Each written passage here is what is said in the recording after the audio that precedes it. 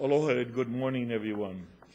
I would like to, at this time, call to order the special council meeting, which has been appropriately noticed and agendaed for November 14th at approximately 9 o'clock this morning. Clerk, could I ask for a roll call, please? Councilmember Bynum? Here. Councilmember Hooser? Present. Councilmember Kagawa? Present. Councilmember Raposo? Here. Councilmember Yukimura? Here. Council Chair Fafaro? Present. 6 present. Mahalo, thank you. I would like to also ask that I could get a motion to approve the agenda, please. Second. I have a motion by Mr. Raposo, a second by Yukimura. Any discussion, members? If not, all those in favor say aye. Aye. Okay. For the public, I have a couple of housekeeping notices that I'd like to share with you. First of all, the agenda item is a single item today. And if you're planning to testify, I would encourage you to have signed up for your 3-minute period. I'm going to make several reminders through the morning, and I'm only taking sign-ups until 10:30, okay? So please make note of that. If you're planning to speak, we have 1.5 hours, and we have one item on the agenda. Also, I want to make sure we all understand that the item on the table is a motion or an agenda item for a possible motion to override the mayor's veto, which would need an affirmative vote of this council of 5 members.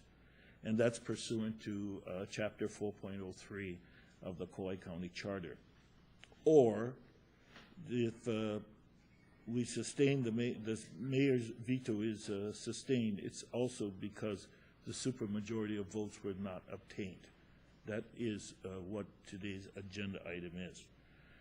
For those in the audience and those inside, please make a motion or move to sign up accordingly for today's agenda if you wish to give testimony. I would also like to remind everybody, I'd like to adhere to the appropriate protocol and rules of the council, especially in this building that is now serving our county for 100 years. And it is important that amongst all of us, we show kokua and respect. It is extremely important in our community. I have been watching a number of things that do concern me about living aloha and the values that we have in our community. And this particular agenda item is about those values, and I don't want any of us to get beyond any challenges with one another. That is not pono in our island home. So on that note, have we read the item? Chair, we have a public comment period. Okay. This is the public comment period, which we are going to start first on this portion of our agenda. And I would ask the clerk first to acknowledge the first 6 speakers that signed up for 3 minutes, where there'll be no Q&A from the members. Go right ahead. The first speaker is Mark Willman, followed by John Aana. Mark, followed by John.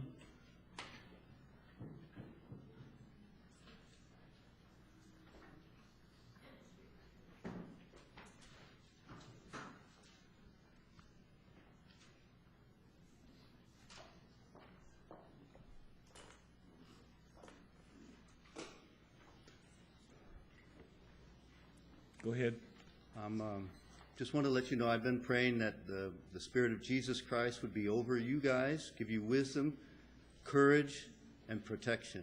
Thank you for that, John, but you need to introduce yourself. My name is Mark Willman. I'm a registered voter from Okay. LELE. I'm here to represent myself and Aloha Kauai County Council. Mahalo for the opportunity to give my testimony. I'm here to ask you to please sustain the veto.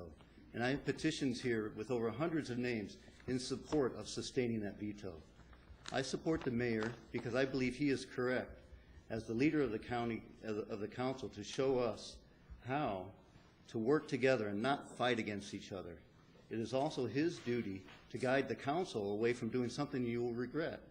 If the council overrides the veto, resulting in an expensive lawsuit, you, the members of the council, will be responsible, not the mayor.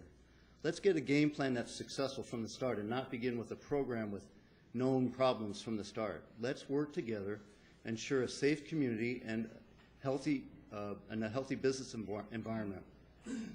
Voluntary measures can, do, and will work. Please vote to sustain the mayor's veto. The mayor's veto is giving you a free out. Your own attorneys, now public opinion, has given you the opportunity and support to sustain the veto. Do not align yourself with extremists who have hijacked the environmental and organic movement, who have made death threats to the mayor, and who have no tolerance for moderation. Another reason to sustain the veto is that the bill should be voided due to a conflict of interest of one of the bill's authors. The bill was introduced by Gary Hoosier, who I believe has a conflict of interest. He's on the board of the Hawaii Organic Farmers Association. The bill has tried to point attention that conventional food production is not safe, which I believe is not true. If the bill is successful, people would be afraid to buy conventional food and therefore buy organic. Because of the glaring conflict of the interest, the Ethics Committee should investigate Hoosier and declare the bill invalid. Because of what I've heard of these testimonies, I'm more afraid to buy organic because this industry is not regulated like conventional food, which conventional food has been proven to be safe. The bill attempts to turn our attention away from organic foods, which are dangerous. More people have died or suffered sickness from organic food worldwide than conventional food. And I cite three items. June 3rd of 2013, frozen berries sold at Costco were linked to 30 cases of hepatitis A, and that was from Townsend Farms organic antioxidant blend of frozen berries. A second item is a multi-state outbreak of Shiga toxin producing E. coli. That was linked to organic spinach and a spring mix blend. And then third one in 2011 is a multi-state outbreak of human salmonella, and that was from spinach from Tiny Greens Organic Farm. If it's disclosure that the people want, then let's make this bill fair. They should ask for the following disclosure. What are the organic pesticides that are being used on the island? Where, how much, and what food are being sold directly to consumers at elevated prices? What are the price increases associated with organics and why? Thank you. That's your 3 minutes. Can you summarize? Thank you very much. In summary, I would just like to ask the council members to take the lead on this issue, restore our trust in you that you are equitable and not discriminatory against corporations. Please sustain the veto, restore the damage this bill has taken on all of us. Drop it like you dropped all the other elements of the bill. Aloha and thank you. Thank you. Our next speaker is Next John. speaker is John Aana, followed by Brian Ueno.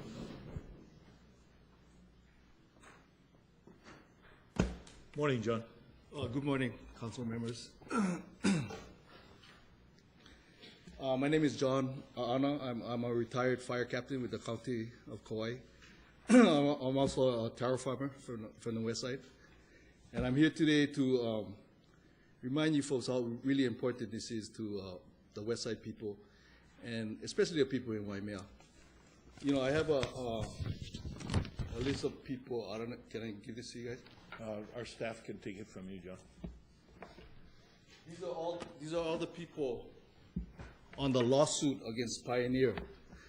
These are all Waimea people who all live in ground zero. You know, we live in ground zero. The reason why this lawsuit was filed was because of inaction. Back in 2000, Clayton Kubo started a petition that was signed by a lot of Waimea residents. He presented it to Pioneer, and they said, well, okay, we're going to do this, this, this, this, and this to help mitigate the problem. The next 10 years, they did nothing, you know. And it's this inaction by Pioneer and by the government officials. Nobody did anything for 10 years. So it's out of frustration that this lawsuit was filed, you know. And still, we're living in the same conditions every day. You know, and you don't realize what it is to be inundated by dust every day. And who knows what is in the dust, you know? And so the thing is, this is like over, and I'm not sure this list, I think there were more people that were added, but this was the original list. So I think it's more close to 200 people in there right now. But anyway, now here we are almost 15 years later, and still nothing was done. I think the only thing that was done was the grading violations the county issued to those guys. Okay? So right now, if you guys are thinking about letting the state take over the problem. You know what? The state did nothing. And their answer to this is voluntary. Voluntary disclosure. We need something done. I mean, enough is enough. It's been long enough. We need something done now. And this bill is not the cure-all, it's not the end-all, but it's the start, to head us in the right direction. You guys, this island is like a canoe. You guys are the navigators. You guys, by passing the bill the last time, you changed our course a little bit, start heading us in the right direction. We want to go to the land of healthy children, clean land, clean water. That's where we want to go. You guys set us in that direction, but the captain said, you know what, the waters are too rough. We don't want to go that route, because too rough are the waters. But you know what? 3 minutes. You guys, as the navigators, need to head us back in the right direction. Please do something for, because health and safety should come first over any other economic reason. Okay. Thank you, John. Thank you. The next speaker is Brian Ueno, followed by Teresa Tico.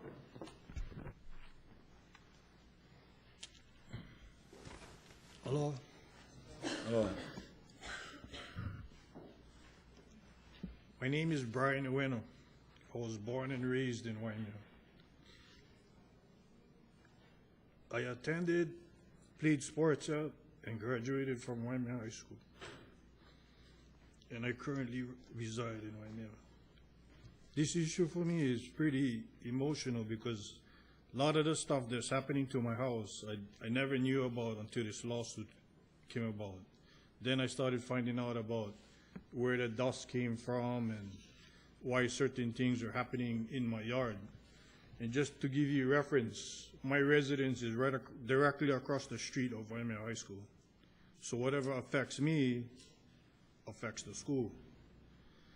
I've been working in the EMS for over 30 years. I started out as a crash firefighter, EMT out at the base, and now I'm working out in Waimea serving my communities with 911 ambulance.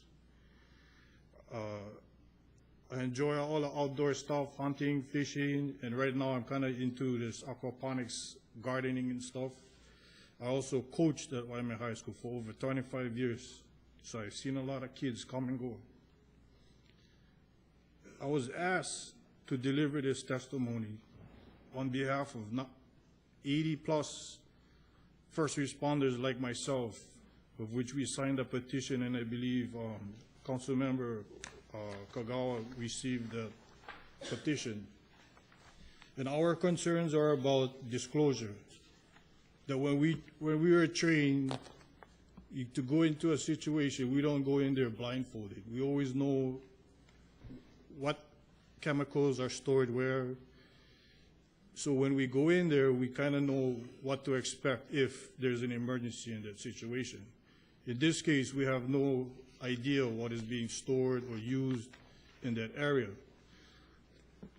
So we don't our job is not the safest one in the world, and we don't want to put ourselves in harm's risk any more than we have to. So I'm asking that the county uphold this bill for disclosure and to include buffer zones around the schools and homes.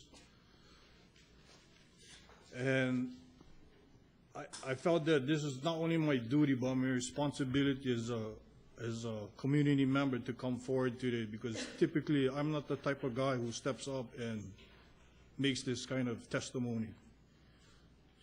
So I appreciate that if you can find it in your heart to uphold this stuff for not only the community members, but for us that work out in the EMS field every day. Thank you. 3 thank minutes. you very much. Next speaker? Next speaker is Teresa Tico, followed by Paul Ashitoff.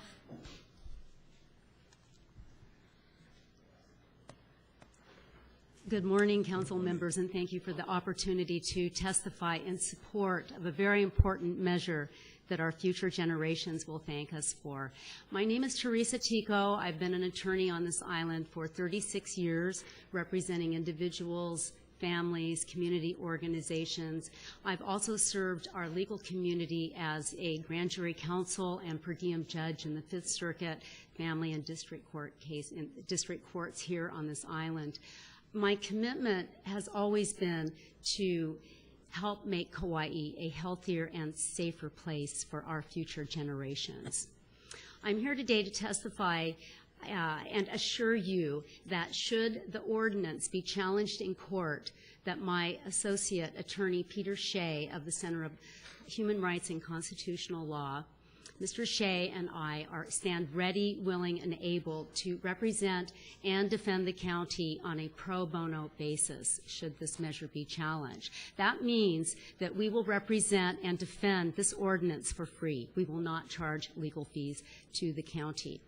Now, I've known Mr. Shea for over 40 years. I can attest to his good character and his outstanding reputation in the legal community on a national level.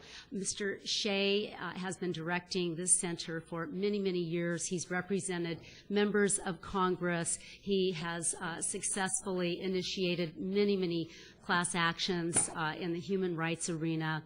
And in fact, I have brought him in on many cases in Hawaii on a pro hoc vice basis. I know some of you have showed some concern about his ability to represent the county being a California attorney, but we do have a procedure in law, pro hoc vice, where we can bring in attorneys from out of state who have more knowledge and more experience than we might have. And this is a very helpful process to bring these experienced and knowledgeable attorneys into our cases. I'd just like to spend a moment telling you about one case where I brought Mr. Shea into one of my cases, pro hoc vice, and that was a case against the State of Hawaii Department of Health discrimination case. We successfully represented our client and obtained a significant monetary award, but that was not enough for Mr. Shea. Mr. Shea said it was not enough to just receive money in this case. We needed to remedy the damage that had been done by revising the policies and procedures of the Department of Health. And he took it a step further. Most attorneys I know would take the money and run, not Mr. Shea. He said, we will collaborate with the State of Hawaii and work with them to rewrite their rules and ensure that the damage that was inflicted on our client will never happen again. And that is the type of attorney he is. Now, we understand that the mayor has vetoed the bill based on his assumption that the 3 minutes. ordinance would preempt. Go ahead, summarize, please. All right. In summary, Mr. Shea, myself, and other experienced litigators believe that the ordinance will withstand legal scrutiny, and our future generations will thank us for that. Thank you. Thank you very much. The next speaker is Paul Ashitoff, followed by Phyllis Miyake.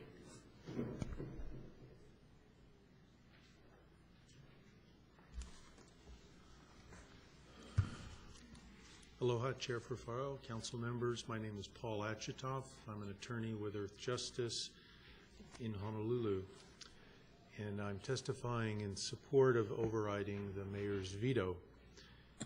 I've now submitted 3 separate detailed legal analyses to the council supporting the legality of Bill 2491. Most recently this week, my testimony specifically responds to the legal issues that the mayor cited in his veto announcement, the Right to Farm Act, preemption issues, and the separation of powers issues.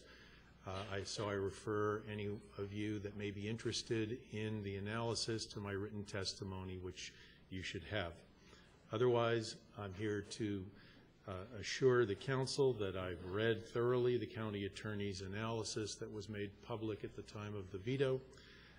It's my firm belief that the council has been poorly served by being given a legal opinion that essentially amounts to the industry's legal arguments rather than a objective legal analysis, which is why it's been necessary for people like me and others to keep giving the council legal analyses. I already have clients who are ready, willing, and able to take the county's side in court to defend the bill if you override the veto and industry sues. I'm confident that the bill will withstand legal challenge, so there's no reason for your vote to reflect concern about industry's intimidation campaign. The people of Kauai, as you have heard, are begging you to help them. They need your help. The law allows you to help them. I urge you not to refuse them that help just because a well-heeled industry threatens to sue. So you can, and I urge you to, vote to override the mayor's veto with the confidence that the law is on the side of the bill and the people of Kauai. Thank you. Thank you very much, Paul. Next speaker is Phyllis Miyake. Is Phyllis the last speaker under Section E? Yes, under the public comment period, she's the last speaker. Thank you. Good morning, Phyllis. Hello. I am of this Aina. 2010, the pain got worse. Vicodin wouldn't be able to take it away. And so my husband was taken to Honolulu, Queens, by my son. And there they found, in the back of the heart, the cancer clung onto one of the main arteries. 3rd stage cancer. They told us December is all I had left of my husband. I thought it was bad. And while nursing him, 3 months later, I went to Queens again for a biopsy, 2 biopsies. Mammogram here on Kauai was insufficient. Mastectomy on the left breast. 3 months later, my OBGYN said I needed to be tested again. Ovaries, cancer. While in there, they found the uterus cancer. So I got overhauled. They took everything. Prior to that, my 14-year-old testicle cancer. Oh, one more. My mother-in-law, 2 breast cancer.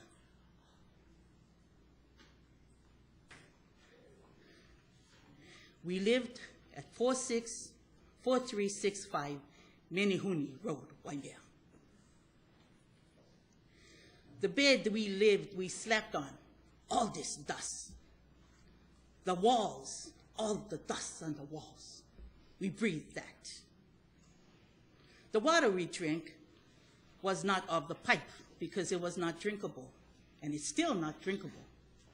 So we brought in Menehune so we can drink. But you can only so much cook with that.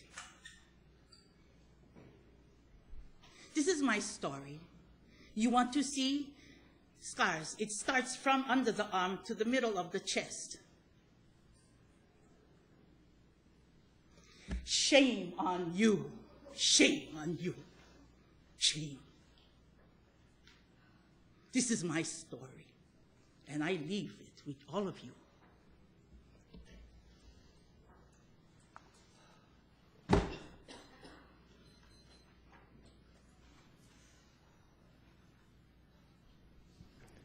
That's Okay, the last speaker. That was our last speaker for the 3-minute period under Section E. Okay, I'm going to go and extend public testimony at this time. And I would remind everybody that if you are wanting to testify, please sign up before 10:30 this morning. Mr. Bynum? At what point are council members going to be allowed to make a statement? After we take testimony. After testimony. Okay, thank you. Okay.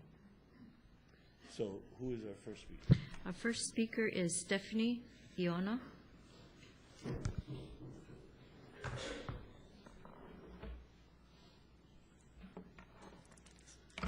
morning, Council Chair, Council members. My name is Stephanie Iona. I am born and raised in Hawaii. I'm a resident of Waimea. And I just would like to humbly ask you to sustain the mayor's veto. It's the right thing to do. And as far as this bill, and you hear all these different testimonies, I always feel, please forgive me, I need to look down because that I wanted to come here today with a humble heart for everybody who has an opinion, to respect that opinion. And I can tell you in the 64 years I've been on this earth, I'm very proud of who I am and my father and my mother. And I approach this facility today with all honor and respect, as I try to respect everyone. For the first time in my 64 years of life, I'm being told that I'm an angel of the devil. I hope my husband isn't hearing this. My father wouldn't be proud of me. I am a great-granddaughter of a Halemanu, island of Maui. My brother was the Olympic swimmer. He served our island well. My father was a decorated police officer who spent the last 6 years of his life in a facility because he was hit by an ambulance. And I watched him slowly die. And I understand cancer. Mother died, grandmother died. So nobody can tell me that I am not a Kekeoka Aina and that I am an angel of the devil. I knew that I could enter heaven on earth, because I'll tell you, when I took care of every family member that I had who died, it was me at the age of 3rd grade that took care of my father. So how dare, because I used to tell everybody, God himself is going to meet me at the pearly gate for what I did in my life. I've always tried to be a good person. There are people in this room that I've worked with and are honored to work with. And I understand the sadness of this island and the aloha that we all have for each other. And I like to look beyond all of that. But I ask you please to consider what is right and let the people do what is right. And truly to support the mayor and the governor. I would hate to see anyone having to spend more money in an area that it should not be. It belongs with the state and our governor. I said that from the beginning and I say it now. But I say it as everybody that's out there singing your songs, you're singing my life, my culture, that I am very proud of, because I am a child of my father, who was a police officer, William Smith, and my brother, Bill Smith, was an Olympic swimmer and was under Duka Hanamoku. So I say that with all love and aloha. And I need to leave. Thank you very much. Speaker? Next speaker is Sala Ta'ala.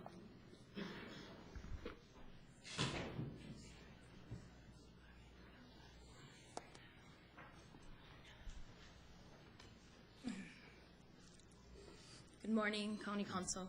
My name is Sala Ta'ala. Excuse me. And I'm from Waimea Valley, born and raised for 30 years.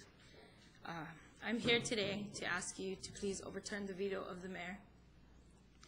This is such an important issue for all of us.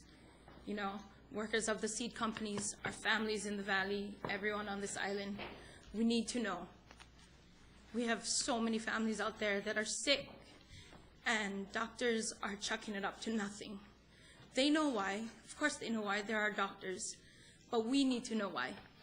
We need to know, and the only answer to knowing is disclosure. We need to know what's being sprayed. We need to know how many times they spray. I have sick kids at home.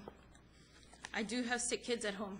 My son comes home every other week, sent home from school because he has headaches or he has massive stomach aches, so bad that he falls asleep in class. And our pediatrician, he doesn't know what's going on. And I'm telling you, the only answer to this is disclosure. We need to know. Please do not be afraid to overturn this veto, because we are here, Kauai, Waimea, West Side, East Side, we're here supporting you on this. but I believe we do have a right to know what is making us sick. And this disclosure is the key. If not, we can tie all these things in, if this is what is found, or we can exclude the companies, you know, but the thing is we are gonna know what's going on. I am also a 4th generation taro farmer in the valley of Waimea. Pesticides being sprayed, coming down on our fields, we don't know what's contaminating our food source. We don't know what's contaminating our rivers. But we do know that the reefs are dying. The river is dying. We do know that much. And disclosure is the key to linking two and two together. So I humbly ask you to overturn this veto, because I believe our health is at risk. My children's health is at risk. I am tired of wondering why so many people have allergies, have asthma, have cancer, and nobody has the answer. This is our answer, a chance to know. Please overturn this veto. Thank you. Thank you. The next speaker is Sylvia Wu, followed by Kaulana Poi.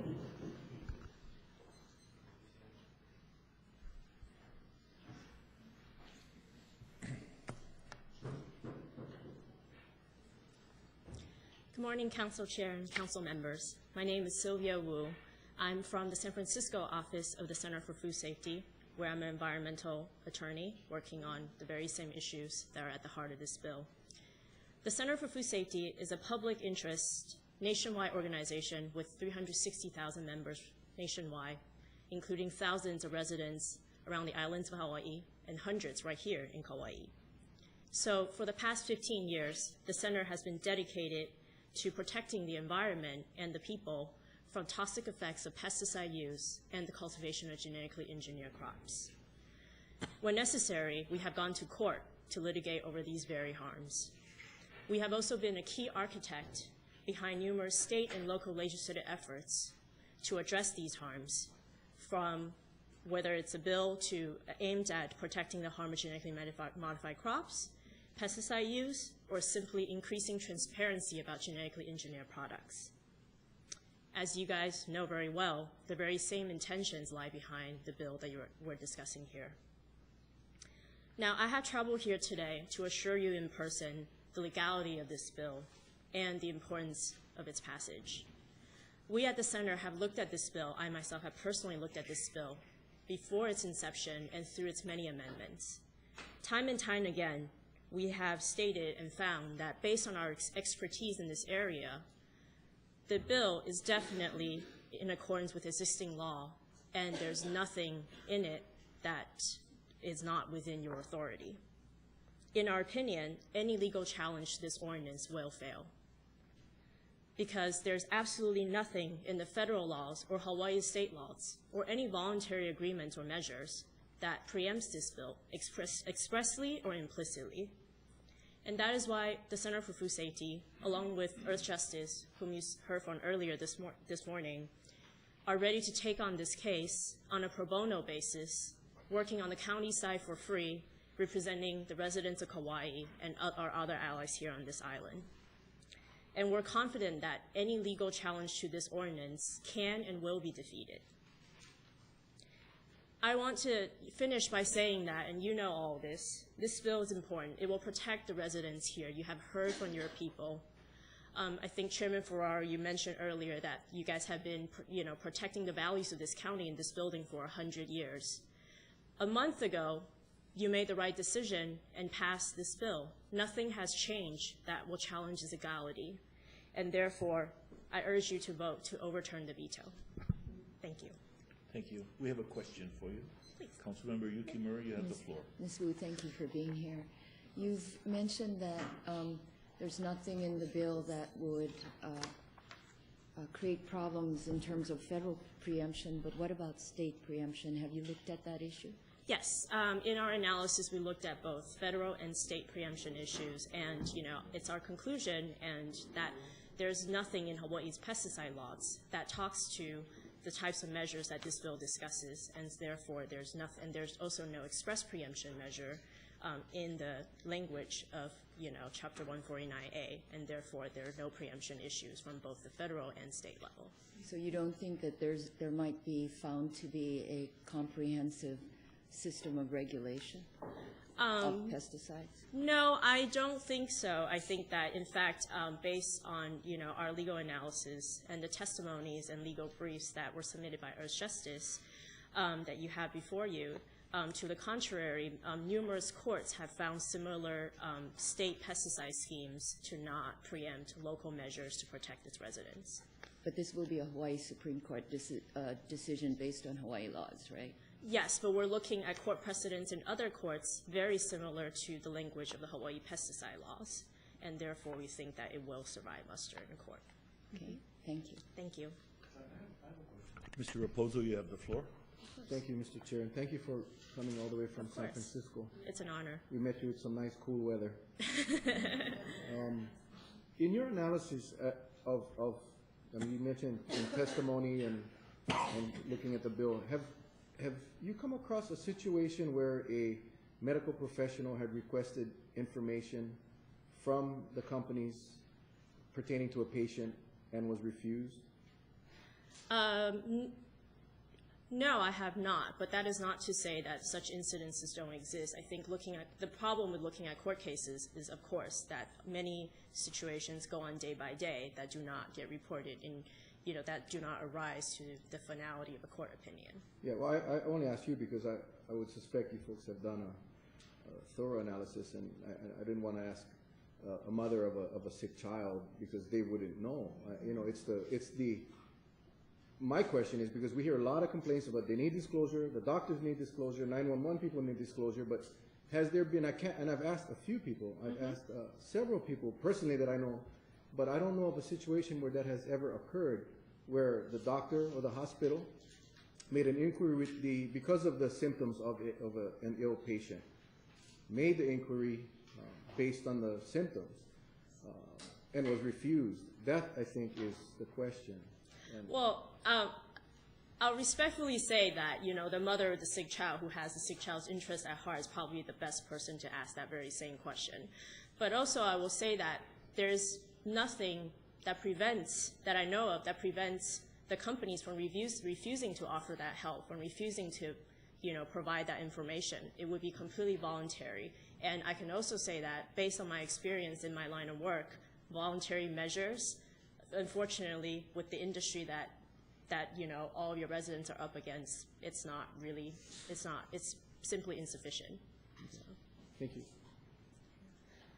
We have no other questions for you. Thank you for your testimony. Next speaker is Kaulana Poi, followed by Carol Warden.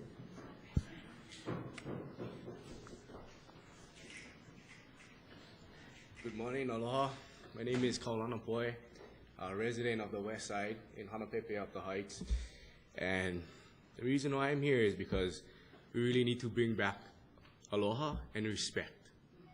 For both sides, whatever we're arguing about, whether, calling people names, we gotta stop that. We gotta respect each other, and that's why we're here. And with aloha and respect is why I'm for this bill and for the override, is because disclosure and buffer zones is respecting us as citizens and community members and residents of Kauai to know what is going on in our backyards and what is happening. And if there's nothing wrong, then right on, because I have friends that work for them. And I feel like they're being disrespectful by threatening them, by losing their jobs if this bill passed. I don't see how disclosure or buffer zones will make them lose their jobs. And, aloha for our keikis, that, they've gotten sick. And we would like to make sure that it's not because of them. And that's just real simple, and showing aloha and respect for us. So that's all we're asking, really, is when it comes down to this. And then, with the threats of threatening their workers and then threatening our county that they're going to sue us. But hey, we got you guys back. We have the attorneys already here saying they'll do it for free. So you guys, we passed the bill once. We know it's the right thing to do. We need to know what's happening out there to protect our aina and our keiki and all our natural resources. So it's pretty simple. The bill is simple. And I really don't know how it's going to affect him that much. And if the disclosure does, then maybe change their farming methods. I'm all here for the ag. You know, we should be providing food for our families and jobs. It's simple. So all I got to say, bring back the respect and aloha and have respect for us and our community. And thank you guys for doing what you guys doing, because you guys are in the hot seat and you guys have a big kuleana, but all our mana is behind you guys all the way. Mahalo nui. Aloha. Thank you, Kaulana. The next speaker is Carol Warden, followed by Carol Hart. That was Carol Warden, followed by Carol Park. Carol Hart. All the Carols are together today. Good morning, County Council, and Chair Fafaro. I feel like I have to read this because my senior moments are coming closer and closer together. First, I would like to add my gratitude to all of you and for the West Siders for the time and effort that you've put into this bill and this issue, passing 2491 by an overwhelming 6-to-1 vote. I feel like I know each of you intimately from Channel 53 Access, and I must say I have never been so engrossed in county affairs before. It's the best reality show around. I noticed that Councilman Kagawa always mentions the good times in life he had in Waimea when he lived there. Well, Ross, it's not the same Waimea. The year you got out of Dodge, my husband and I bought a house there in 2003, and we didn't know anything about the seed companies. I lived a healthy, active life for 65 years on Oahu before retiring and moving in with my husband to Kauai in 1998. We lived in Kalaheo until September 2003, and after moving into our new home, I contracted pneumonia in 2006, which left me with serious heart issues while I watched my 5 Italian spruces, which were 8 foot high, systematically start to turn brown and die all at once. My uncle was a Lunawan when I was young, and we lived in Eva Plantation near the mill. I'm talking to Ross now because of the sugarcane companies. And we went into the fields when they were burning, bathed and swam in the icy clean flumes, ditches, and reservoirs. We knew it wasn't legal, but we did anyway. That led into the fields and cut stalks of cane and peeled them right there with our teeth. The only thing we had to fear was getting caught in cane spiders, which, by the way, didn't have much respect for whatever pesticides that were supposed to be growing there. Can kids do that today? And I'm sure that yeah, Jay, I was born in TH too.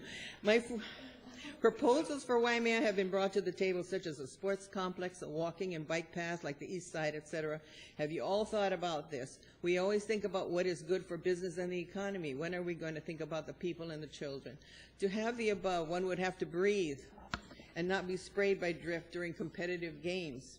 Waimea is named the talking town as tourists walk around the town and read the signs of its history. Well, soon we will have to change that sign to read Waimea the toxic town.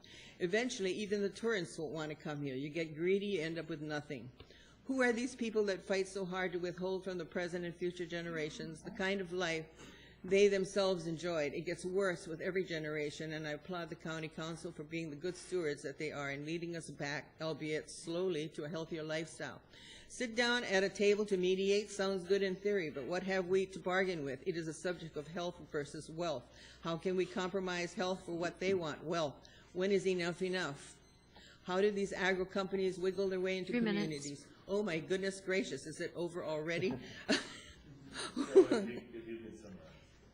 Okay. Okay, in summary, I refuse to believe that the dust-borne pesticides from drift in the air are part of our, in the pyramid of our basic food group. However, sadly, it's probably indication that pesticides have already entered our food chain. So please, please, take leadership, take the helm like you did the first time. And if we are dedicated enough for the right reasons under your leadership, the seas may just part. Thank you all for your support during this whole thing. Thank you. Carol, we have a question for you. Yes. Councilmember Yukimura. And, excuse me, now may I ask you if you might, oh, go ahead. Yeah, Ms. Warden, thank you very much for coming, for both compelling and entertaining testimony. I just wanted to ask if you would submit your written testimony. Well, how nice of you. Thank you. I will. We didn't get to hear it all. So okay, thank you.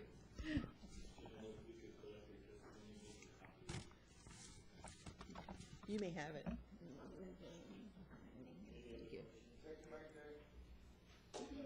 PC, no more? Thank you, Chair.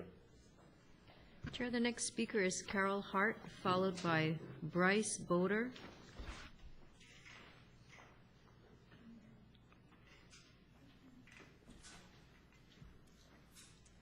Aloha. Nice to see you all. My name is Carol Hart. I'm a resident of Keikaha. Lived out there for 22 years. I'm a healthcare practitioner, a business owner, and I want to thank you all for your diligence and for voting to pass this bill. I am testifying in favor of overriding the veto of Mayor Carvalho. My husband and I moved to Keikaha just before Aniki, and we were both very healthy people. We've been very active in the community, giving back a lot, and we do that because we are inspired by the community. I love the West Side. There's nowhere else I'd rather live. My husband has started coughing again. He's a mesothelioma survivor, 30 years healthy. Many of you know him. He's coughing again. My sinuses are inflamed. My dear friend and business partner, Dr. Jane Eli, had to leave the island. She lived in Waimea Valley. She's part of the lawsuit. She was very sick with bronchial problems, skin problems. She lived on Menehune Road, Menehune Place. Her dog was sick all the time. She moved to the mainland, got better immediately. She came back in October to visit and teach for a month. 1 week after staying with us, same symptoms in Keikaha. There are fields just Mauka from my neighborhood, right behind Nihau School, right behind Keikaha School, right now, cornfields. Waimea isn't the only ground zero. And my husband and I, we don't want to leave the West Side, but we have to look at that possibility if things don't change very quickly. It's not worth it to get sick. It's worth it to stand up and fight. And I appreciate every one of you, and I really, really pray that you override this veto for the people of Kauai, especially the West Side. However, they're in Lihue now, and they're heading that way. Mahalo. Thank you.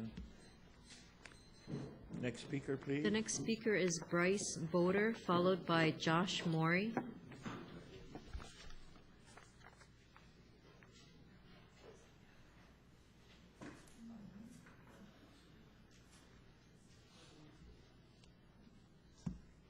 Hi, for the record, I'm Bryce Scott Topeta Malama Boder. Thank you for this opportunity, and I know you guys have been listening to thousands of hours, and this must be exhausting, so I'm going to try not to repeat something that somebody else has already said. I'm born and raised on Kauai, on the west side, Keikaha. I've been living there all my life, other than college, and I currently reside in Waimea on Menehune Road. And I'm going to tell you, like, what I've been seeing on the west side since I've been there all my life. What I've been seeing is a desertification of the west side due to petrochemical monocropping, which is really changing how the west side is. I've seen what little trees that are left in Mana being bulldozed on a weekly basis to clear more fields for GMO crops. I've seen the Waimea River dried up because they're diverting millions of gallons of water a day and dumping it on the side of the cliff. I've personally seen this stuff. I've noticed a massive expansion of these fields further south and east. At my old house, and I used to live right by the Waimea Bridge across the street from Pioneer Research. Every day about 5 o'clock, you look toward these trees that are right on the river, and you see egrets flying through all the, you used to see egrets squawking, flying through all the air, thousands. The sky used to be white. Now there's nothing, they're all dead. My house used to be covered in red dust every day. In the morning, you clean it, you come home from work, your hand is red again from all the dust. I've developed sinus. I'm a very healthy person. Anybody who knows me, I'm very healthy, and I've developed sinus issues ever since moving to Waimea. It was so bad that there's a tumor that grew in my maxillary sinus, and none of the doctors can find out what it is. And I had to go to a specialist in Oahu, and she said it's environmental, something that's been in the air. So, I mean, to me, this bill is kind of like, it's just about respecting us, you know. It's kind of common sense. We got to know what is going on with our communities. It's real, you know. And I have friends in these seed companies that I personally talk to, my good friends. I grew up with them, and they tell me that the way the bill is written now, their own companies told them. Syngenta told them that they're not going to lose their jobs. So I don't know what this is about. I think what this is about is they don't want other communities to be empowered like how we're being empowered. But that's wrong, you know. This is our right. So please vote to override the mayor's veto and pass 2491. Thank you. We have two questions for you. First, Councilwoman Yukimura. I'm going to ask you if I can recognize Ross first. Mr. Kagawa, you have the floor. Mahalo, Bryce. Are you on the class action lawsuit? I'm not on that one, no. Is the family, do you have family that are on it? Depends on what you consider family. Okay. Cousins on because, it? Yeah. Well, because, you know. Not immediate, though. I was just, you know, I have had numerous conversations with Clayton Kubota, originator of the class action lawsuit list. And, you know, he told me that they are getting disclosure now as far as what they're spraying, you know, when they're spraying. I think all the people on the class action lawsuit are getting that now. So, you know, if you could maybe tie that in to with your physician and try and see if, you know, there's any particular one that might be, you know, and that's where I think we need to head, you know, is to find out what is really creating, you know, which health problems out there, you know. Yeah, and that's why we need this information. And I don't honestly trust what they're giving the guys on the lawsuit, too. I think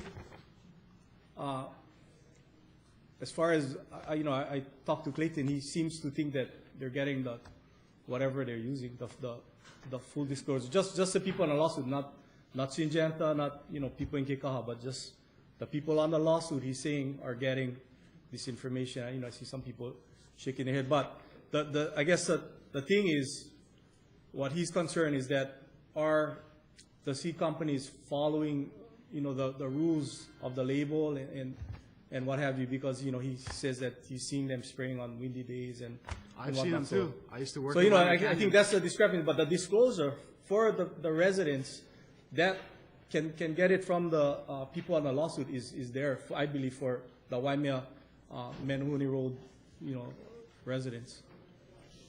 Thank you. Councilwoman Yukimura, you have the floor. Thank you very much for your testimony.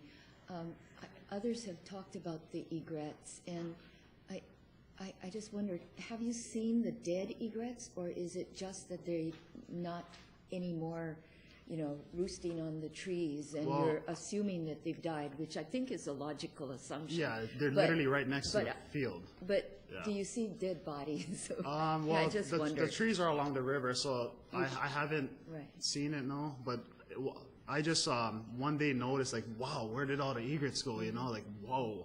Yeah. It just made me really think. Right. I get it. Thank you very much. Thank you. The next speaker is Josh Mori, followed by Megan Palama. Okay. As Josh comes up, I want to announce one more time, I'm asking people who plan to testify today, because we have a single agenda item, to please sign up with my staff.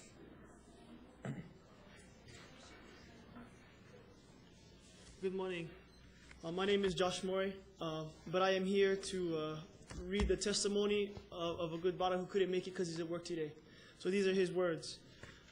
Mahalo County members for listening to the cries of the people of Kauai and passing Bill 2491. My name is Ku'i Palama. My genealogy originates from the valley of Hanapepe, Kalaheo, Wahiawa, and Waimea. For hundreds of generations, my ohana has relied on this land's natural resources for sustenance as fishermen, hunters, and kalo farmers. I humbly share this mana'o on behalf of those that came before me and those that are to come. I'd like to recite the first law of Hawaii. Mamalahoi kanawai. E nakanaka, e na malama o ko, I ke akua, a e malama hoi, ke kanaka nui, a me kanaka ike, e hele ka ele makule, ka lohine, a me ke kama, a moe I ke ala o ohe mea nana e ho'opilikia. Heva no make. Law of the splintered paddle. O people, honor thy God, respect alike the rights of people great and humble. May everyone, from the old men and women to the children, be free to go forth, to lay in the road without fear of harm. Break this law and die. Hawaii State Constitution, Public Safety, Article 9, Section 10. The law of the splintered paddle, Mamalahoi Kanawai, decreed by Kamehameha I. Let every elderly person, woman, and child lie by the roadside in safety, shall be a unique and living symbol of the state's concern for public safety. The state shall have the power to provide for the safety of the people from crimes against persons and property. Right now, we cannot even lay in our own homes without fear of harm. The state of Hawaii has not upheld their constitution to provide for the safety of the people. It is our kuleana to take action to prevent that harm. Council, Onipa'a, be firm in your decision on passing the bill 2491, and please override the mayor's veto. Mahalo. Josh, we have questions for you. No, I just want to ask if you would share the written testimony with us. Aye. The written testimony on the rules of Mamolokama are well documented in parts of the state constitution, but we'd certainly like the rules of the splintered paddle.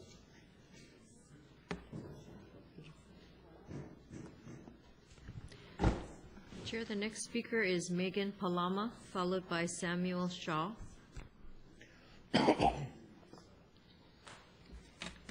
Aloha Council members. My name is Megan Palama, and I am a resident of Kalaheo. I'd like to start by saying mahalo to all of you for all of the time that you've put into this. I also do want to start before my testimony and tell you about what I just heard from Uncle John A'ana, that what is being disclosed is when they are spraying, but not what they are spraying. He's also said that he has seen many dead doves in the Waimea area. So I'm here today representing my ohana, my husband, Keola Palama, and our keiki, my sister, Tara Palama, who is also a teacher in the Waimea and Kekaha area, Kui Palama and Chanel Santos, who are residents of Waimea Valley, and Desiree and Koila Palama, who are also residents of Kalaheo. We depend heavily on the west side land, as my ohana are hunters, fishermen, and kalo farmers, as well as salt makers. We are very concerned about the future of the land that our keiki will inherit. The continued high volume use of restricted use pesticides on our soil will have a devastating impact on our land, and this could adversely affect the future of our keiki and their ability and their right to provide for our ohana. I feel that the testimony, support, and letters provided by our island's physicians and nurses speaks volumes. My children and I suffer from chronic allergies. My son has asthma and ADHD. My daughter, who's 4 years old, has a number of undiagnosed congenital medical issues. We have spent so much of our time traveling from Oahu to California to seek out assistance from specialists, and still we have no answers. We do not know what has caused these issues, but I feel that this bill will start us on the right path to know what is going on. To hear that very well-respected and dedicated doctors in Waimea are concerned about the increasing cases of congenital heart defects is alarming, 10 times the national average. This cannot be ignored any longer. We need to make sure that our island's doctors have the tools they need to do their jobs and properly diagnose the many medical ailments that they currently are not able to, simply because they do not know what their patients are being exposed to. Something must be done now. Our keiki deserve better than this, and we will not be suffocated by greed and deceit. We will not go away. We will fight. Our Keiki deserve this and the future of our land. As a mother, I urge you to do what is right for the people of Kauai, for our Keiki and our kupuna. Override this veto and please pass this bill. Mahalo. Thank you very much. Question from Yukimura? Yes, thank you very much. Thank you. You say you live in Kalaheo? Yes. And so are you close to fields that are being sprayed? I live at Kekelamakai, which is an Ocean View subdivision right bordering the coffee fields, Kauai coffee. But my family, we have kalo farms in Hanapepe. Yes. Our family hunts in Waimea Yeah, Valley. no, We your spend point's- tons of time out there. I understand that. I just was concerned about your particular family's undiagnosed health issues, and I just wondered how close you were living to fields. Yeah, we, while I was pregnant with my daughter, we actually do spend a ton of time in the Kauai coffee fields as we go down to the beaches that are down there in that area. We also spend a lot of time in Hanapepe Valley. We spend a lot of time in Waimea Valley. I see. Okay, thank you. Mahalo. Thank you. Next speaker? The next speaker is Samuel Shaw, followed by Oriana Kalama. Okay, a little housekeeping correction here. The law that was referenced, Mamalahoa, is the mountain next to Namolokama. So, Hi, good morning, Council. My name is Samuel Morgan Shaw. I live and own a business in Hanapepe called Culture Tattoo.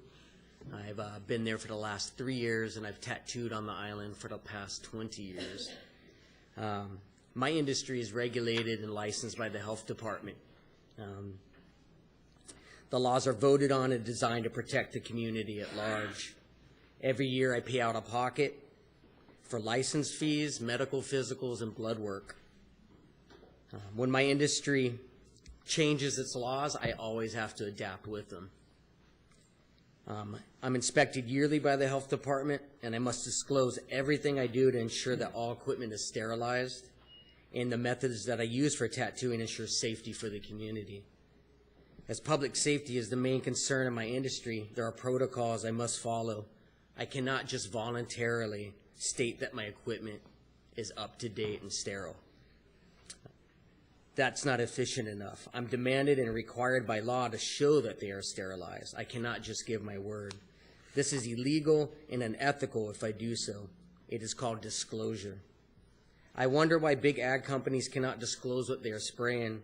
It has been stated by them that it's because of industry and competitiveness. I do not think that trade secrets are more important than the health of our community.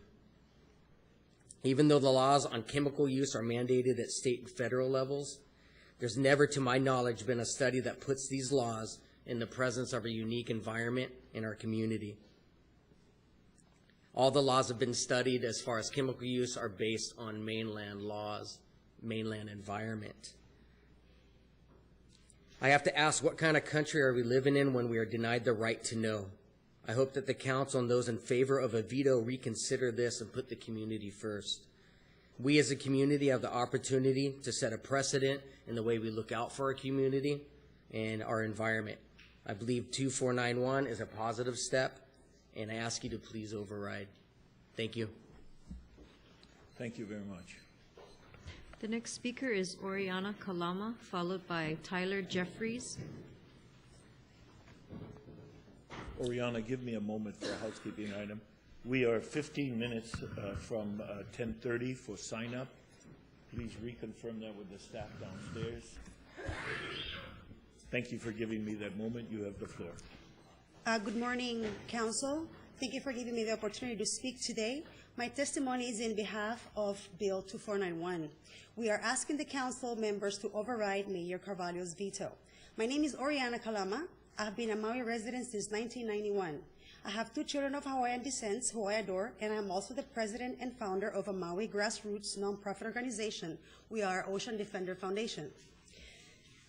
Today I would like to speak in behalf of myself, our team, and our supporters.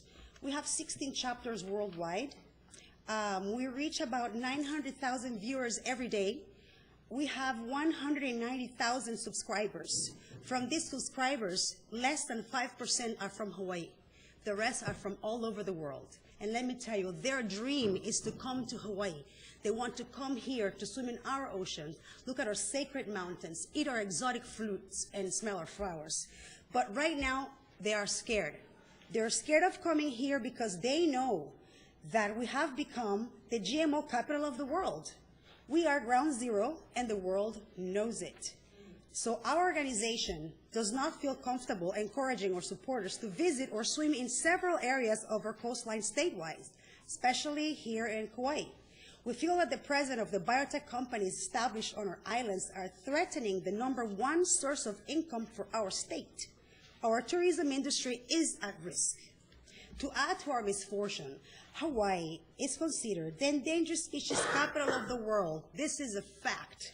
25% of the endangered species that are on the list come from Hawaii.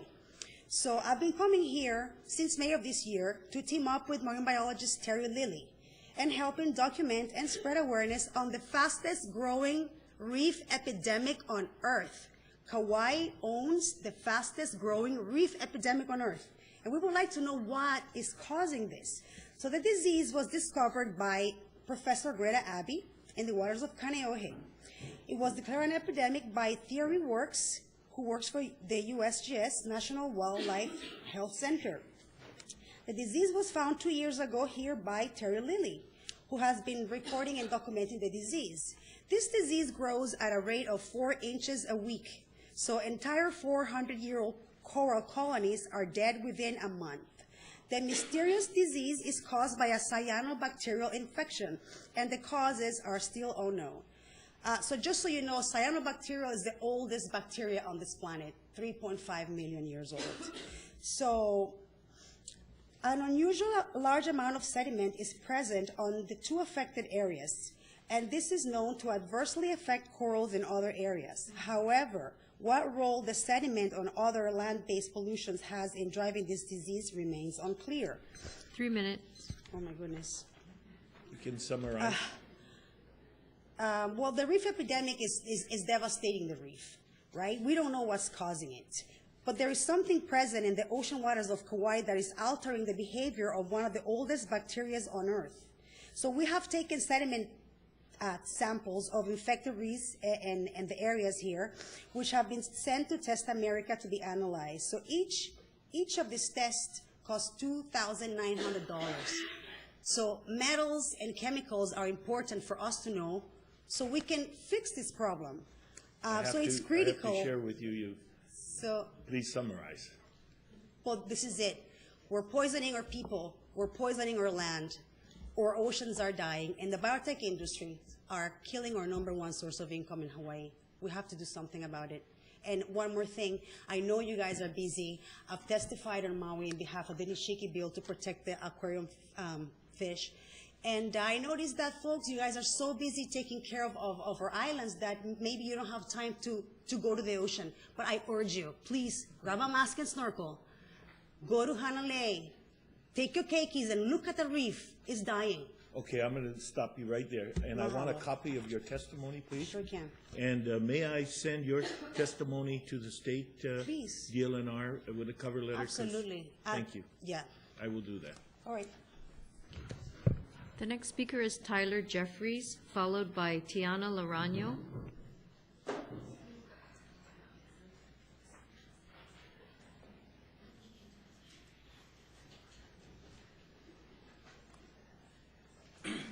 Good morning, council members. I want to let you know that I'm here for odd reasons. I was approached yesterday by a friend and asked if I wanted to make some quick money. You need to state your name for the Oh, record. sorry. My name is Tyler Jeffries. I was born and raised on Kauai. I'm 28 years old, lived here my whole life. Here for odd enough reasons. I was approached by a friend yesterday, asked if I wanted to make some money. I'm kind of down on my luck right now looking for work, and I said, sure. And he said it was just to come down to the county building and hold a spot in line. And I said, sure. I came down here, didn't realize who and what was going on and what the bills were and, you know, the political side of it. And once I kind of figured out what was going on, my moral compass changed, because I haven't been to any one of these meetings or any one of these sessions, but I've known what's going on. And me being a born and raised resident of Kauai, I know where my heart stands. And I watched my dad die of cancer at 45 years old. I was 10 years old. And, you know, it could be for the same reasons these pesticides today are killing people. You know, I think disclosure should be used. It's so easy to label a thing and say what's in it, you know. And so on that note, I didn't get paid from these people, because I turned around and moved back to my side of the people, my family, who is the people who support this bill. And so I'm here on my own behalf now, and that's it. Thank you very much.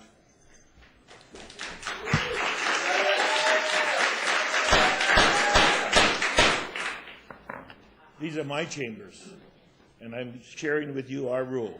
You may raise your hand silently and shake, but please, please, we have a lot to cover over the next couple of days, and I would like to keep the decor in this room. Thank you very much. Thank you. Next speaker. Next speaker is Tiana Larano, followed by Donovan Kanani Kabibi.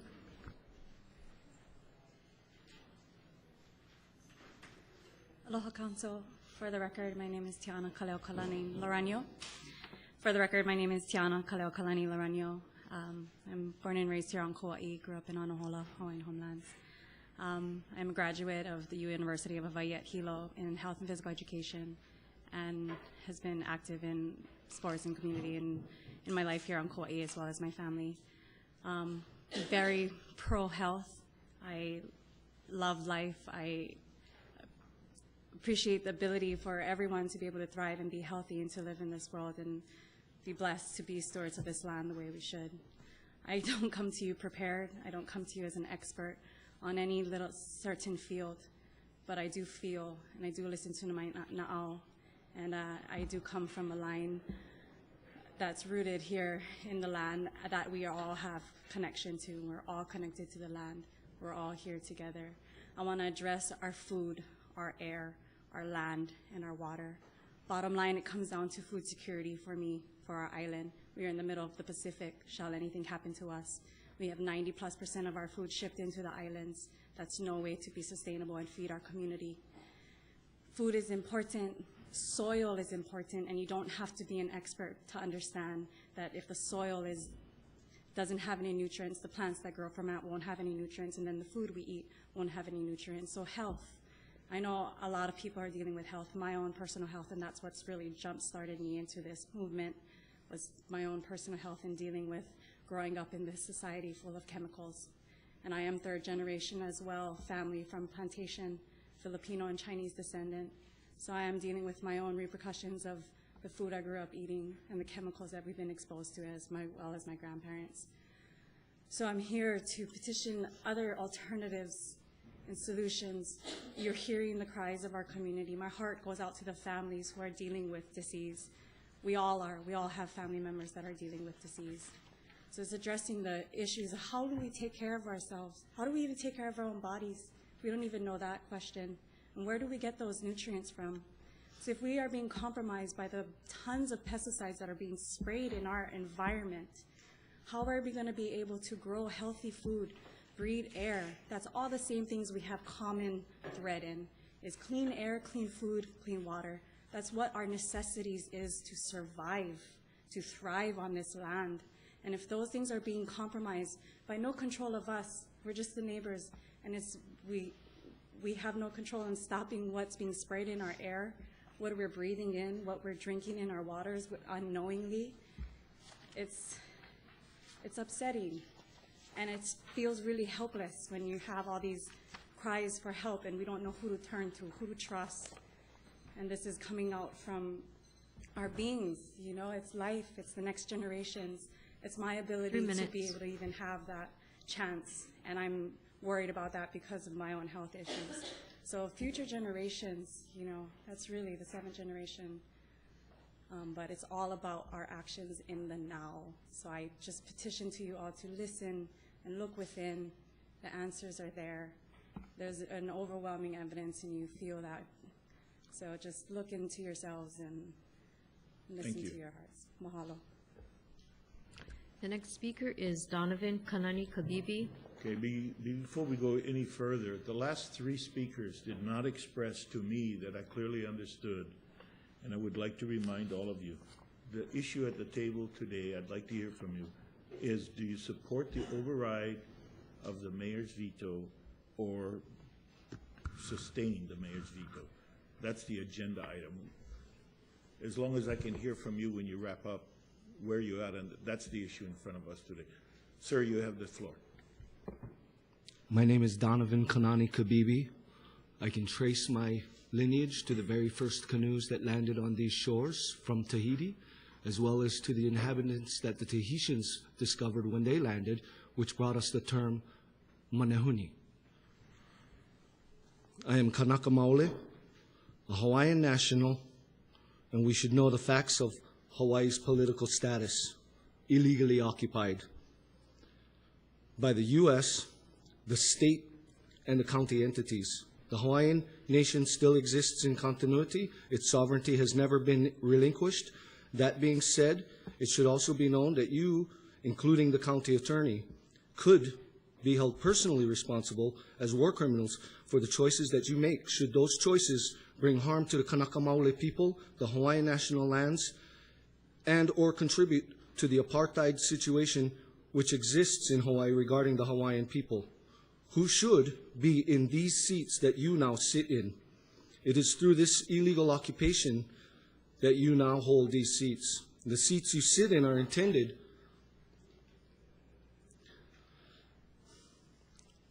to be the seats that represent the will of the people, as it would be if the Hawaiians sat there. This community have chosen you to represent them as this community, and this community has spoken. I'm here to speak on behalf of the host culture and the nationals of the illegally occupied nation of Hawaii. We do not give our permission for these lands to be used for bio-research and development of any other or for any other reason that does not benefit the Hawaiian nation, its people, or the world. The state of Hawaii has always been here with the interest to control money, assets, and resources. The governor has shown that he supports big money interests in Hawaii, and it appears that our mayor has sided with the governor. The divide we see in this community was created by the biotech companies and not by the bill, because the people are awake and aware. The people want to know how this island is being used. The people want to know that you do represent them. The people want pono. The people want a pure, pristine Hawaii for the generations to come. I not only urge you to override the veto, I urge you to do it unanimously. I'm disappointed that Nadine is not present here. Mahalo nui loa. Aloha. Thank you, Mr. Kabibi. Next speaker, please. Next speaker is Ruby Stagers, followed by Hoku Kabibi.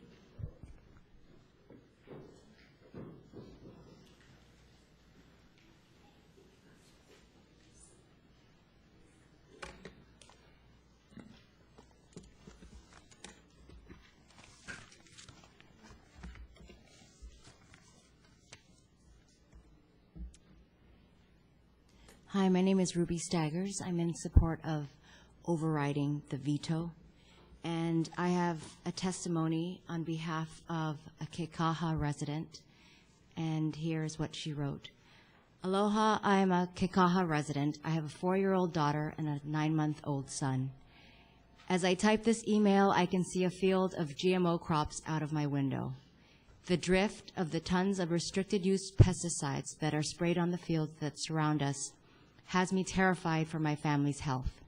I also worried about what it is, the water we're drinking. What kind of illnesses could breathing in these pesticides and drinking this water cause? It's a scary thought. My daughter attends Kamehameha Preschool in Kaumakani, which is also surrounded by GMO fields. Are those fields being sprayed with restricted use pesticides while her friends and teachers are out on the playground? What is it that they're spraying on those fields? We have the right to know. What the biotech companies are doing is not Pono. To have such blatant disregard for the lives and health of our Kauai residents, especially our keiki, is so disheartening. My family and I love this island and ask that you pass Bill 2491 to help protect the land, the water we are so dependent on, and the people who live here. Mahalo. Thank you. The next speaker is Hoku Kabibi, followed by Nomi Carmona.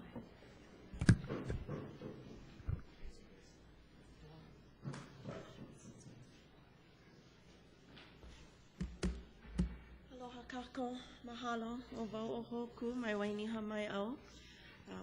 I am here on behalf of about 50 West Side fishermen. In the last 36 hours, we went to the West Side and we gathered those signatures. I'm sorry, Hoku, did you introduce yourself by your Hawaiian language terminology? Yes. I heard you saying you were from Yes. Wainiha, but Correct, in yes. Hawaiian, but I didn't hear your Yeah, name. Ovo Could you record- ohoku, I am hoku, yes. Thank you. Mahalo. So we collected, again, 15 signatures from the West Side, and this is fishermen, and I'd like to read a letter on behalf of the fishermen from the West Side. And I'm also very honored to do so. Aloha Council members, we are fishermen and gatherers on the West Side that depend on the limu, crab, lobster, vana, opihi, and fish such as moi, kala, halalu, ama-ama, and o'io to feed our families and supplement our livelihoods. Our shoreline and reefs are our refrigerators. They have been feeding our families since our ancestors first set foot on Kauai. Some of us also catch o'opu in the Waimea estuaries, where the baby o'opu are born and where there's runoff from nearby agricultural lands. According to the labels on the restricted use pesticides, most are dangerous to fish and wildlife, and they are restricted from being used near waterways. These labels do not address the effects of these chemicals or combinations of these chemicals on our local island reefs, vana, crabs, lobsters, o'opu, and our shoreline fish. Every day, water that is potentially contaminated with pesticides enters the ocean at various West Side ditches like Kinikini and Nohili and the Waimea River. We need to know whether pesticide runoff is affecting the fish and reef populations that sustain us, and we would like to know immediately. Knowing what chemicals are being used, when they are used, and how much is being used on agricultural lands is important to us. We need to know whether the waters can sustain continued fishing and gathering now and for future generations. That is why immediate disclosure of chemicals used on West Side agricultural lands is important to fishermen. We are proud of your vote and urge you to stand by this approval for the health and safety of our children, wives, and families. Fishing has been a way of life for us, some of us for generations. Please protect the West Side fishing ways by staying strong on your vote 6-1. Mahalo. The 50 signatures have been sent directly to the council today. Mahalo nui loa. Thank you, Hoku. The next speaker is Nomi Carmona, followed by Mimsy Beret.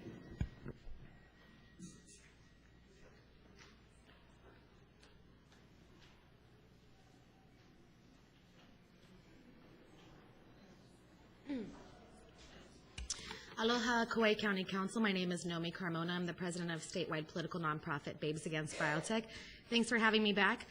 This is a home rule issue, and presenting for 13,000 members, it's down to you. That's why the industry, the biotech chemical industry, which should be called chemiculture, not agriculture, and has tech, not biotech. They're engineering hazards to a very critical system that's already got a lot of endangered species. They're an invasive species. So it's very silly that we make such a fit about apples coming in from the mainland at the airport, and we're allowing these guys to do 5,000 open-air experiments statewide, genetic experiments. So you look at other places that have open-air testing, they have maybe 5, 10, 25 open-air tests. Hawaii has 5,000. It's an indication of a problem. And you look at something like SB 727, which passed the Senate and went into the House, and the industry was lobbying to strike the county's right to protect its citizens' life and health, because they wanted to prevent this, because they know this is where the power lies, at the county level. And we testified against it. We killed it in the House, thank goodness, or we couldn't even have this conversation. Why? Because there's $212,000 of GMO campaign funding at the state Senate, $198,969 at the House. Okay, so we need to override this veto. We must. I made a mistake saying I will protect them. We must protect them today, now. And we look at this, okay, pesticide, the Latin root of side is death. And I've told you this before. Pesticide, herbicide, fungicide, insecticide. Okay, so what we're begging for right now, as this bill has been watered down, just like HB 673, which does not provide disclosure of anything new, does not provide buffer zones, does not provide impact studies, we are begging to tell us about the death spray. That's what pesticide means. Side anything. We're begging to limit the side. We're begging for buffer zones for the side, which means death. It's from Latin cadere. So let's get what these people are doing. And apicide, they're killing the bees with the sprays. So we have many, many, many reasons, because we need them to pollinate crops. We're the lead queen bee exporter worldwide. There are many, many reasons to do this. 149A does not provide the protections that we need. And while we could certainly work together in the future, we need the help now. The state is a long and arduous process, and it's not going to go anywhere. So I urge you to please override this veto for your people. I mean, come on. The industry is applauding the mayor's veto, and they're applauding the voluntary regulations being put out by the Hawaii Department of Agriculture, run by Russell Kokobun, who's taken $4,400 since 2007 alone as a former elected official. And you're going to tell me that with all these things going on, GMO ground zero worldwide in Hawaii, that you expect the state to take care of us? I do not. I know better. I know it's up to you, and I'm counting on you, and I trust you, and we need to clean house so we can do things at the state. In the meantime, we don't have statewide initiatives. We don't have the right to recall and impeach our state Senate or our representatives. So things have run amok. Please override the veto. Mahalo. Aloha. Love you guys. Thank you for all you do. You're way better than the state any day. I'll take you. The next speaker is Mimsy Beret, followed by Harvest Edmonds. Hi, Council. Mimsy Beret. Don't you love her? I'm really in awe of all the young people here and their initiative and passion to protect what they love and the lands that they were born into. I was asked to read a very brief letter from a woman who lives in Keikaha. And she says, I work from my home in Keikaha, and one day I thought I smelled a gas leak. I went to my kitchen and nothing was on. The smell was so strong I started to worry that I would pass out, so I went outside. To my surprise, the smell was worse outside. My first thought was to hold my breath, but then I realized that would be a very short solution. So I got into my car and I shut the door. After a few calls to friends, family, and police, I was told that the police were looking into it. Within the hour, we heard both Keikaha School and St. Teresa School were reporting the same things. Why are we living like this? I'm a businesswoman, and I understand the cost effects of more legislation. But when you weigh the option for citizens to have a choice to know and just leave the area during spraying versus the panic and possible ill health effects of our community, it's a no-brainer. I have read the bill completely, and I feel it's an excellent start to keep our families safe on the West Side. Nowhere in the bill is it trying to close down businesses. It just requires them to provide information for us to make decisions on our health and for our families. I don't understand why the big companies are so concerned about being transparent and allowing us to know what is being sprayed and released into our local environment. So thank you for letting me read that on behalf of a Keikaha resident. And thank you all for having the strength and fearlessness and vision to pass the law last month. And I totally believe that we will see here today a unity in our county council, that all of you who voted in the past for the bill will continue to overturn this veto and hold on to 2491, even improve it if possible. And I, too, hope that this is unanimous, because you as a group need to be unanimous to make this happen. Thank you so much for your consideration. Aloha. Thank you, Mimsy. The next speaker is Harvest Edmonds, followed by Louisa Wooten.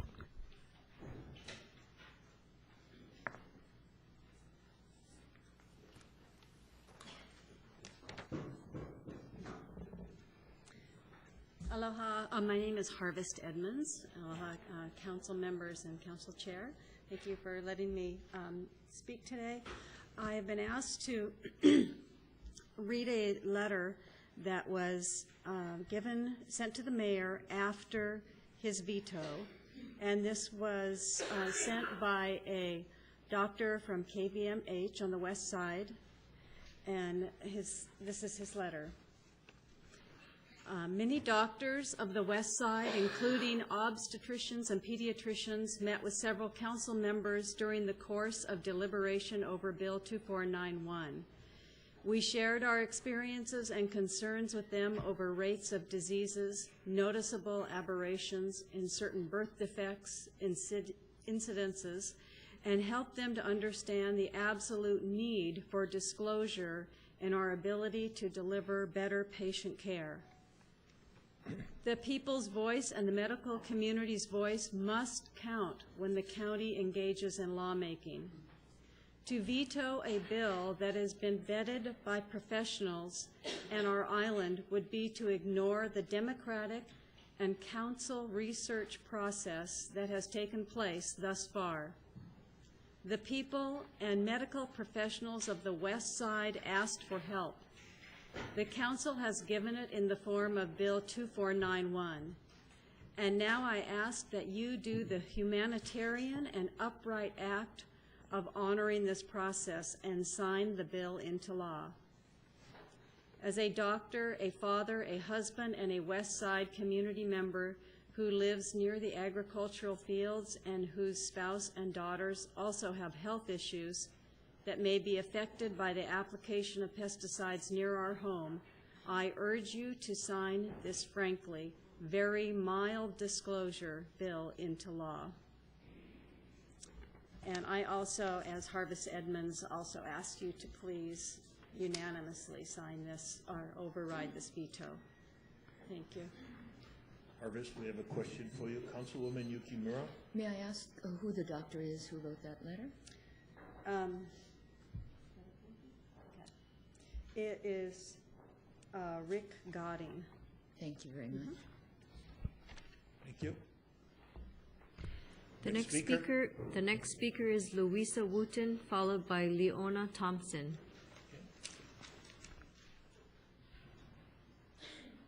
Hello, my name is Louisa Wooten, and I'm here because it's O-Day for me. I'm an optimist, and I think that we're going to have a 6-0 vote today, and we're going to put it in overdrive, and we're going to override this veto.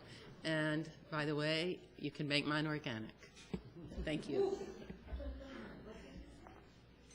The next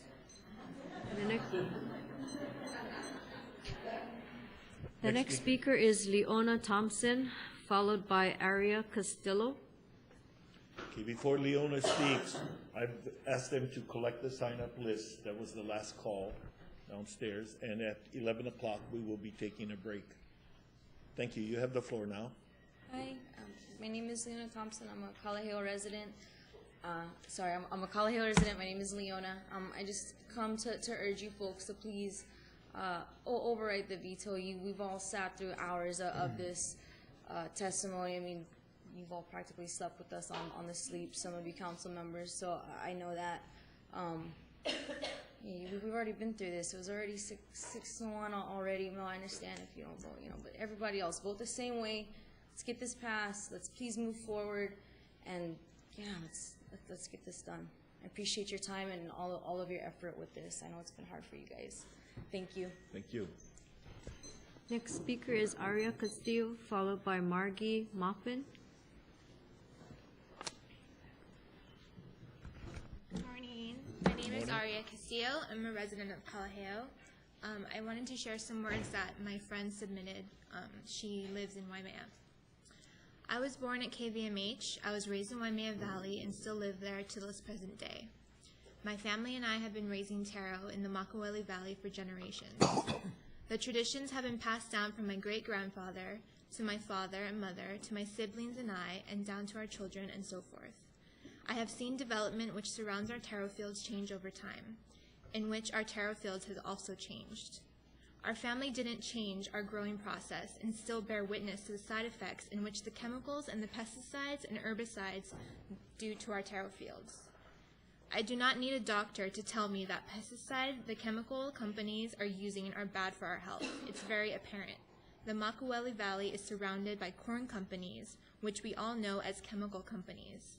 I have observed the change in not only the water, the field, the taro, and the variety of plants that surround our fields. My family not only farms taro, but we also have salt beds in Hanapepe Town. My concern is, what about the runoff of the water that is containing pesticides? The water goes into our ocean and then back into our salt beds, which most of the Hawaiian people get their salt from. My family and I don't go to the store to buy salt. We haven't bought salt for generations. Are we unknowingly poisoning ourselves? Or is this the residue which the pesticides leave behind still in the salt? We need answers of what exactly to test for. I humbly ask for this bill to pass. Please override the veto.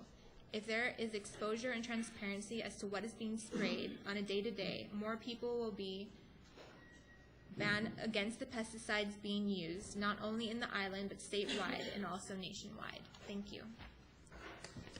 Ms. Yutamura? Arya, thank you very much. May I ask who your friend is, or? Can I submit it to you? Yes, that'll be fine. Do you know how the taro fields have been affected? I don't personally know. Okay. Thank you.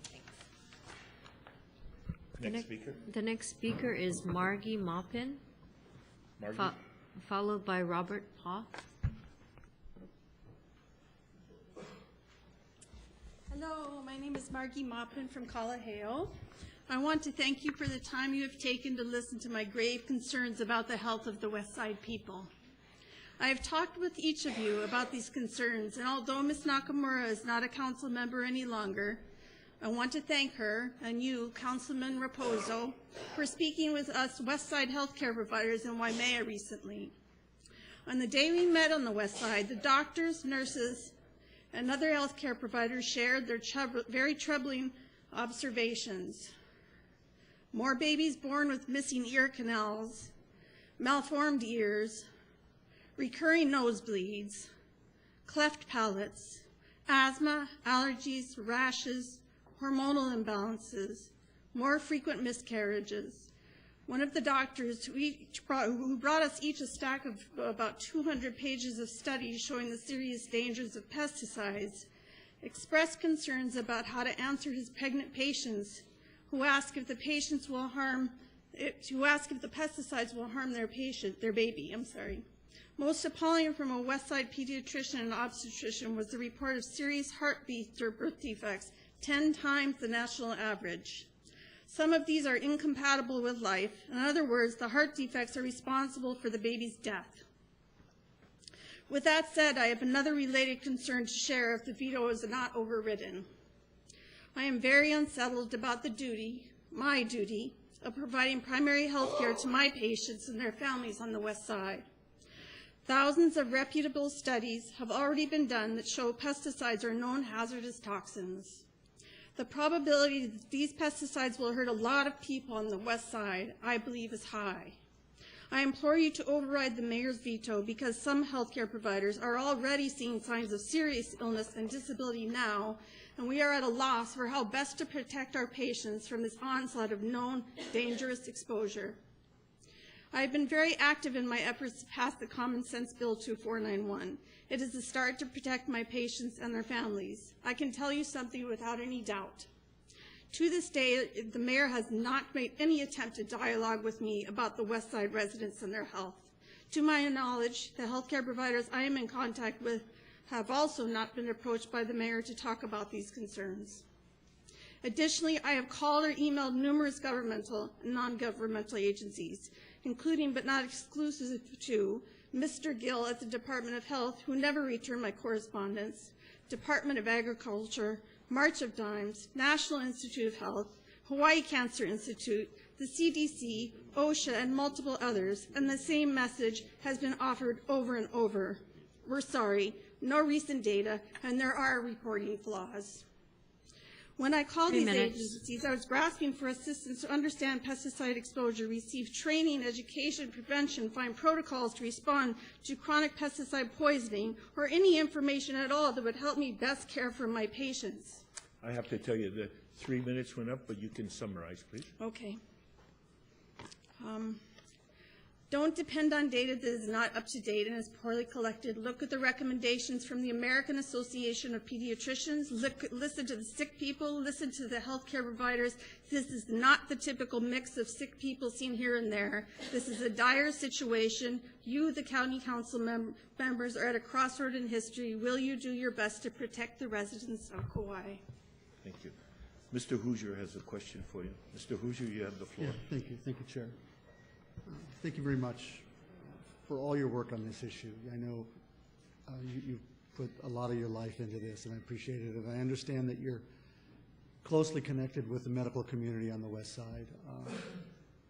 In today's newspaper, the Department of Agriculture and the governor issued a press release saying that they'd consulted with the chemical companies and come up with some voluntary guidelines.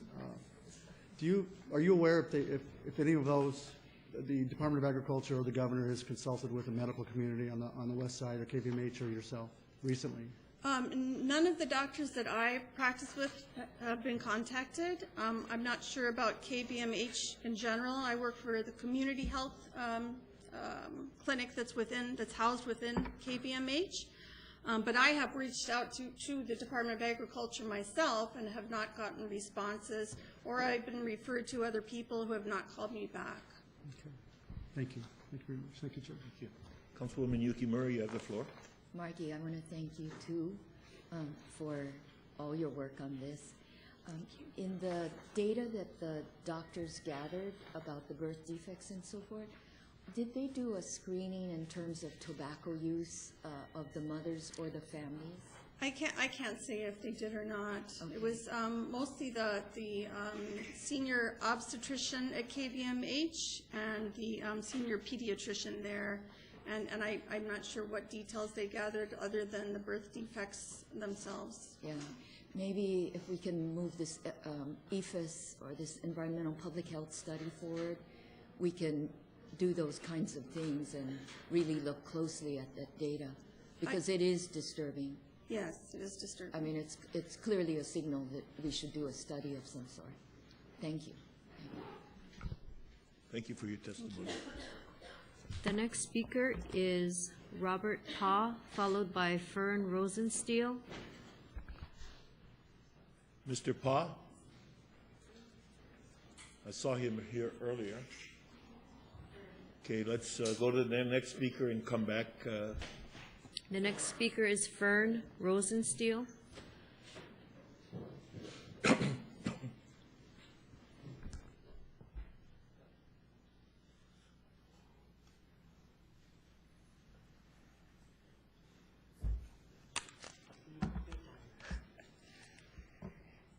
For the record, my name is Fern Anuinui Rosensteel. I testify today on behalf of myself and as a director of Ohana o Kauai. Chair, county council members, thank you again. Rarely in my life am I inspired to sing the Star Spangled Banner. I grew up in a nation where I was taught it was overthrown. I grew up with kupuna that taught me the wrongs that America has done. To the people and to the Aina here, I work alongside many people who actively work to restore the Hawaiian Kingdom and all that was taken from the people here. Last night as I slept and didn't sleep, the sovereign flag flew on this building above us. Each flag represents different things. In my heart last night, it represented the kingdom's presence and us as united, sovereign people with the ability to shape the future of our island. This morning as the dawn broke, after hours and hours in the bitter cold, I watched as the American flag was raised over this building, and I watched as I contemplated the night and what was before us today. And I was reminded, and I became inspired I was reminded not of the atrocities and the shameful things that our nation has done to other nations and people, and not of the corruption and the corporate tyranny that we are so regularly reminded of, and this country is so oppressed by. But I was inspired by the people of this island, by what we have done, what we have accomplished together, and how we've learned and moved forward as a community.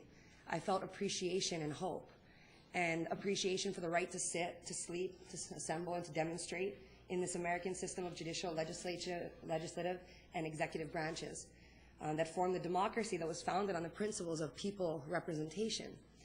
It gave me hope that the essence of this founding concept can and is being revived right here in our small little community. Our island in the middle of the ocean has reminded itself and the world what this flag could represent today. And during the final vote, when you made the decision to pass Bill 2491 originally, while summarizing your thoughts and perspectives before voting, Councilmember Raposo made a powerful statement in support of the democratic process. He actually said that he said and supported his people and the fellow council members by saying that regardless of what the outcome was today, that the right decision would be made because the majority had made it. I appreciate that kind of respect for the people of power and for the people of representation. And I ask you today to uphold that majority decision. I ask you to override the mayor's veto and to give the people what they're really asking, which is the right to know, the right for basic buffers, and the right to investigate the impacts of an industry that has dominated Hawaii since this country was overthrown. So I humbly ask you to please, all of you, unanimously override this veto and give us, as a community, the hope and inspiration that we are building and driving upon right now. So thank you all again, and I humbly ask you override. Mahalo. Thank you. Read out the next two names for me, and then we're going to be taking a break. So, The next speaker would be Phoebe Ng, followed by Journey Zeifer. Phoebe, they called your name, and the next one is? Journey Zeifer. Journey. Aloha, good morning. Thank you so much, the council, once again, for all that you do. I know it's not easy to sit in these seats, but on a higher level, it is actually probably very easy. As Fern has just said, we're talking about the voice of the people. 6-1 vote last month, 53,000 letters across the world. Doctors, nurses, farmers, giving in you group letters as well as individual letters. Business leaders even, the tourist industry. This is not as hard as we think. I do need to make a correction in terms of one of the remarks that I heard this morning. The notifications that Pioneer gives to its plaintiffs are nowhere near anything except generic. What they usually say is that we are going to spray from 9 to 5, Monday through Friday as we want to. That's pretty much the extent of that kind of disclosure. So please do not believe that voluntary disclosure is happening on the West Side, especially with a lawsuit and even with the negotiations of really good attorneys. The other thing is that I want to call your attention to the fisherman's testimony. That was done in 36 hours among fishermen families that do not come out often to sign letters. 36 hours over the last few days. Taro farmers, the same. Kumuhula, the same. 50 teachers in 36 hours. They are coming out. And so, and first responders are coming out. Nearly 100 are contacting some of you. So I do hope that you override. We are even now hearing about ag workers themselves. They are coming out and speaking to some of us, saying that they and their spouses would like to come out in support, but they cannot. Why? Because they have to sign a document that says that if they do anything that is seen as disparaging to the company, they risk losing their pensions. But these are big problems, right? And I want to put it in public testimony because I'd like you to investigate that. I'd like somebody to investigate that. It is also very, very concerning that people are paid hundreds of dollars to sit in the seats in order to get priority seating in this room when all of us wait overnight out of the goodness of our hearts and for free. Money does not solve problems. On the West Side, there is a particular way of being. It is gracious, it is dignified, it is measured, and it is thoughtful. I want to read a few sentences from one testifier who personifies what that is. Phoebe, I'm going to let you read that statement, but your 3 minutes is up, but read that statement. Okay. Thank you very much, Chair. Normally, we are not the type of people to complain and prefer to mind our own business and let people live and let live. This is the first time we have even done something of this nature. However, we really need your help. Please pass the bill. This is indicative of the many names that I would have liked to have read to you. It would read like a soap opera, and for many of you who are into electoral politics, these names are Hawaiian royalty, Mahi'ai royalty, but if you'd like that, I would be glad to share that. I would like that. Okay, thank you very much. The next speaker is... No? Next and last speaker before we take a break. Is Journey Cipher.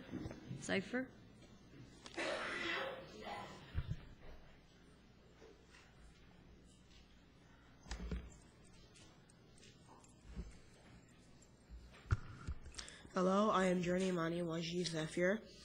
I am here to speak for the Keiki and the future of the 7th generation. The job of the Kauai County Council is to protect the people. Passing the bill again is the pono and aloha thing to do. In school, we learn about the aloha law. One of the principles of the aloha is to give or sacrifice of yourself to help your neighbor. I have given myself 4 times now by sleeping on the cold, hard ground in the pouring rain.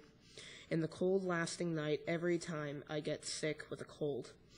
But I come back here again and again to sacrifice myself for my neighbors on the West Side, because that is aloha.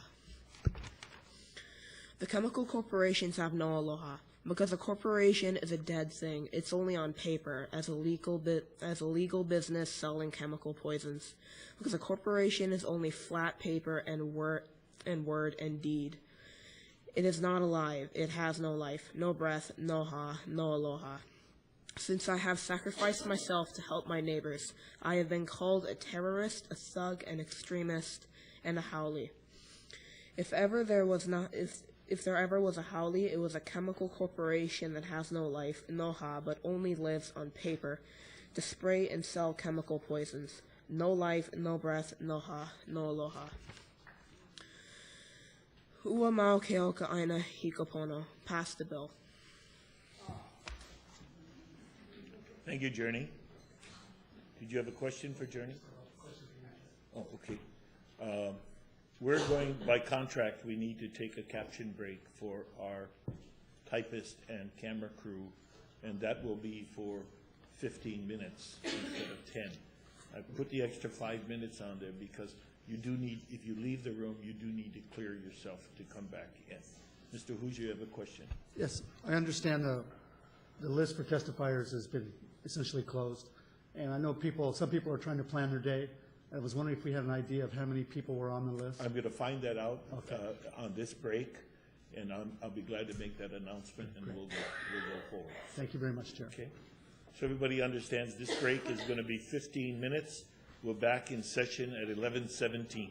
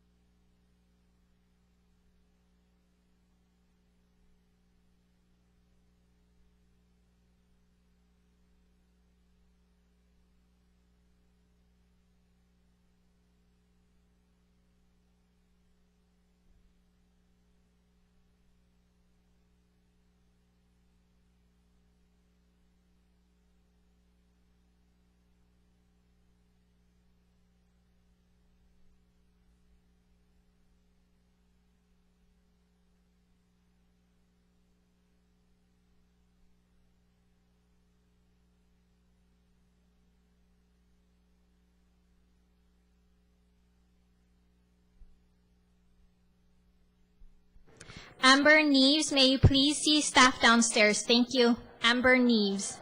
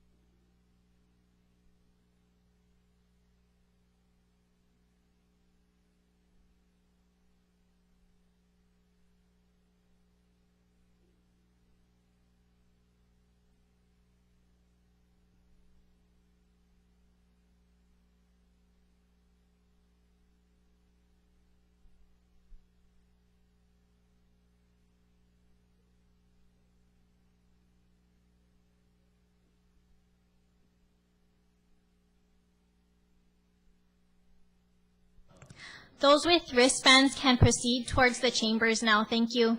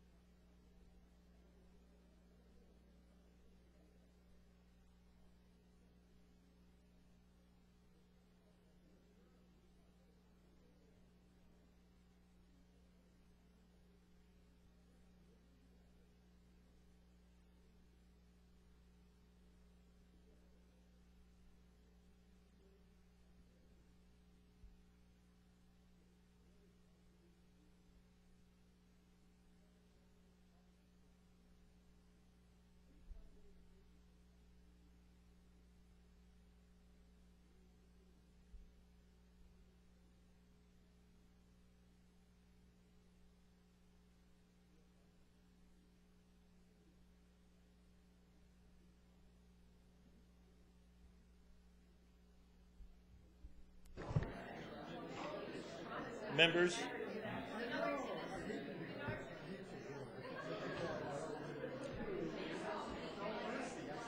Gary, we're ready. We're ready. Okay.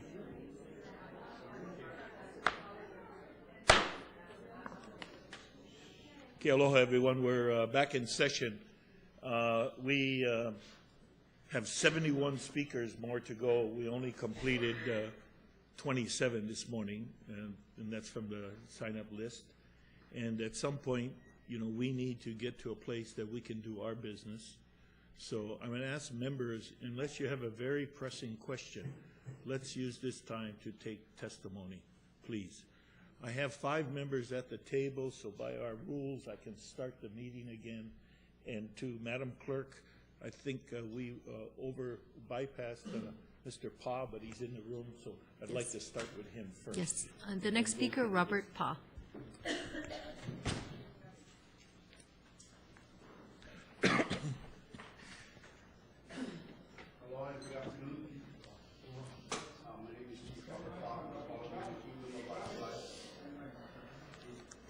Press in front. Aloha, my name is Chief Robert Pa from the Polynesian Kingdom of Watuai. The ball is in you guys' hands. This is where we separate or we come together, whichever we choose today. The mayor had a very hard choice choosing what he did. For whatever reason, he chose what he did. And the world is watching. They're watching this county council right now. Their eyes is on you guys. They've seen what's going to happen here. And we have faith in you guys, This is you guys' chance to prove to the people that you are here for the people. And it's about our children. It's about our upcoming that didn't even get a chance to breathe this fresh air that we breathe, or we once breathed before. But what we need to really look at is what's going to keep our children from being sick, what's going to bring health back to our nation, what's going to bring us to trust you people that we vote for out there. And this is your chance to prove to the people that you are listening to the people. There's a bigger road down the road. There's a bigger highway. And we can all join in with the county council and the county for this. And we'll back you guys up 100% from the kingdom and from the people's sake. That no matter what, we'll help out in any way we can. And I've always stick my neck up for everything that I believe in is right for our people. I come here because I get 10 children, 5 great-grandchildren, 2 more on the way. I want them to live the way we lived, the air that we had breathed. The problems we had go through, we need to squash them now so they don't have to live through these problems. And it's not a big problem. It's something simple. Let your heart lead you the right way, because that can never go wrong, is following your heart. Listen to our hearts. Grandpa always told us that, follow your heart. You can never go wrong. And I used to doubt him before because how we was raised and how people was around us. Everything was being taken, this and that. But I had to humble myself and forgive everybody for what they did to our people and our family. Or we wouldn't be here today the way we are as the Kingdom of Watuai, traveling how we have traveled and seeing the world. I got to see a lot because of this kingdom. And we do not support the veto. We humbly ask you guys to override that veto, do the right thing. And like I said, show the people that you're here for us. I guarantee you they're going to vote for you next year. I guarantee you they vote for you when that time comes. Because that's what it's all about. You guys being there for us. Thank you. And I just thank you guys for all the hard work you guys done, and just, follow your hearts is all I can say. God bless. Chair, the next speaker is Erica Snyder, followed by Thomas Patch.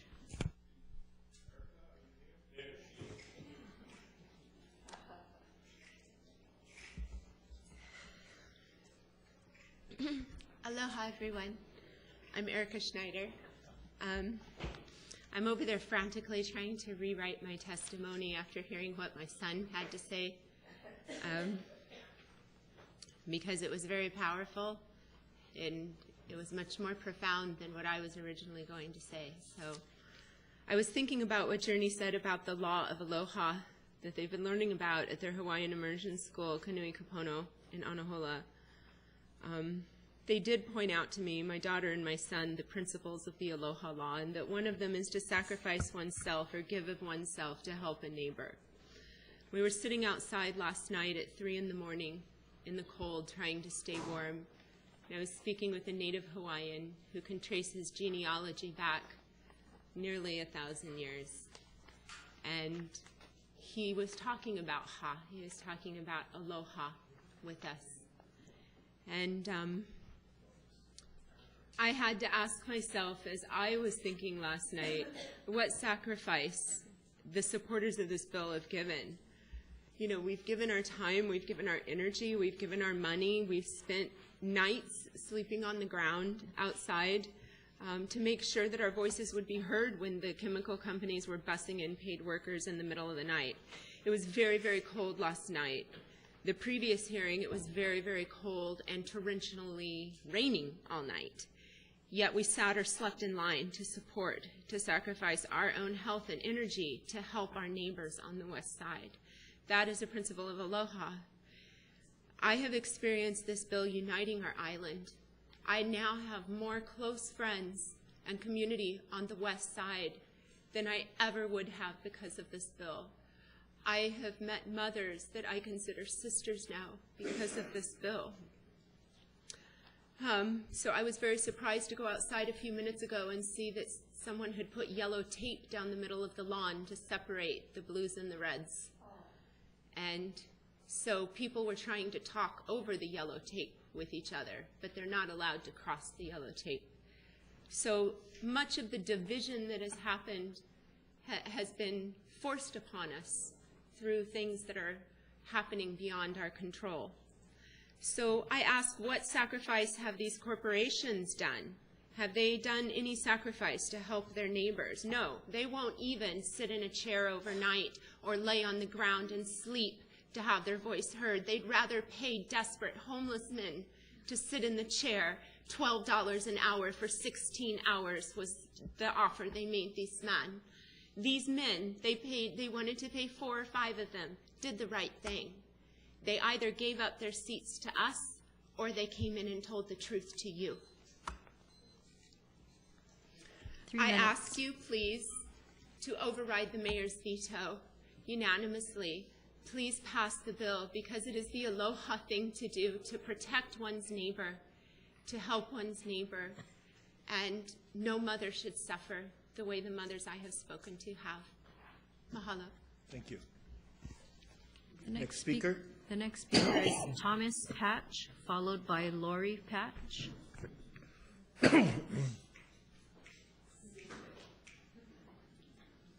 Lori, if you could come up to make yourself available in one of the front chairs, I'd appreciate it. And let's do that for various speakers so we can save some time. Hello, Welcome. Good afternoon. My name's Thomas Patch, born in Lihui, raised in Kilauea.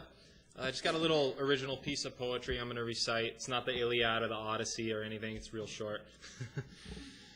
How many toxic poison-covered dollars is it worth to decimate one of the greatest places on the earth? All we the people ask for is disclosure. They, the companies, threaten to sue us for exposure. It's not just a matter of what's that and this, but when they put it all together, it's a lethal mix. Turn a blind eye when they make the people sick. See the crops as a way to make their green more quick. I commend you, the council, for your research and time. The world's the audience while we're up on the front line. Set the example for the planet. Now's the time to override. Thank you very much. The next speaker is Lori Patch, followed by Ann Punohu.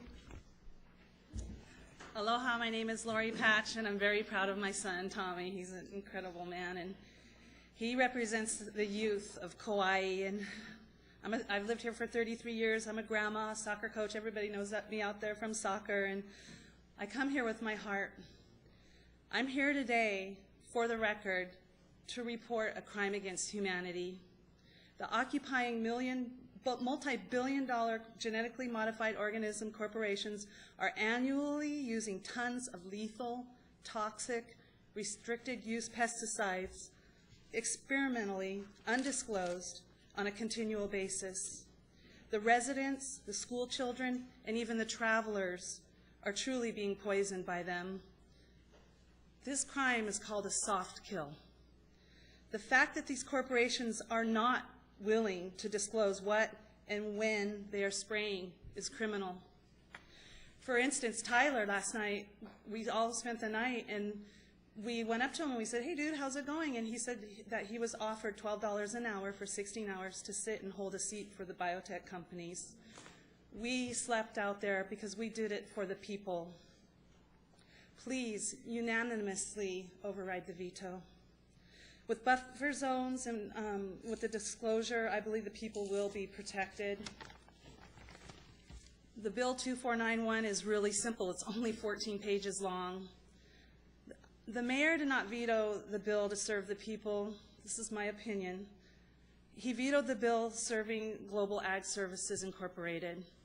The evidence is in the letter in the newspaper. It was a thank you letter from Global Ag Incorporated. There was no personal signature. There's no body, no human being behind it. Kauai is unconquered.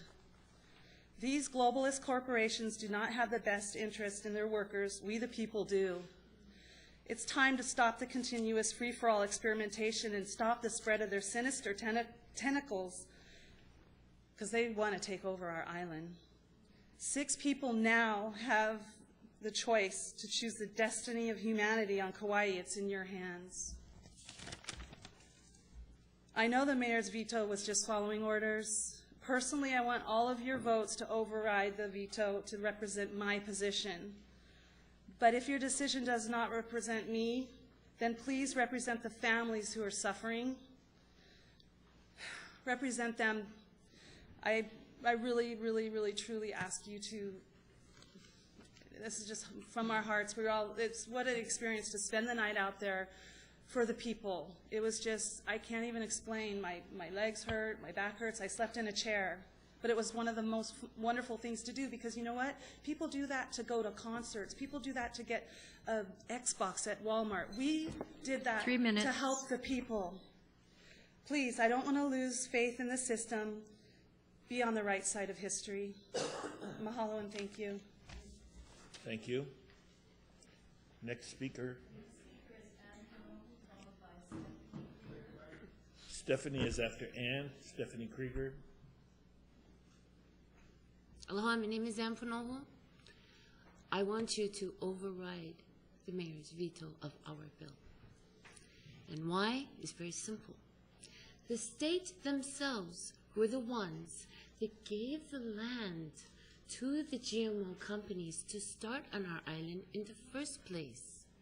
And they did not do their due diligence from the very beginning in looking at ways to regulate this industry that had potential hazards to the people from the very beginning. This is one of my main reasons for not looking at the state as the be-all end-all to this issue. We, the home rule and Kauai people, have the right to regulate for our health, public safety, and welfare. You cannot ask the very entity that brought the companies here to then regulate that company in a voluntary capacity. It does not work. Last night was my first night sleeping out. I was never so cold in my entire life. Oh my goodness. But I will tell you something. When we discovered that somebody was paying people to sit in a chair, to usurp us even in our right to try and have our say in our own room, because this is our room, it does not belong to the corporations, I was highly insulted, and I think everybody should be. But there's something else I want to say to you. The mayor erred. The mayor absolutely was incorrect in going against the people. He sided with the companies and is interested, in my humble opinion, in making sure that the state continues to coddle them. My big concern is the moratorium on the land. They are now able to take every piece of deal on our land across Kauai, take it all, where I live too, in Kapa'a. You see me with my breathalyzer today? This is my 4th upper lung respiratory infection this year. I live next door to an open field, and I live in public housing. What is to say that because there is now no moratorium, that they can go straight next to us, 300 families, okay?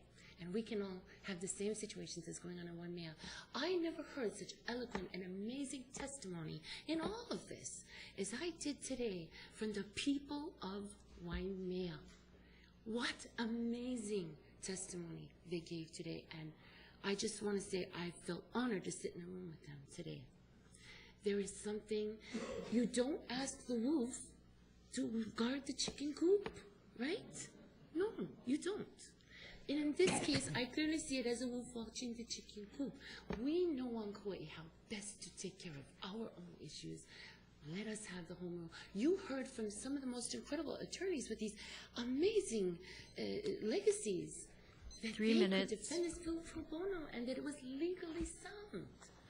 So these are the reasons why I am for you overriding the mayor's veto today. Thank you, Ann. Our next speaker? Next speaker is Stephanie Krieger, followed by Angela Flynn. Stephanie, welcome. Angela, you'll be next. Aloha, my name is Stephanie Krieger, and I'm here today to ask the council to override the mayor's veto of Bill 2491. Today I want to touch briefly on the current and future impacts the bill has on the visitor industry. I own a small business that supports and purchases from our local farmers and beekeepers, and I've closed my shop to be here today to support this bill. Every day I have visitors come into my shop. They see the literature I've displayed and ask about the issues surrounding Bill 2491. I allow them to ask me. I do not solicit. They ask me. They are aware of the community's concern. They see the signs on the road. They see the articles in the newspaper. And they have a keen interest in learning more about how they can support the bill. When we discuss the details of Bill 2491 and the journey that we have endured to this date, I expressed to them how supportive all of you have been. And I've also expressed my utmost disappointment about the mayor's decision to veto the bill. The most common and natural reaction they have to the veto is one of astonishment. Needless to say, throughout our conversation, their image of Kauai begins to change. And inevitably they ask, what can I do to help? It is one of my favorite questions and want to answer with the plea to share their concerns with all of you. Maybe you've gotten some emails from them. I think some of them are on the lawn today. I provide them with a little flyer with a summary of the bill's current amendments, contact info for all of you for testimony, the mayor's office, links to the Garden Island letters to the editor, and links to various websites that continue to update and educate the community about this issue. With this information, they feel empowered to help. The visitors love this island. They come here year after year. They come here on their honeymoon with hopes to come and bring their children one day. Moving forward, I want you to consider how your vote will affect this huge demographic, how the image of Kauai as the Garden Island might slowly disappear in their minds. I'm looking today for a unanimous vote. I think we can do it. In the visitor industry is a pivotal keystone to our island economy. It's way more important than some of these corporate entities. You have created a bill that is defensible in court if our neighbors decide to sue us. And if Mayor Carvalho is a mayor for the people, where is he today? Thank you very much. Please override this veto. The next speaker is Angela Flynn, followed by Katie Johnson. Okay, Katie, could you also come up and sit closer to the stand here and there? You have the floor. Good morning. My name is Angela Flynn. I live in Kilauea area. Boy, so much I want to say in 3 minutes. Voluntary disclosure right off the bat. I mean, I don't know. I took a tour of the West Side just this last week. I saw BASF, I saw Dow, I saw Pioneer. I didn't see a sign for Syngenta. I saw a building that I believe is their headquarters. No sign at all. How would anyone, I mean, I'm just trying to say voluntary disclosure would probably indicate you want people to even know you're here. Other things I saw was when you drive to Polihali, people are stopping to take pictures. The scenery is just incredible. There are areas there where the corn, genetically engineered corn, is growing within a few feet of the road on both sides of the road. I mean, you're really standing in the middle of a field there.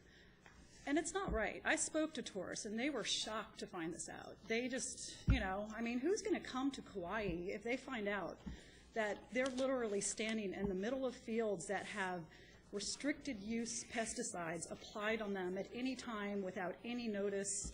No one is. And, you know, the last speaker talked about our tourism industry. It is. I mean, personally, if we have a choice between the tourism industry and the biotech industry, then I hope we choose the tourists, because they come here because they love this island, and most of them really treat it and cherish their time here. There was a speaker earlier today who seemed to think that this bill is prejudiced against corporations because it happens that the 5 companies that are the largest users of restricted use pesticides are all incorporated. Well, organic farms can also be incorporated. We have organic farms on this island that are corporations. This bill is not singling out corporations. It's singling out the largest users of restricted use pesticides, and it was created because these companies refuse to disclose when and what they are spraying, and people are getting sick. I mean, to me, it's shocking, the conditions over there. I'm sorry. It just, we need to stop. We need to do something about it. And, you know, I was happy to see outside Syngenta has the majority of shirts out there. Today, they're very proud to be there, and they're proud of their service in the ag field. But I wonder why their corporate headquarters here on the island, somehow they're not proud of that location and wanting people to know they're here. And why aren't they proud of notifying people of their fields that are lining the roads? So I really hope that our council members do vote to override the mayor's veto and get us some responsible, sane policy here on restricted pesticide use. Thank you. Next speaker is Katie Johnson, followed by Paul Massey. Okay, Paul, if you can move up. Welcome, Katie. Aloha. I'm Katie Johnson. I have a few words I'd like to share with you today, but before I begin on my own behalf, I have the honor of speaking on behalf of a German Hill resident. She states, I want to share some information with you regarding the pesticide spraying on GMO crops behind my house and others here in Lihue on Ho'omana Road. You can visibly see the pesticide spraying that is within 220 feet of our property, which includes our fruit trees and our garden. We are literally surrounded by GMO crops that are being sprayed. My husband has never had a respiratory problem and has been fighting a cough and sore throat for 4 months. I have had an unexplained cough on and off for about 6 months. We raise chickens for eggs, and over the last 8 months have lost 3 suddenly with no explanation. And we have found several dead doves in our backyard. There is an awful looking film and grime on our windows facing the GMO fields. In the meantime, they have sprayed again twice this week, 2 days in a row, without any notification behind my house. I paid close attention to the way I felt after the spraying, since I was home all day, and sure enough, both days I started coughing and my eyes started watering, and I developed a headache along with dizziness. She closes by saying, I am appalled and quite frankly scared. You know, after hearing the West Side voices this morning, perhaps this pales in comparison, right? She's talking about respiratory problems. They're talking about death and cancer. But what is her future? This isn't just a West Side problem. This is a Hawaii problem. You know, they are on the South Shore. They are in Lihue. and they will move forward. We know they will. But we stand together. You know, you voted 6-1. You know, I heard some concerns. One concern that I heard repeatedly was the need to represent your constituents, the need to stand with the West Side. The West Side came out today. They were here. They told their stories. You supported them once. We need the support. We need a unanimous vote to veto this. Well, I have 30 seconds. I'd like to close with a quote. I sent it to you all. In 1972, former Dow Chemical Company chairman Gerstacker famously stated that he had long dreamed of buying an island owned by no nation and beholden to no nation or society. Did the other chemical companies have the same dream? Has Kauai become that island? Is our beautiful garden island their dream location where they feel they can operate without oversight or regulation, beholden to no one? We need to override this veto. Our island is not for sale. Our people are not for sale. Our health is not for sale. Our children are not for sale. Stand up. Do what's right. All of you. You believe in the democratic process. That's why you're in these seats. Do the right thing. Support Katie, the West Side. Your time was up, and we let you read your closing statement. That was it. Thank you. Thank you. Thank you very much. I have a real quick question. Go right ahead. Katie, I just, you know, I know you read someone's testimony, but I'm very concerned about the dead chickens, the dead dogs. Oh, not dogs, doves. Doves, okay, I'm Doves. sorry. Could be a dog. I don't Either know way, if they have a dog. Either way, something died, and that's a concern. Yeah, yeah. And it sounded like it was on in a relatively, I'm hard of hearing on the left and Okay, deaf on the I'm right, sorry. so I'm sorry. Yeah. I can read It that part sounded like it again. was in a relatively short period of time. You know, unfortunately, I don't have all the data. Okay. This resident wasn't able to be here today. Yeah, So I don't know. What she says is over the last 8 months. So yes, Okay. relatively short time. Over the last 8 months, 3 dead chickens, several dead doves. Or doves. Yeah. Okay. And I guess the other question, and you probably can't answer it, but did she I'll try. report that to the Department of Health or the Department of the pesticide branch? Sorry, that's If such you could important find out, and information. if not, I will get mean, back I to would you. highly encourage her to do that. Right. I can find out and get back to all of you. Okay, on thank that. you. Thank you. The next speaker is Paul Massey, followed by Sharon Gunbranson. Go ahead, Paul, you have the floor. Aloha, council members. My name is Paul Massey, a resident of Anahola, and I am in support of overriding the mayor's veto of Bill 2491. In the bill's text, an excerpt of Hawaii's revised statutes reads, "Each county shall have the power to enact ordinances deemed necessary to protect health, life, and property." It has been unquestionably deemed necessary by the people of Kauai and by majority vote of the council to pass Bill 2491 in order to protect our health and life. Why are we here today?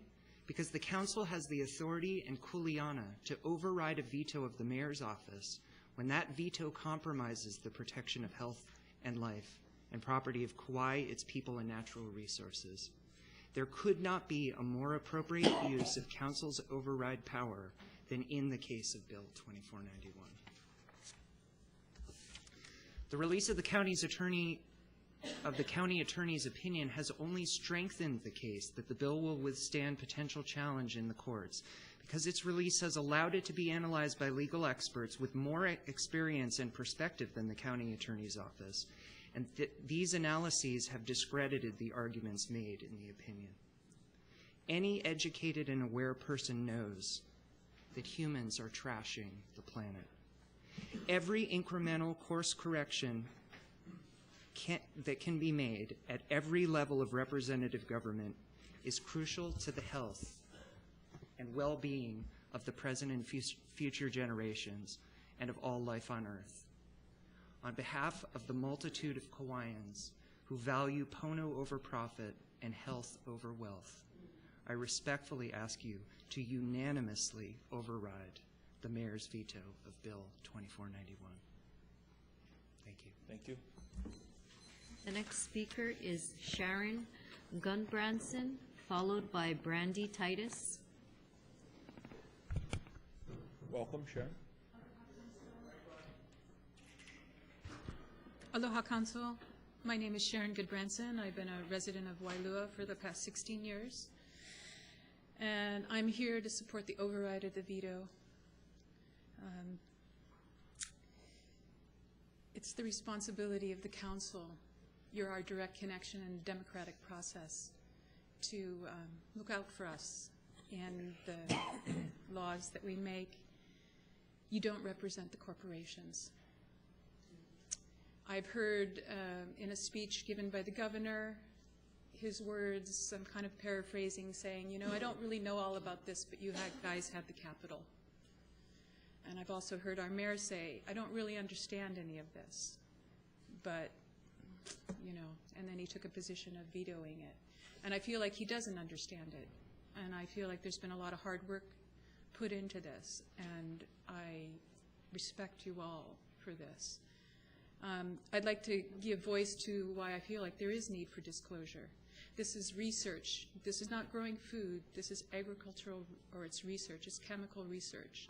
They are adapting plants to take poisons. That means that the amount of pesticides that they treat these plants with as they're growing out is much greater than they would ever use to grow food.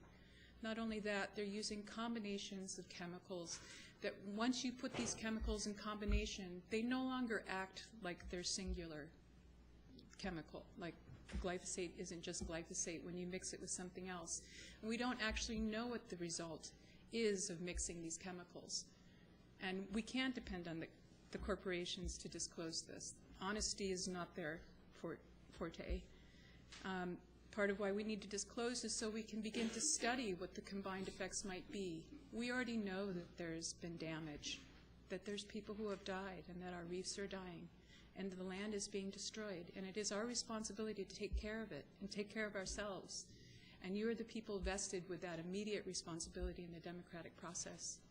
I commend you for passing it to begin with, and I support and encourage you to fearlessly, unanimously override this veto.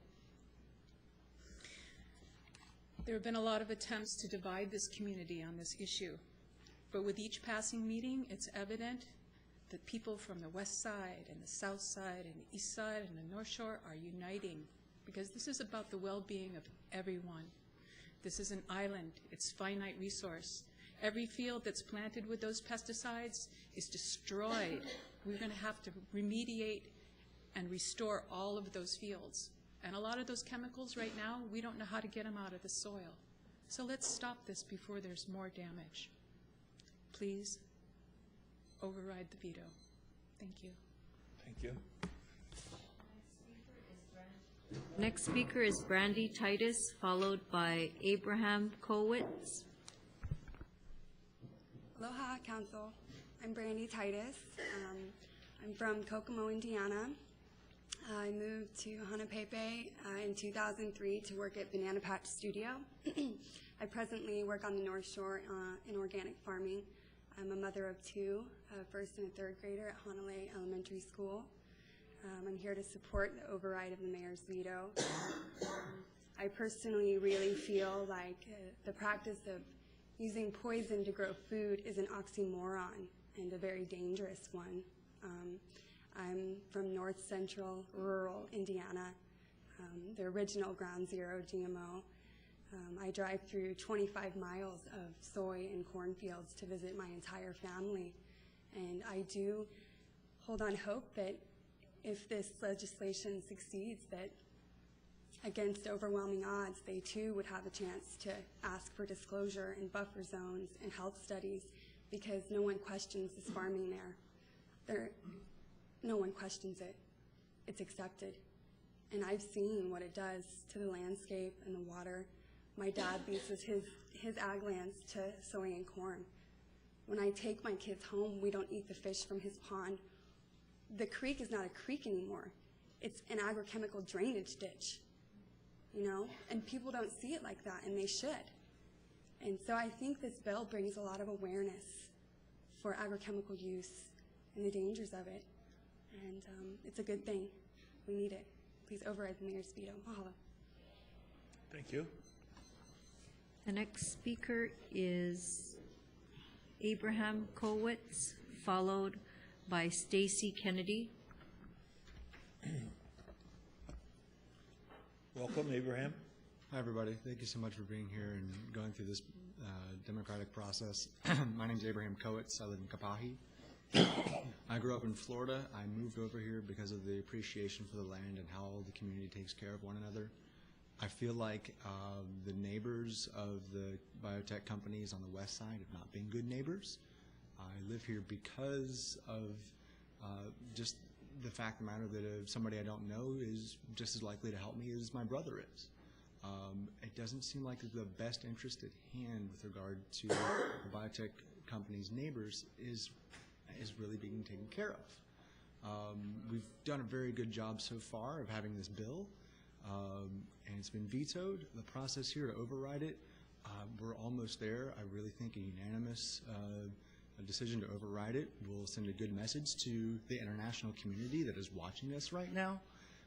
Primarily, we are a tourist economy, not a chemical economy.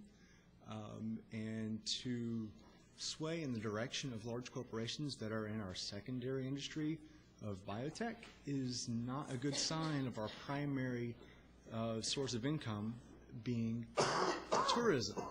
So please put our best foot forward and do the best for our community on the west side and the rest of the island, and have some clarity, have some knowledge with what's going on over there, with what's being tested, with what's being sprayed, with what's getting into our families and our children's lungs. I certainly want to know if the problems that are happening with people's health over there is related, and what we can do to help out. Once again, thank you so much for going through this process and being here and being diligent and listening to everybody as you go through it. I look forward to seeing a unanimous override of the veto once this is all said and done. Thank you. Thank you. The next speaker is Stacy Kennedy. But Chair, if we could make an announcement for those who are outside and signed up to testify, if they could please line up, see staff downstairs and line up to come into the room. Okay, so my voice will ricochet outdoors. Those that are outside and have signed up, have already signed up, we are anxiously trying to take testimony before we break for lunch, so please begin lining up. Thank you very much. You have the floor now. Aloha Council, my name is Stacy Kennedy. I am a resident of Wailua. I am testifying in support of the override of the veto. First, I would like to thank you sincerely for your hours upon hours of hard work and your willingness to hear so many of us at length. I have deep respect for each of you, and especially those of you who have already voted to pass this bill. You and this process has truly restored my faith in democracy, at a local level at least, and for that I'm sincerely grateful. My daughters and I slept outside last night, and we were present when you first passed the bill. I'm glad that they can bear witness to this process. I am a business owner here on Kauai. I season, roast, and sell macadamia nuts, and I set up a booth every week at the Waipaw Farmers Market in Hanalei. On my banner and labels, I state that my products are GMO-free. On my table, I have information for people to take with them, signs for them to read, and I answer at least 10 inquiries at each market. People are shocked to know that our beautiful island has so much poison being sprayed and that all those cornfields are GMO. They come here for the beauty, and they are appalled to know that these companies are fighting us on such a basic bill. Each market, I collect signatures from many tourists stating they would prefer to come to a clean and pristine paradise. They come for the beauty, but the damage being done to our island will take years to reverse and repair. There have already been so many lawsuits fought and won against these biotech and chemical companies around the world. More are filed every month. Entire countries are completely banning their so-called improved agriculture. More join this list every month. In recent news, Mexico banned GM corn completely. These are countries who could truly use the alleged benefits that these companies claim their new genetically modified seeds will produce. But those claims have been proven false again and again The damage done to the soil, the land, and the communities where these companies have spread their poison is so severe that developing nations are standing up against these corporate giants and winning. Bill 2491 does not even address GMOs anymore. It has been reduced to a pesticide disclosure bill, buffer zones, environmental impact study, and disclosure. This is not too much for our community to ask. The fact that these companies do not want to tell us what they are doing, to me and many others, is incredibly incriminating. Their track record around the world is appalling, and it is apparently no different here on Kauai. The county's legal counsel is concerned about a lawsuit. Is he also concerned about the potential lawsuits from citizens of our island who were not protected by the government if this bill does not pass? Our county council has a unique opportunity to stand up to these huge companies who have proven to be bullies, concerned only with their own profits. Please override the veto. Mahalo. Thank you.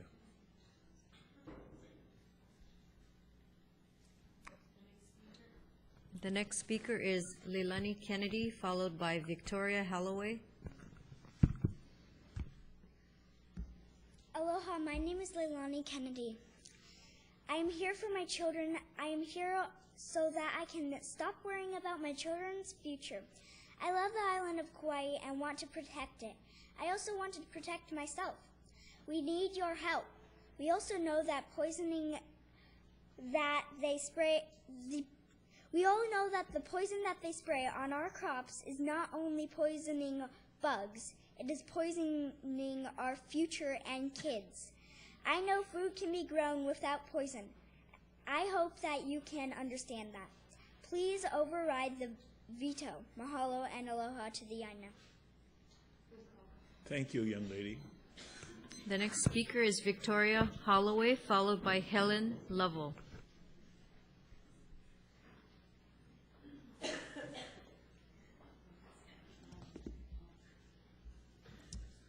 Hi, my name is Victoria Holloway, for the record. Thank you for being here again. Thank you, everybody, for being here again. My testimony keeps changing.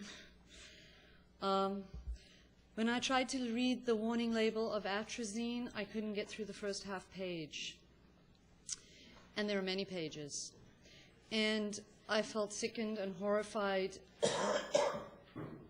Yeah. I invite any of you who haven't yet read through that label to read it all the way through. And all the labels, the warning labels of all the other, over 30, I believe, restricted use pesticides being used in the experimental GMO cornfields. And then, as if that weren't bad enough, consider the cocktails of these chemicals that are being used by the biotech industry, for which there are no warning labels because no studies have been done on these cocktails. One cannot even begin to imagine what these warning labels might say.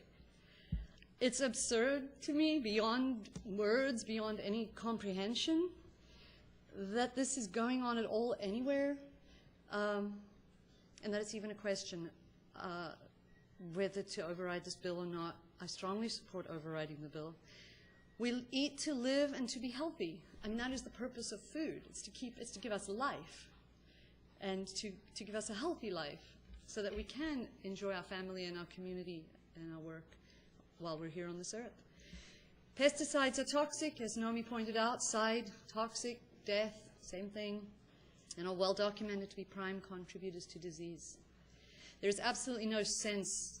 I cannot find any sense, and I have yet to find anyone who can explain it to me in a way that I find sense in creating toxic food and worse, toxic soils and water tables that will affect our children and grandchildren and the generations to follow. These pesticides do not just disappear. DDT has been found in the soil in Moloa'a over 2 decades, I believe, since they stopped spraying. And my heart just goes out so immensely to the people that are living on our island surrounded by this horror every day. I cannot imagine. I'm on the North Shore. I'm here in support of those people and of all of us because I know it's moving around and affecting everyone and affecting the ocean. So I'm not thinking I'm completely protected, but I'm certainly not surrounded by the horror that they are every single day. And just, if I have any more time, just wanted to let you know that I do give tours at a botanical garden on the North Shore, and I meet with about 60 to 80 tourists a week, visitors to the island. And our gardens are organic, so invariably the topic turns to the GMOs at some point. They ask me about the signs and so on. And the horror in the group, every time they learn that not only are they GMOs, but the experimental and the restricted pesticide use 3 minutes. palpable. They cannot believe it. It's shocking and sad, and I implore you to please override the bill unanimously today. Thank you, and protect our future. The next speaker is Helen Lovell, followed by Colin Dana.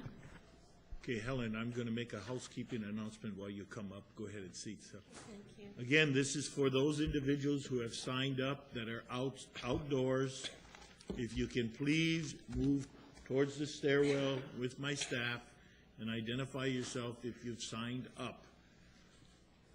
We'd like to continue moving forward on public testimony. Helen, Thank you have you. the floor now. Aloha. My name is Helen Lovell, and I live in Anahola on Hawaiian homelands. I ask that you please override this veto. I came here to Kauai in 1991 as a travel nurse for Nurse Finders, an LPN. I was in perfect health. I never smoked. I always lived a healthy lifestyle. It all changed for me when I moved to Keikaha. 14 years ago, when I was pregnant with my son, I became very sick with asthma and bronchitis, and eventually my labor had to be induced due to respiratory distress. My lungs deteriorated greatly while living in Keikaha for almost 5 years, so much so that I now have COPD, chronic obstructive pulmonary disease. I have permanent lung damage.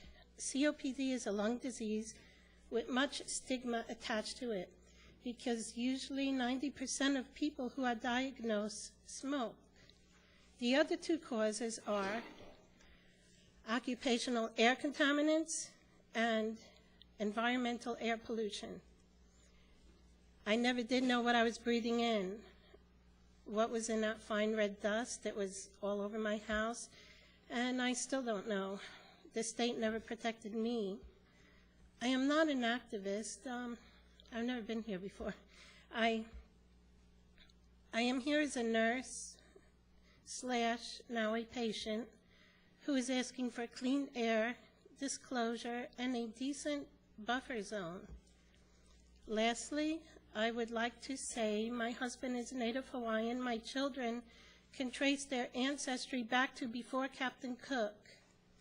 What would their Native Hawaiian ancestors think of these companies coming here and polluting the land, causing people to be sick? The right to farm is no longer a right when it interferes with my right to breathe. When does a right not become a right anymore? When it infringes on the basic human rights of others. COPD is a life-threatening disease, and I want to live. I want to be there for my children, so I'm asking you to please override this veto.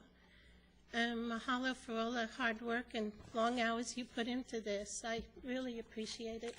Thank you very much. The next speaker is the last group that walked in for testimony. I would like to end it there so we can go to a lunch break. So next speaker. The next speaker is Colin Dana. And the speaker after Colin. Maria Maitino. Thank you. You have the floor. Aloha, County Council. My name is Colin Dana. I'm speaking today as a farmer, as a future resident of Kauai, and as a past resident of Kauai. As politicians, I'm sure you have all very familiar with the idea, if the barge stops coming. Many of you have probably used that phrase in your speeches at events and the like. But I'm here representing a generation for whom that phrase is when the barge stops coming, because it doesn't make any sense to plan for anything else. Hayun is just the opening salvo for all we know. Global warming is a reality of our generation, and this is the context within which this decision needs to be made. Sustainability for this island is a real thing. The Hawaiians did it for thousands upon thousands of years. 170,000 people on this island, not one drop of pesticide, not one drop of fungicide, not one drop of miticide, no sides, okay? They had it wired. We do not need big corporations coming in and tell us they're going to save the world with their brilliant ideas. It's time for the world to learn something from Kauai. Because Kauai is about doing things pono. Kauai is about the Garden Island. You know, if this thing doesn't pass, really the next bill you should put forward is changing our model, because if we cannot protect the very life that is the garden that we live in every day, why are we calling ourselves the Garden Island, really? I love this place. Hope each and every one of you loves this place. I think it's clear as day what needs to be done. Aloha. Next speaker. The next speaker is Maria Maitino, followed by Lori Lunny, Ke'oho Kalole Torio. You have the floor. Aloha, Council. My name is Maria Maitino. I'm a resident of Kilauea for 10 years. I have not personally felt the effects of the chemical spraying that has happened, particularly on the west side, but their suffering has affected me and all of us. I want to thank you for passing the bill a couple weeks ago. We all felt that the people had been heard. We had a voice, and you were standing up for us. Unfortunately, the mayor did not.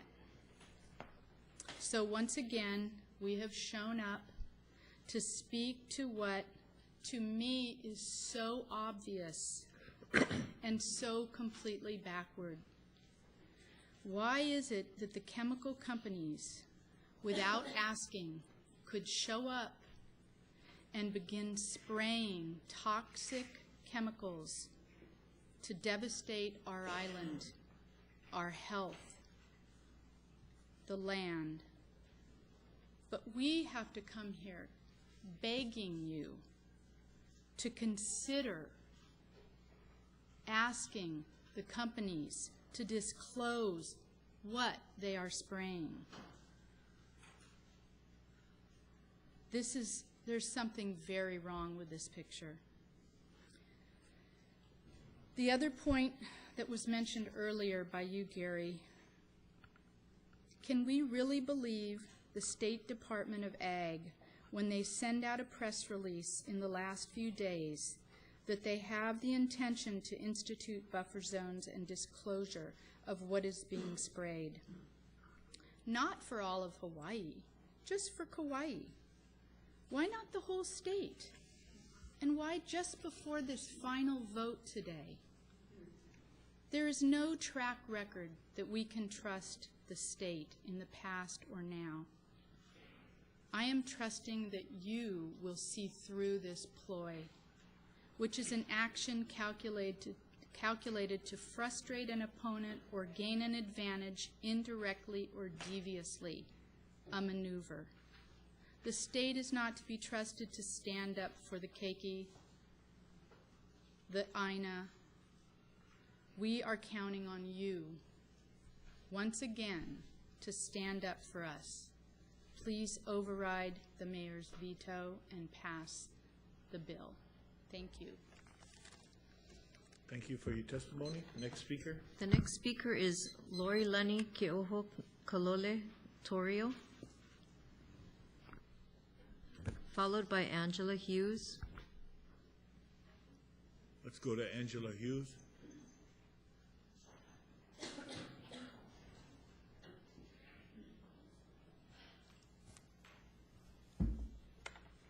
Aloha, distinguished members of the council and council chair. It's all been said. I believe everyone before me now is familiar with this concern. The bill measures are minuscule. Oh, sorry, Angela Hughes, for the record. The bill measures are minuscule compared to bans in place in many countries, including the outlaw of restricted use pesticides. Companies have an agenda, but are not a person. It's very important that we remember this. We the people are responsible. I believe that through our collective action and inaction, we have come to the world that we now know today in this present moment. So it is not just through what we do, but what we don't do. And personally, I try to hold myself accountable in my actions and how I affect life around me. A work in progress, of course. As human beings, we have significant intellectual capacity and the power of affecting all life. It is my personal belief that with this capability and freedom comes responsibility. Our freedoms end where another's nose begins. I encourage all of us to reflect on how our actions and inactions affect our habitat and lives. I encourage all of us present to connect to the life within us and the truth within us when making decisions of this importance. Thank you for your time. Thank you, Angela. The next speaker is Saisha Whitlock, followed by Eleni Cameron. Whitlock.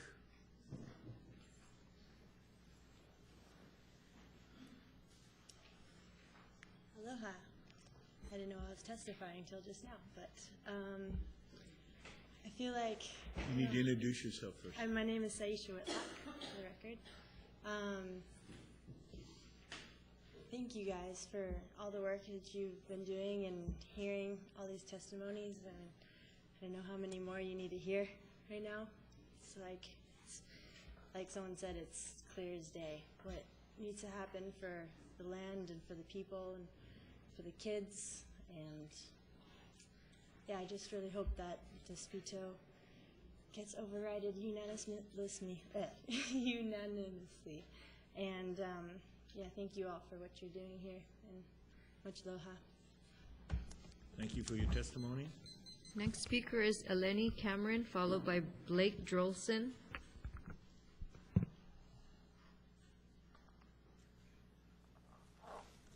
Aloha.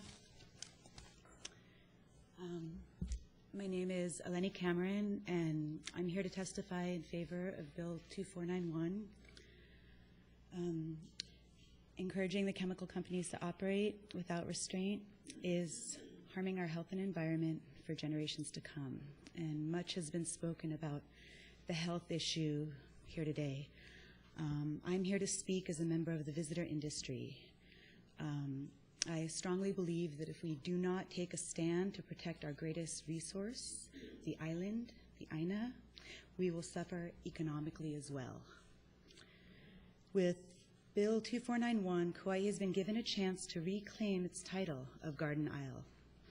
The world is watching. There's national media attention focused on our island.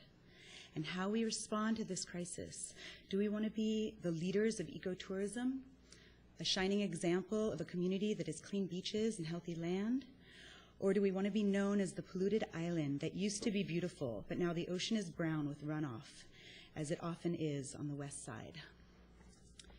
My family depends on the visitor industry here. This industry is the backbone of our island economy, not the chemical industry. The visitors to our island come for the pristine water and beautiful land. How long will the desecration of the land continue before the world takes notice and begins to vacation elsewhere? There's been much talk about the economy and jobs this bill may affect.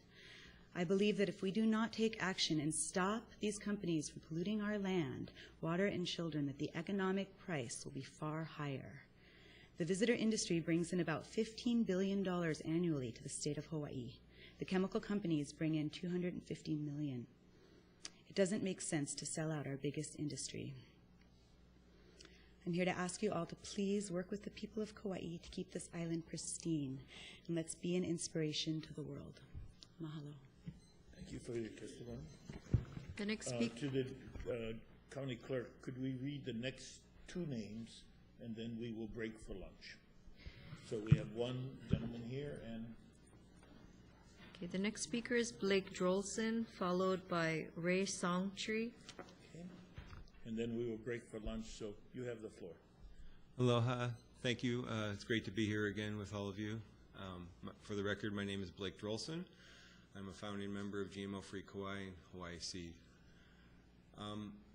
When the mayor vetoed the bill, in his opinion, he wrote that federal and state pesticide laws implied preemption. And, you know, with all due respect to the mayor, I believe he drew the incorrect conclusion there. I don't believe that power comes from above, from some centralized federal government under corporate sort of domination, and then handed down to the state level and handed down here. I believe that power comes from the people, and that's where real power is derived.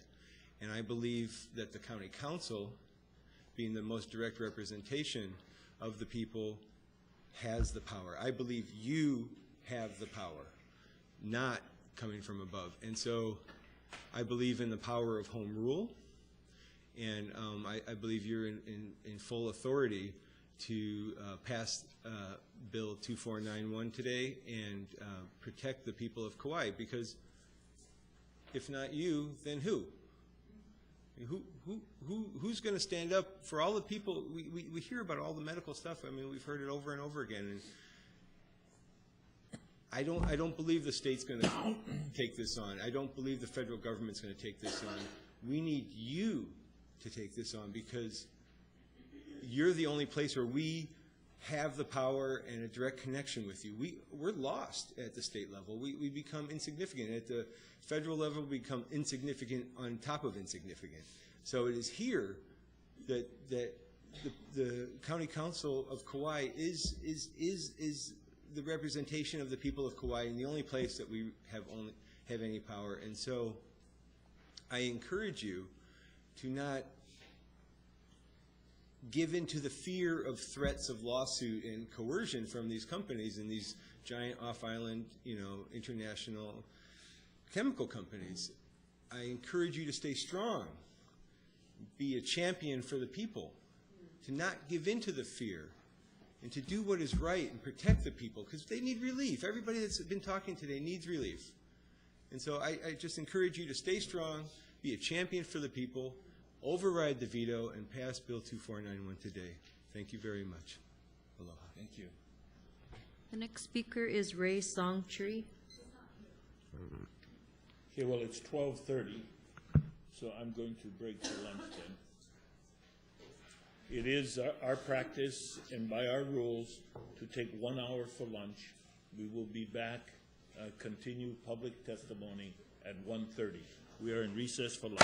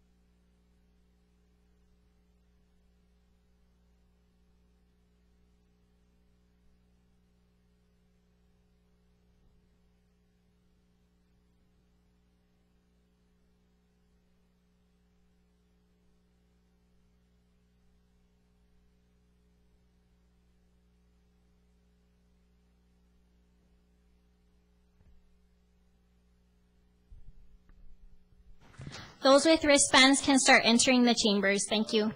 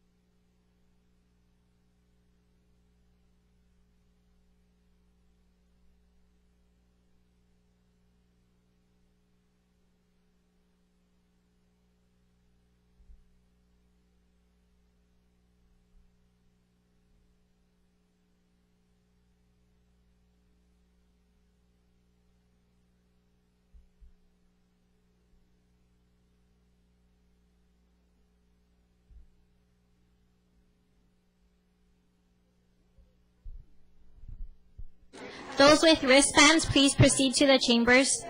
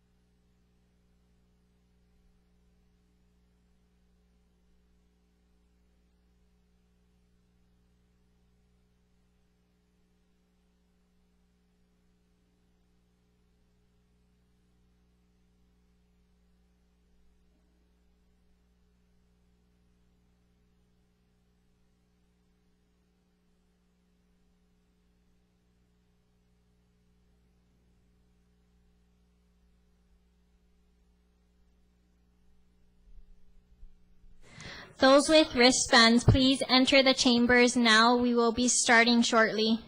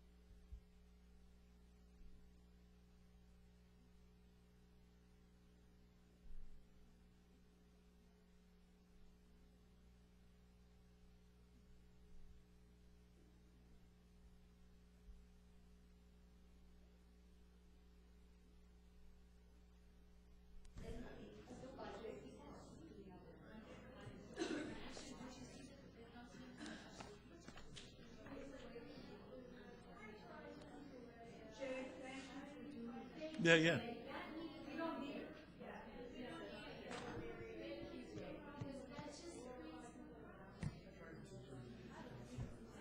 If I can get the members, because I want to, it's okay, I want to change a procedural piece.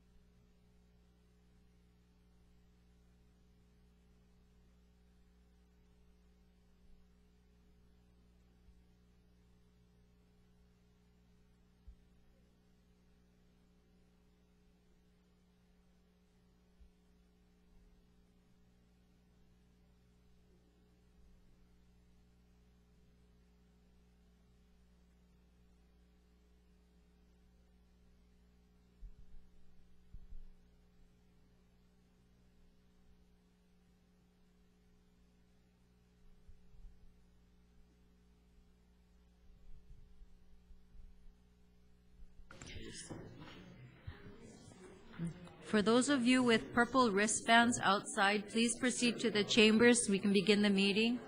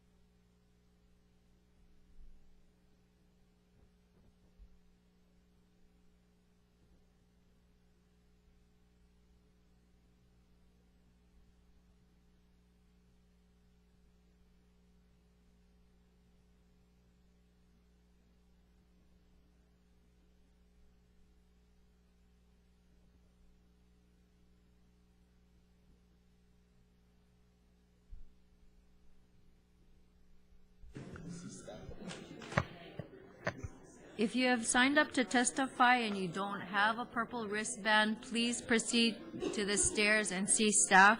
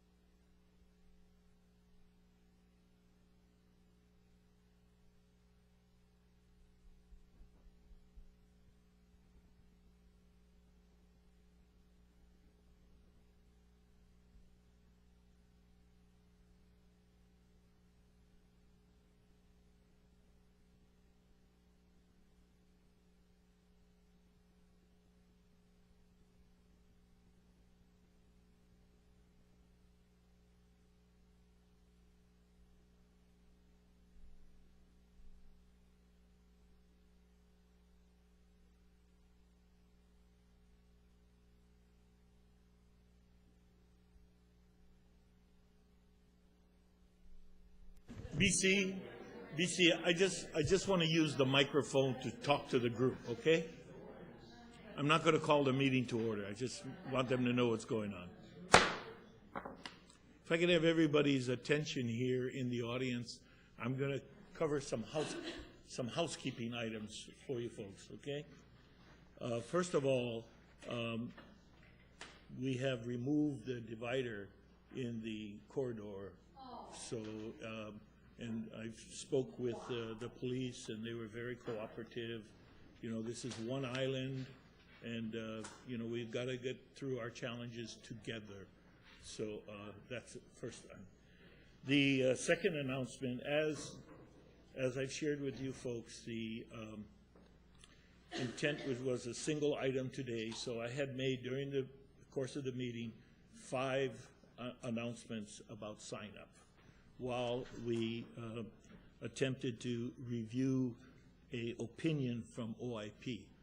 And the Office of Information Practices has indicated to me that although it was a single item on the agenda, I may, and this is referencing their opinion from May 28th, 2002, the council may modify our current rules to the time allocated to speak, but we are not allowed to end as long as the activities going on in the meeting hasn't been called back to order. So I'll be doing a procedural piece that asks the members to consider having people sign up still for testimony, but I need 5 votes to, in fact, limit it, contrary to our rules, to 1 minute. So 1 minute. We have the authority to do that, but that procedurally has to be agreed on by all council members. So I think we're at a count of 182 speakers that did sign up, but I can't close the list according to this ruling. This ruling wasn't directed at us. This ruling was directed at the city and county of Honolulu as a procedural interpretation by OIP. So when we do start the meeting in a few minutes, I will be doing that motion before we take additional testimony. Okay?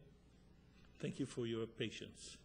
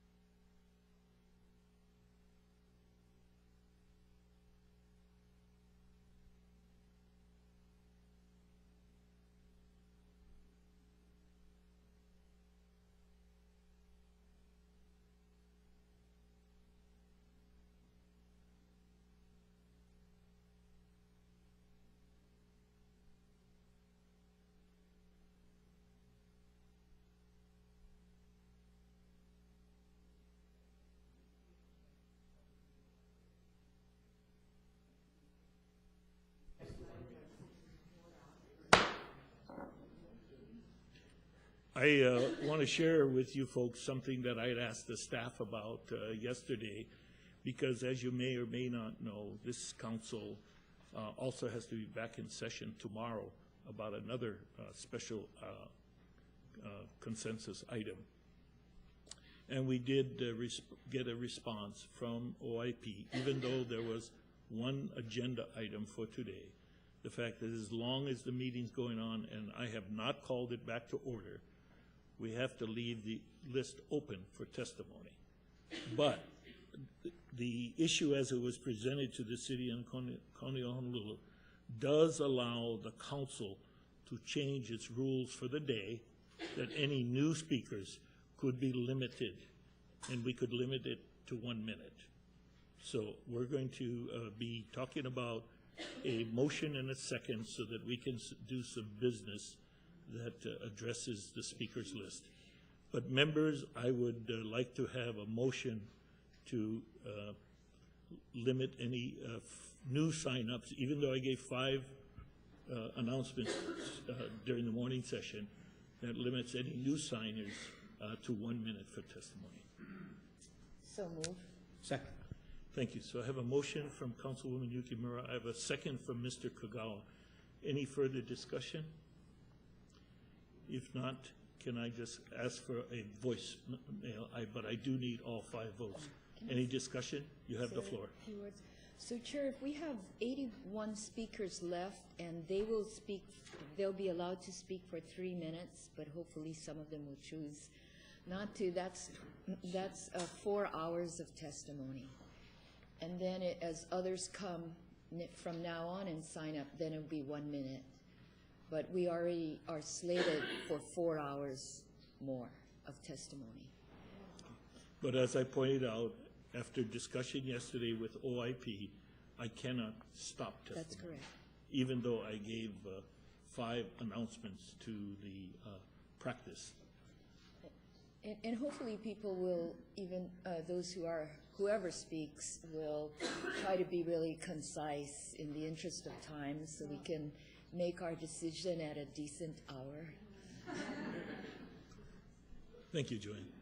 Any further dialogue from the members? If not, may I say on the motion by Councilwoman Yukimura, second by Mr. Kagawa, all those in favor signify by saying aye. Aye. Any nays? Very good.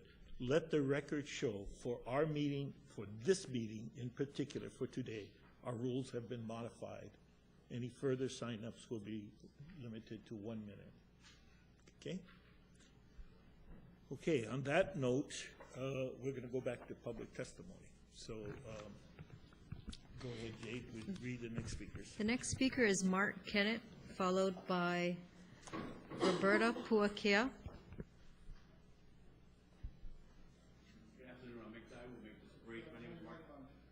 Hit the front of it until the blue light comes on. There you go. How's that? Good. Okay, my name is Mark Kennett from Kamakani, Kauai. I will make this very brief. I would like to see you guys to sustain the veto from the mayor, the honorable mayor. I think he's made a very wise decision in looking at all parts and aspects of this. To the members that will be voting today, we are a huge voting bloc also. I'd like you to keep that in mind, and we do have your back if you so choose to stand up and be strong and not be intimidated. We will be behind you. Thank you very much. Thank you very much.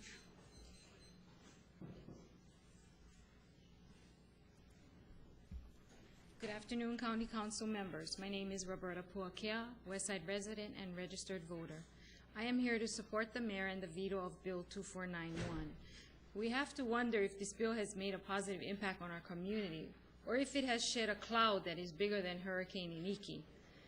It has produced a whirlwind effect that is just going in a giant circle.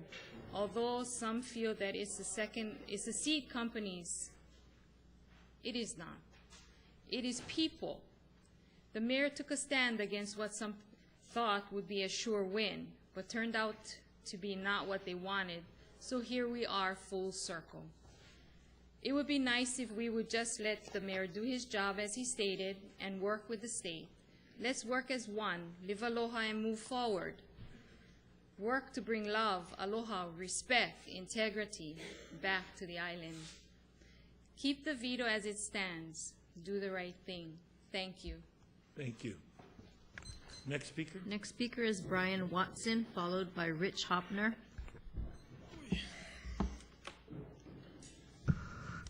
Aloha County Council. For the record, my name is Brian Watson. I'm a mad scientist now, not just a scientist, I'm angry.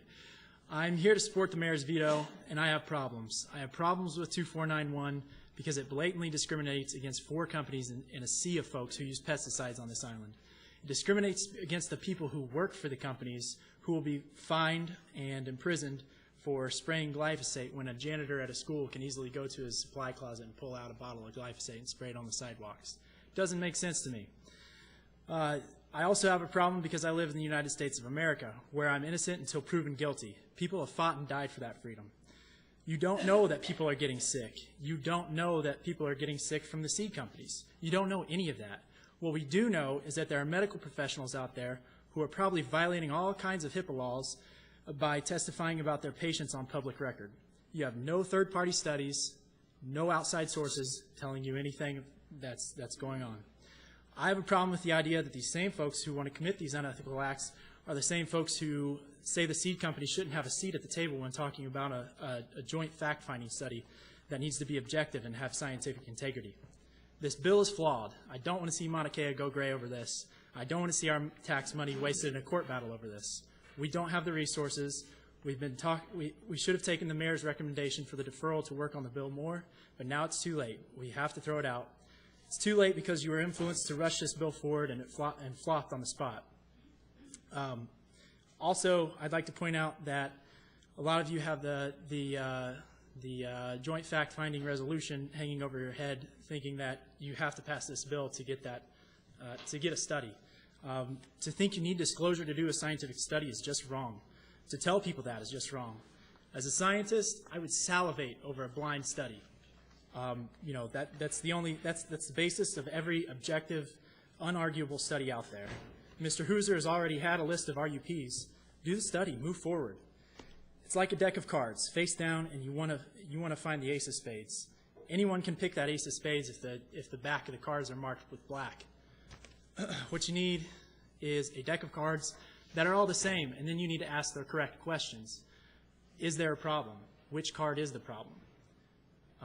So to sum it up, I mean, to to run around with the answers to your study, seeking those answers is an investigation, something that Mel hit on when talking about the resolution. It's not a study. So, with that, lastly, God rarely gives us second chances. So, this is the second time around. It's in your lap. It's time to make the right choice. Thank you. Thank you for your testimony. The next speaker is Rich Hopner, followed by Saul Khan. Aloha, council members, Chairman Ferfaro. Wow, you've heard it all today. You've heard the same testimony I've heard. I've testified, given testimony numerous times on this bill, and as you know, I was against this bill as it was written. If I would have had an amendment, I would have written an amendment to stop all spraying immediately upon passage of the bill, because the spraying is what's causing the problem. And if you don't think there's a problem, then you should vote against vote for the veto. But it's not going to end here. We're not going away. We're going to continue our efforts. And next year, there may be some of you that won't be on this council. We may have a different mayor. And we're going to get something through to protect our INA, to protect our water, and protect our air, and protect our people on this island. I'll guarantee you we're going to do that. So it doesn't really matter how you vote, because we're not going away. We're going to be here. We're going to keep fighting for what we want. Thank you. Thank you, Rich. The next speaker is Saul Khan, followed by Carol Dudney. Aloha, my name is Saul Khan. Aloha, all council members, thank you very much. I'm not going to take a long time. I never do. You guys hear everything. Basically, to me, to spray pesticides on crops experimentally on a small island is absurd. And it's also just the easy way out. There's a lot of organic farmers that do it without pesticides, and especially with the amount and frequency of pesticide use, and they grow beautiful crops just fine. So we don't need to do it.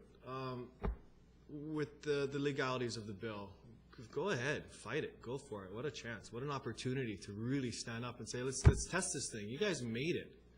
You guys voted on this. You guys passed it. The mayor vetoed it. He didn't do as much research as you guys did. Don't be scared. Fight this thing.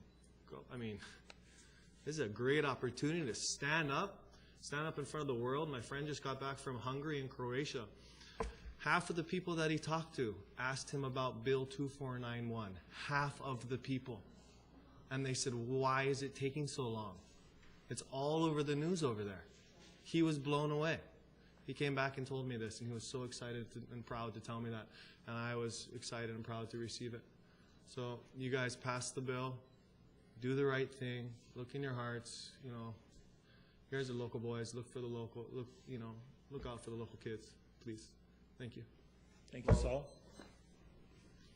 The next speaker is Carol Dudney, followed by William Walker. Carol, you need to start by introducing yourself. I'm Betty Carol Dudney, and I talked here once before, and I don't have, my voice is not very good today, so I'm not going to say very much, but I'm just here to ask you to override this veto. You've done a great job, and we need it, and the people need it. The world needs it.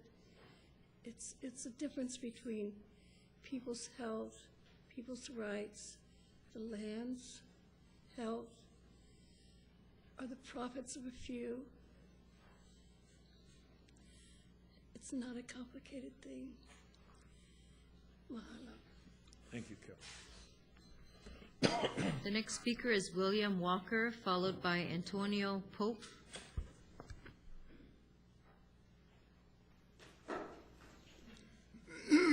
Hi, my name is William Walker, and I'm hoping that you will override the mayor's veto. I moved to the west side of Port Allen about 10 years ago, and I used to ride my bicycle up into the Waimea Canyon. I had a little garden up there, and I'd take the bus to Waimea and then pedal on up the canyon and then pedal back down. But on Sunday, we didn't have a Sunday bus back then, so on Sunday I would have to pedal from Eli to Waimea. What I'm getting at, I was in fairly decent shape back then, but in that 10 years, my breathing has gone steadily downhill to the point now where I'm on supplemental oxygen. And the lung doctors, all they can do is say, well, you've got COPD, which means pretty much you've got something wrong with your lungs. Nobody knows why or how or what, you know, I can't really point no fingers. But I'd like to point out a couple other things. I had an acerola cherry tree that I had to cut down last winter. I used to get bumper crops of cherries off that, but over the past 3 or 4 years, it was fewer and fewer and fewer cherries, and I finally figured out what it was. The honeybees were not coming around anymore. There was no more honeybees. This is in Port Allen. Tomatoes. I used to grow bumper crops of tomatoes in my backyard. People would, they'd hate to see me coming because they'd know I was going to give them a whole bunch of tomatoes. My tomatoes runneth over. Well, nobody in my neighborhood can grow tomatoes now. There's some kind of blight that has developed. It gets on these tomatoes, and the leaves turn brown, and then they fall off, and you cannot grow a tomato plant. And I'd like to kind of sum things up by asking you to remember a few years back a thing called cigarettes and lung cancer. Remember how there was no correlation between smoking and lung cancer. Well, that's what they're doing now, is they're trying to use cigarette science to keep on going with this GMO thing, and this GMO thing is not going to work. It just won't work. It's against nature. That's all I got to say. Thank you for your testimony. The next speaker is Antonio Pope, followed by Susan Tai Kaneko. Aloha, Council. My name is Antonio Pope, born and raised Koke'e. And rest of my 36 years, Waimea, currently living in Kamakani. 3 kids reside with me in Kamakani, surrounded by GMO fields, healthy, no blood nose, almost 17 fingers, toes. All my kids is healthy, looking good. I work for the corn company, Dow AgriSciences, and I support the mayor's veto, and I think that you guys should follow suit, because from the get-go, this bill was discriminatory and unjust. In any religion, any country you go to, you don't pick out one section of a business or a population and tell them that they cannot do what they've been doing their entire lives, and then tell the rest of the county, hey, you guys do whatever you guys want. Spray all the pesticides you guys want. You guys don't have to be accountable for nothing. But these guys over here, okay, that's where I come from as far as the bill. The county, as far as RUPs, the county of Kauai uses more RUPs than the corn companies put together. It's called chlorine. They use it safely. They use it responsibly with professionals. Treats the drinking water every day. If we are so bad to say that we are irresponsible, you would know it, because there would be some evidence. You guys are looking for evidence, there's no evidence. We use it responsibly just like you guys use chlorine responsibly. We use the chemicals responsibly with professionals. And sorry, a little bit shaky because I didn't write anything down, kind of throwing out there. But, you know, you guys got to think about everybody talking about this canoe, but they only like shoot the person in the front of the canoe. Nobody like talk about the guy in the back of the canoe. You guys want to talk canoe? Talk the whole canoe. It's not just pick out one passenger in this canoe. Okay? Thank you. I do want to share something with you, that through the county's CIP program, Capital Improvement Program, we are in the process of converting our chlorine plants, our wastewater treatment plants and so forth, to a ultraviolet ray system. I just want to let you know that it's going to take us a number of years, but we have identified that in our CIP plan. And I just wanted to share that with you so you know what we're doing on that part. Thank you for your testimony. Okay.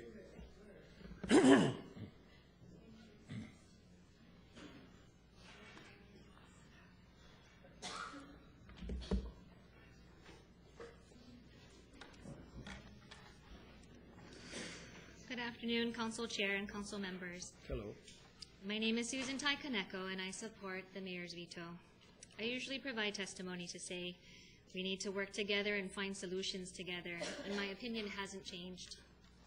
But something else has been tugging at my heart, and since Monday, my heart has said to go with a testimony that's led by my faith and not only by my mind. My message is that we need to step back and sift through all the theatrics and the dramatics and truly look at what we are doing. Are we performing the role that the big man upstairs has intended us to have? Will we put aside ego, political aspirations, and financial aspirations and serve as good stewards of the responsibilities and the privileges that God has given us? But I'll tell you this, and I hope my pastor is listening, I am convicted because I raised my voice this morning at people who made what sounded like anti-Semitic comments to one of our industry's Jewish employees this morning in that silly melee over the lineup outside. And I'm convicted because I raised my voice because people were pointing fingers at Auntie Stephanie Iona's face, yelling about how our folks could not save seats and relinquish them, not add people to the line, but relinquish them to some of our cohorts. I shouldn't have raised my voice, even though earlier the day before, Mr. Hoosier came out to harass some of our guys and tell them they couldn't line up and save seats. And even though later that morning, Mr. Hoosier drove in with, I believe it was Paul Ashitoff, who was greeted by the bill supporters and whisked right into the first 10 people in line. And apparently what's good for the goose is not good for the gander. But see, I'm convicted again because that's not for me to judge, but still I get upset by those things. And it's offensive to see how people have begun to behave, just like myself, because of this bill. You have an illegal bill before you that your own attorney advises you against, and you have an alternate program that was just announced by the governor's office to help address the concerns of the community. You see, the work can be done, but not by a legally flawed bill. Your job is as a public servant and to serve the public, and yes, it is your job, but when all's said and done, and at the end of the day, and this is the kind of testimony I don't usually provide, but the question is, will you ultimately have remembered who you serve?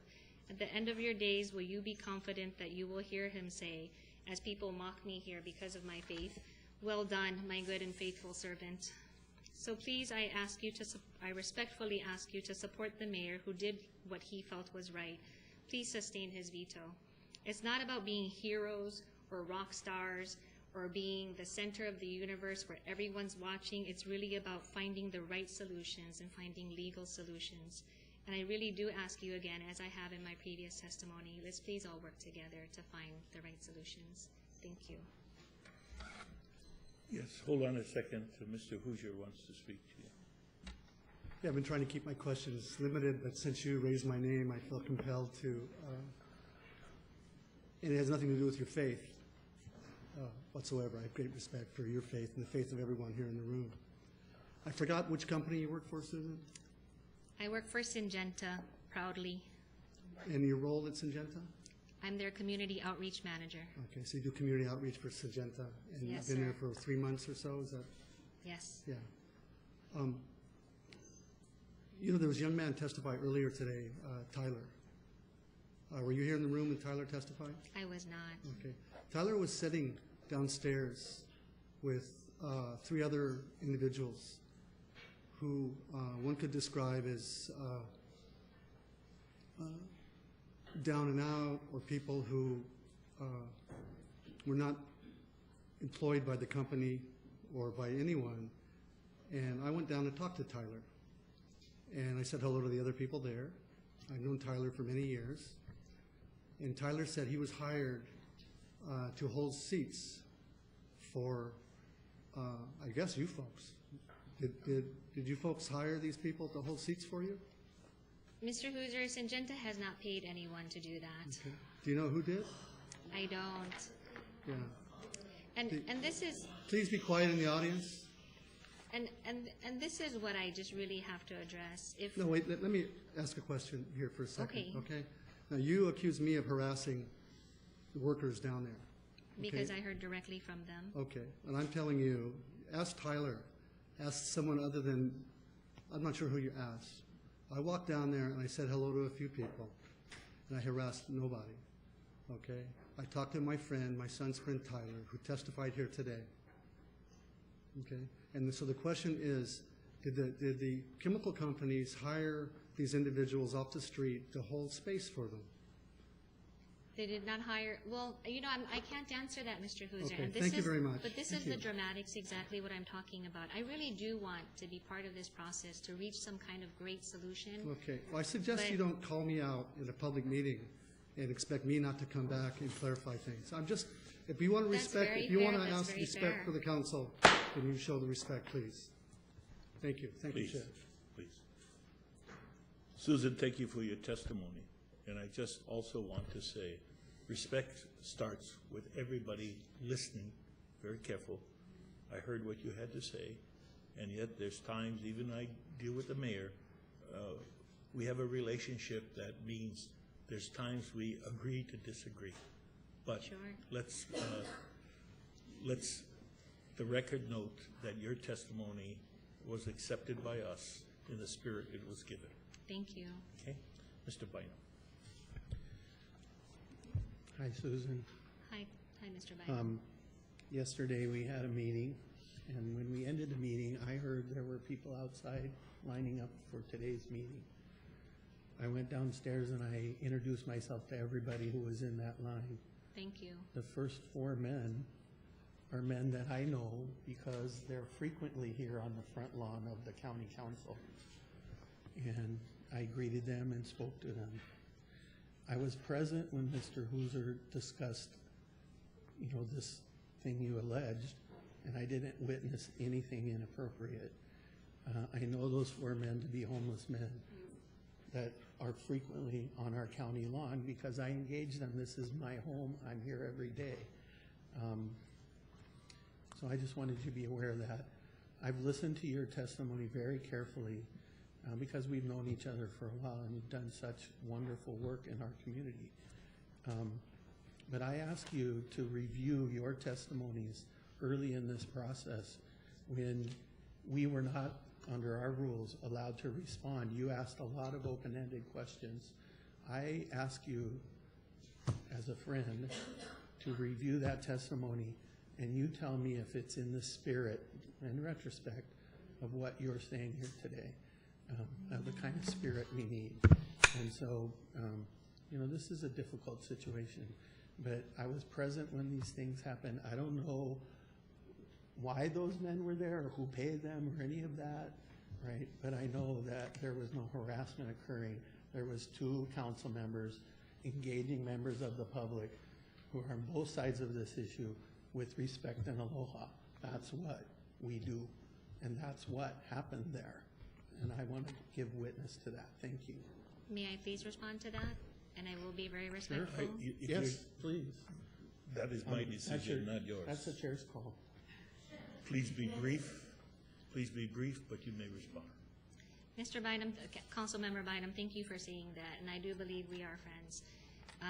The 4 homeless people that you refer to, I have no idea who those are, and so I won't be able to reflect on that for you. But I will go back indeed and look at my testimony. I have actually looked at all of my testimony leading up to today, which is why my testimony has been of such a different nature. Off the top of my head, I have to say I do stand by it, but with all due respect to you, I will review it. And I'd love to be able to sit down with you and talk to you about what you might have found Susan, disagreeable. in today's testimony, you stated that Councilmember Hooser harassed people in front of this building. So, enough said. And I guess that's a difference of perspective, but I respect what you have to say. But it is a difference of You perspective. stated it as a fact. Okay. Enough said. Susan, thank you for your testimony. Thank you, Chair. The next speaker is Judah Freed, followed by Rob Michael Sun.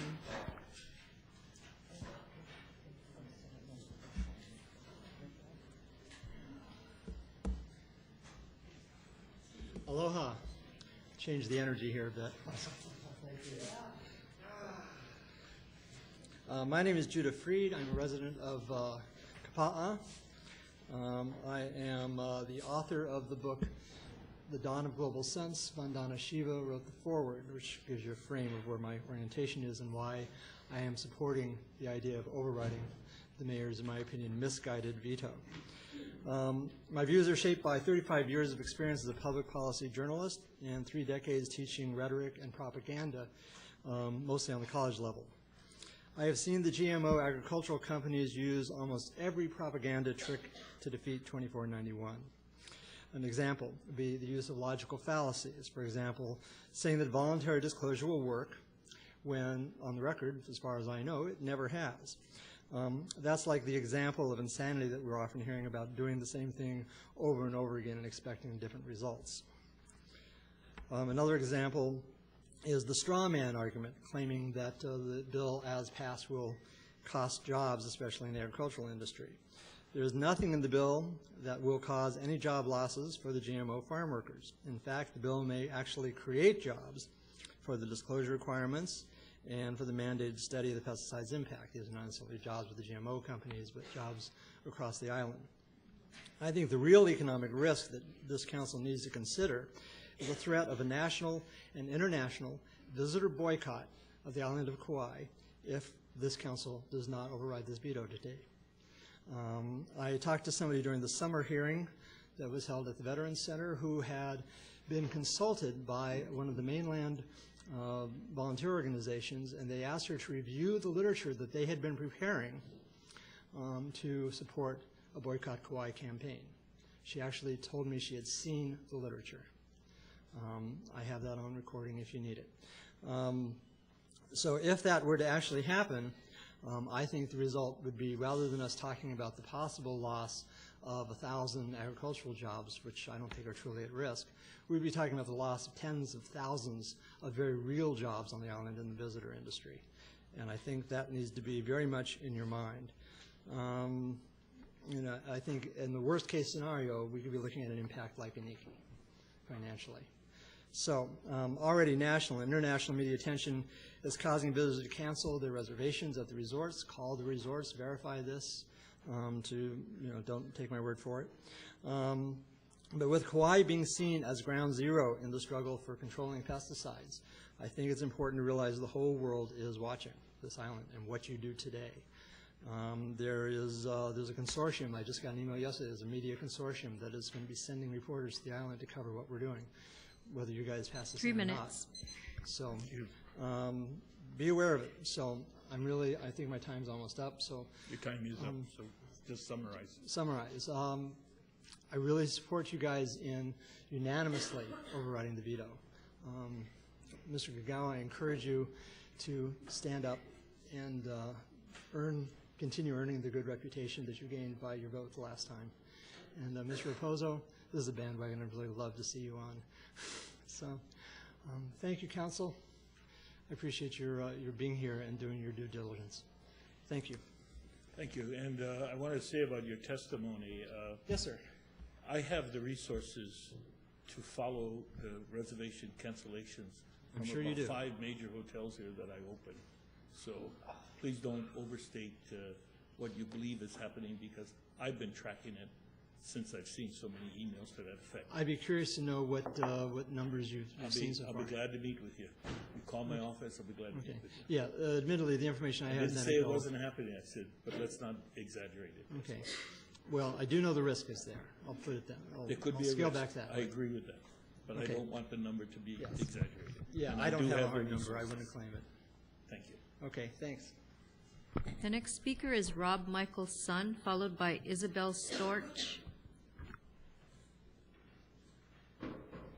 Go ahead, anytime.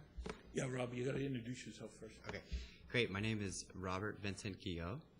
I'm following the spirit name of Rob Michael Sun. I am new to Kauai as of last year, and this is going to be a much different approach than anybody that you've seen today. So if that's okay, I just want to accept that permission granted by the council. Is that okay? The time is yours. Thank you. So I would like to just start this opportunity to give thanks for everybody being present and showing up in their hearts and in their highest state of consciousness for what is best for humanity as a whole. And with that approach and with this opportunity that I've been given by Spirit, I just ask that we just take a brief moment to go inside of ourselves and reflect within the unity that we truly are.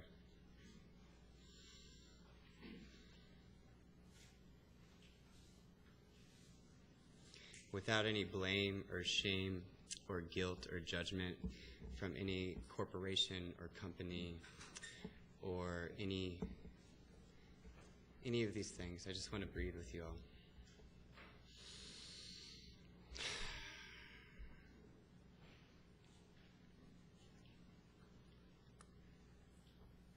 Just checking in on that heart frequency and what feels right inside of us today as a divine unit, as humanity, as an example for all that we stand for.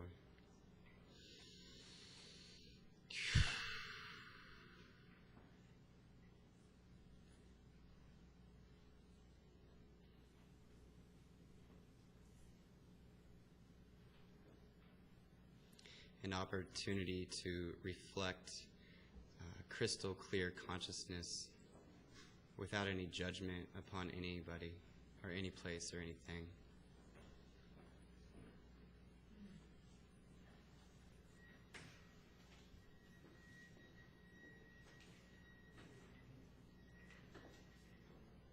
How can we enter a divine union with our divine source that lives within us?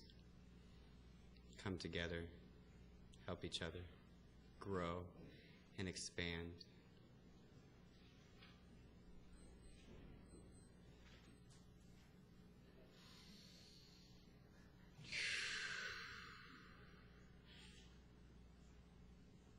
How can we breathe with each other and gain our true aloha spirit back to where we came from?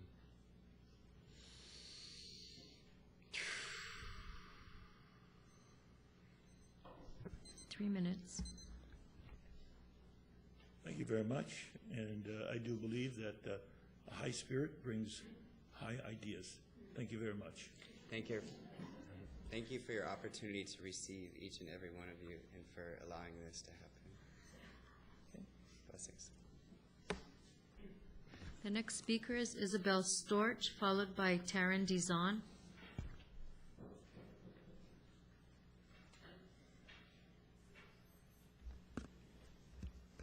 Aloha, Mr. Chairman and members of council.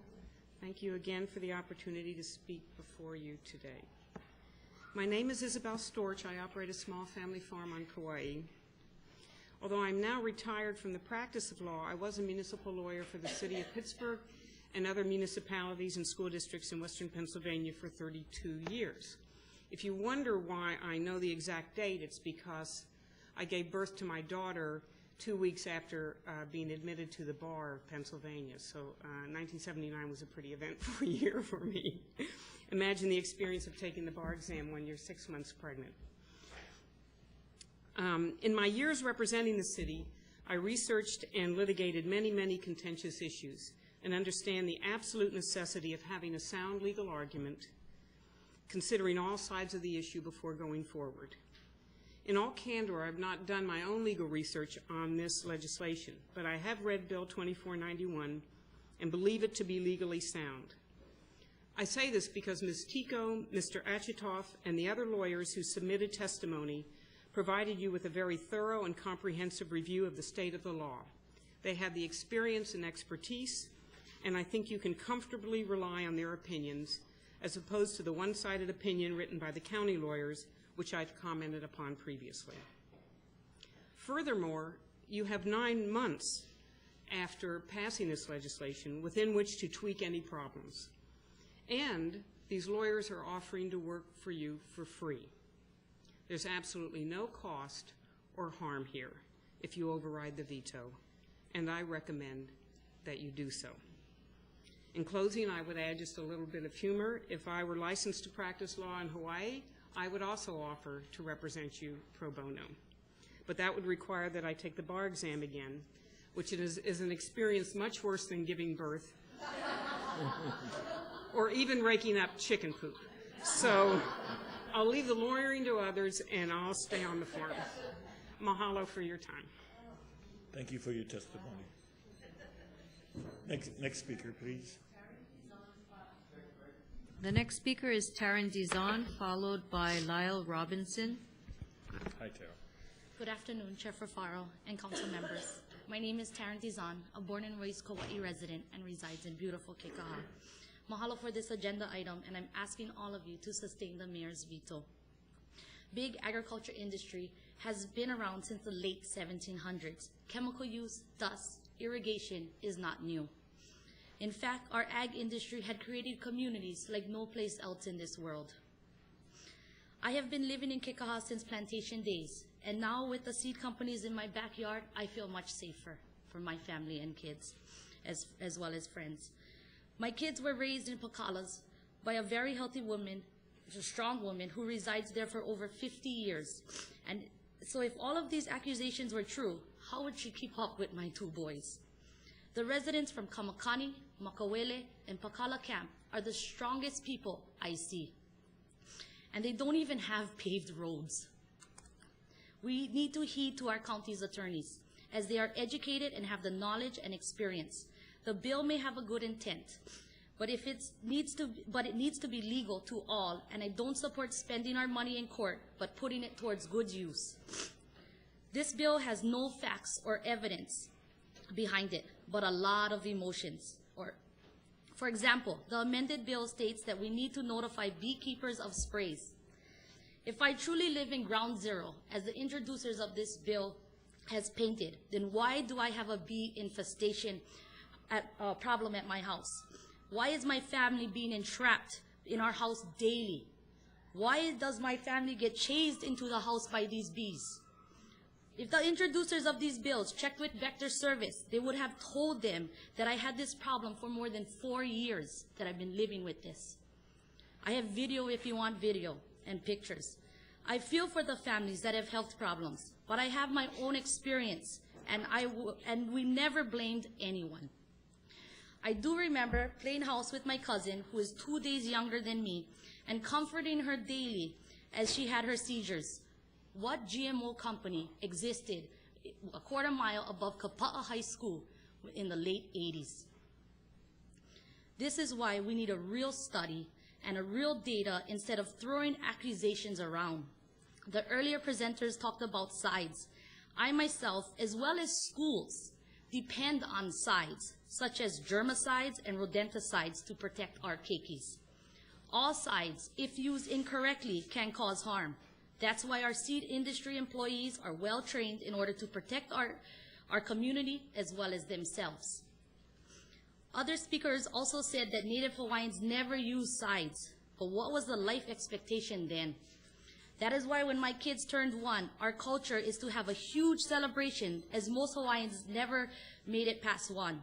In summary, with EPCRA, we already have the Right to Know Act, with Tier 1 and Tier 2 reporting. We don't need another bureaucracy. I support the mayor's veto, and I just need help with the bee infestation at my house. Thank you for your time. Thank you.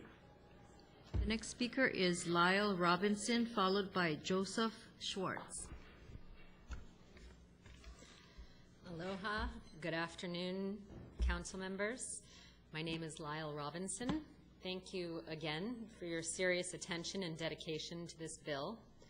I would like to begin with a quote from one of the great progressive minds of the 20th century, Margaret Mead. "Never doubt that a small group of thoughtful, committed citizens can change the world. Indeed, it is the only thing that ever has." More than 30 communities in New Jersey have enacted pesticide bans on public property. New York and Connecticut have enacted statewide bans on pesticides around schools. On July 22, 2013, Tacoma Park, Maryland City Council unanimously passed the Safe Grow Act of 2013, which restricts the use of pesticides on public and private properties throughout that city. This example in Maryland is the first time that a local jurisdiction has used its authority to restrict pesticide use broadly on private property, exercising its responsibility to protect the health and welfare of its residents through local government. The responsibility and the right of local government to protect public health and the environment was affirmed by the U.S. Supreme Court case, Wisconsin Public Inventor Town of Casey v. Mortier, on June 21, 1991. In this case, the court affirmed the right of local government to regulate pesticides that are not explicitly curtailed by the state. Hawaii is one of only 9 states that does not prohibit adopting local pesticide legislation. That is, our county absolutely does have the legal right to pass this form of legislation. Globally, there is a growing momentum of support to ban or restrict both dangerous pesticides and GMO practices.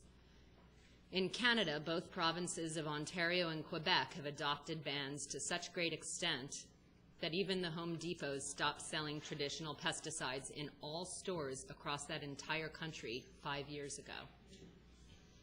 Following is a constantly growing list of countries that currently have full or partial bans on testing or importing GE foods and/or crops.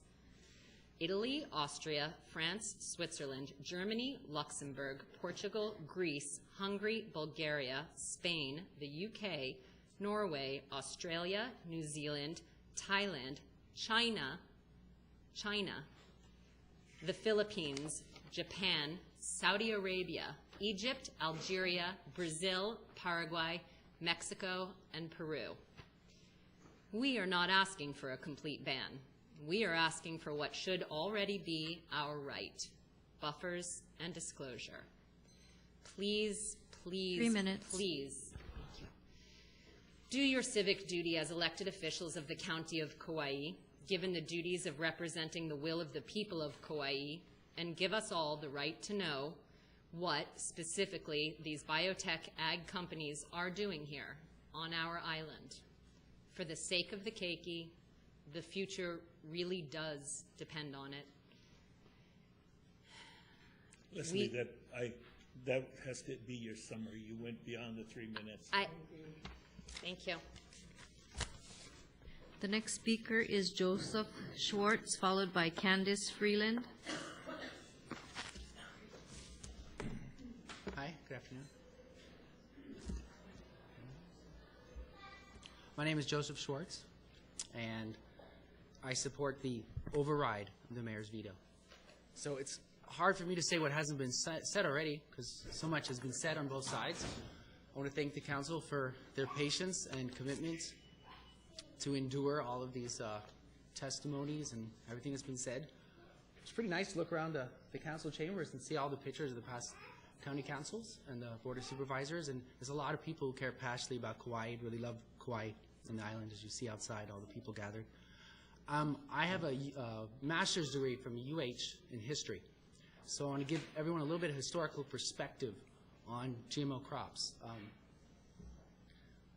Let's see.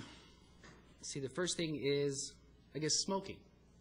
Remember the 1950s, 4 out of 5 doctors recommended Camels. And you'll see them in ads, puffing away in the doctor's office with a pregnant woman who's also smoking. And I mean, we laugh about it now, but back in the day they said smoking is safe. And we found out that it was kind of bad science, and that's what GMO is bad science. What else? In the 1950s, they would let off nuclear explosions.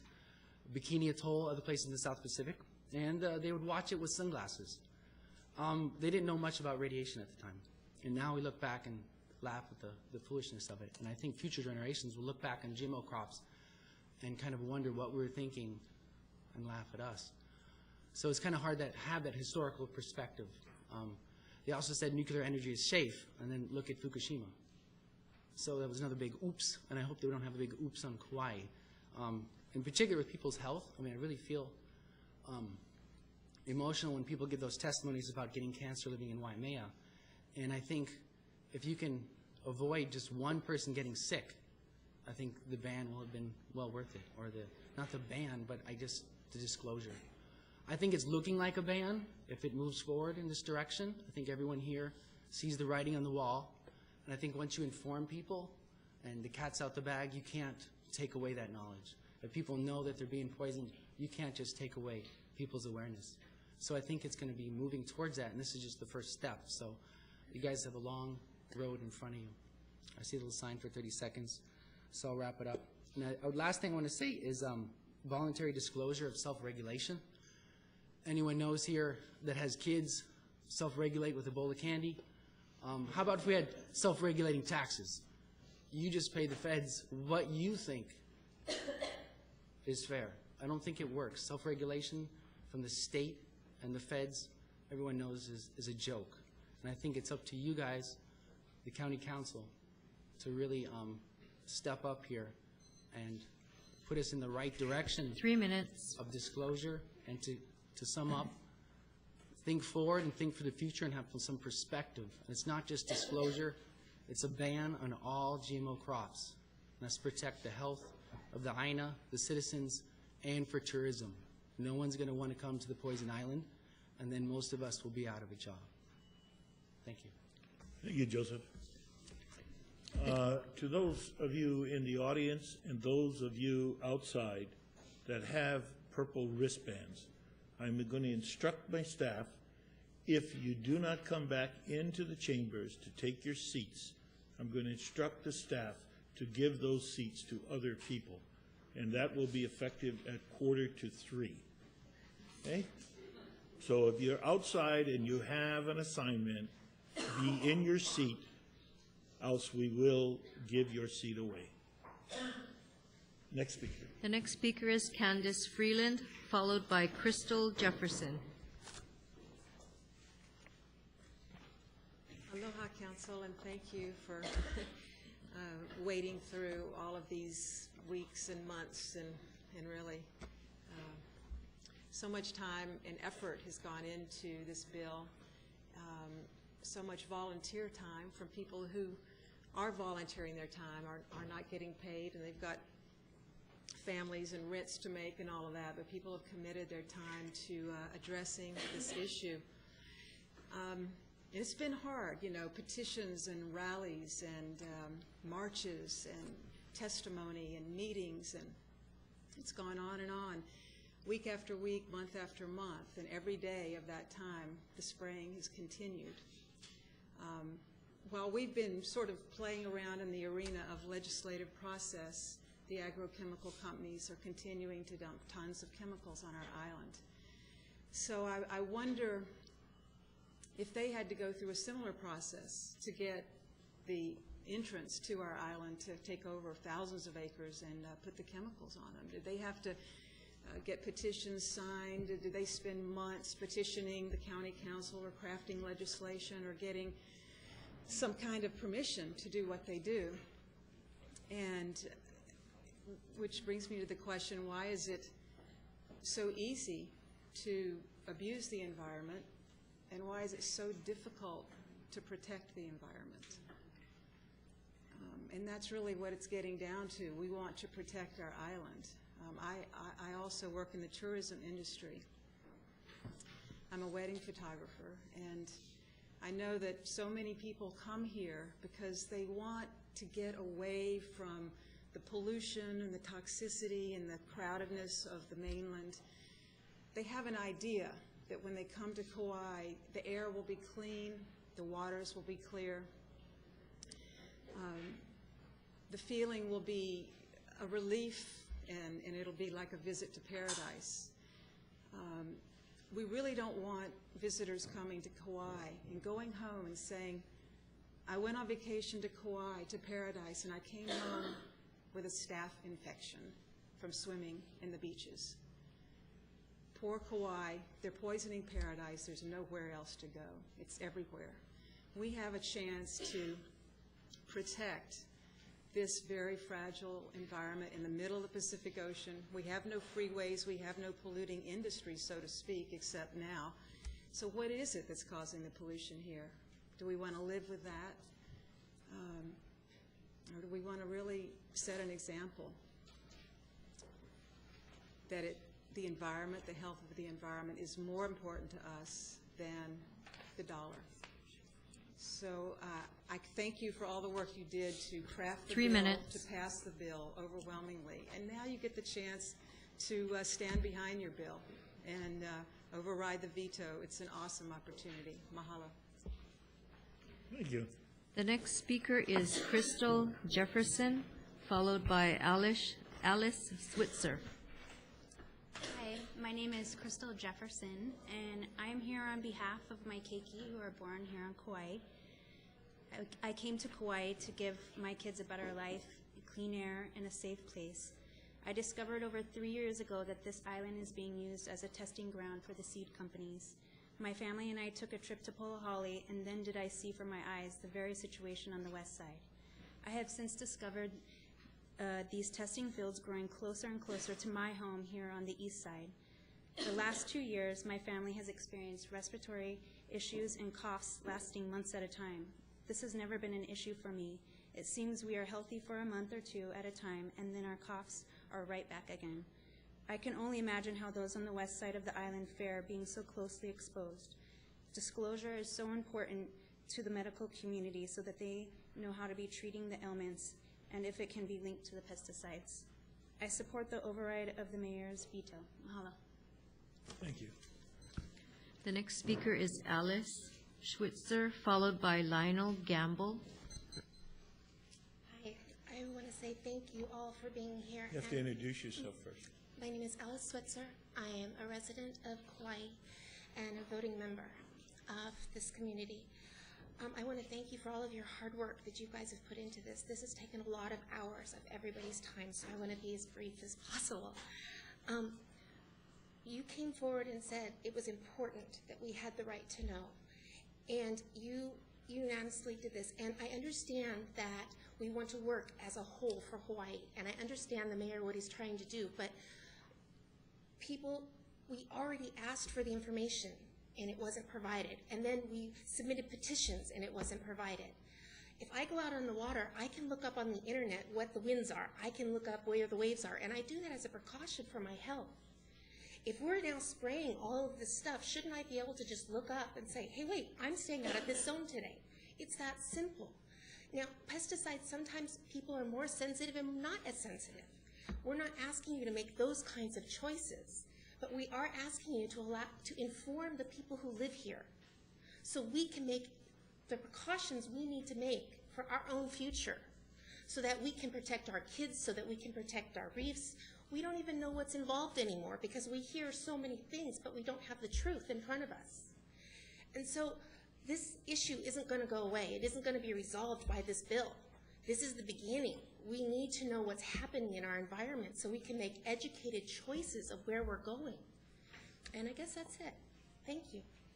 Thank you. Next speaker is Lionel Gamble, followed by Rita Manderfield. Mr. Chairman, council members, I yield to my loving wife, Sonia Song, who often has important things to say. We'll be happy to give the time to your bride. Thank you, Lionel. My name is Sonia. I'm not only Lionel's better half, but I also work as a volunteer mediator for KEO and the court. Lionel and I just moved from Berkeley, California to this wonderful island 2 months ago. Lionel is a World War II veteran.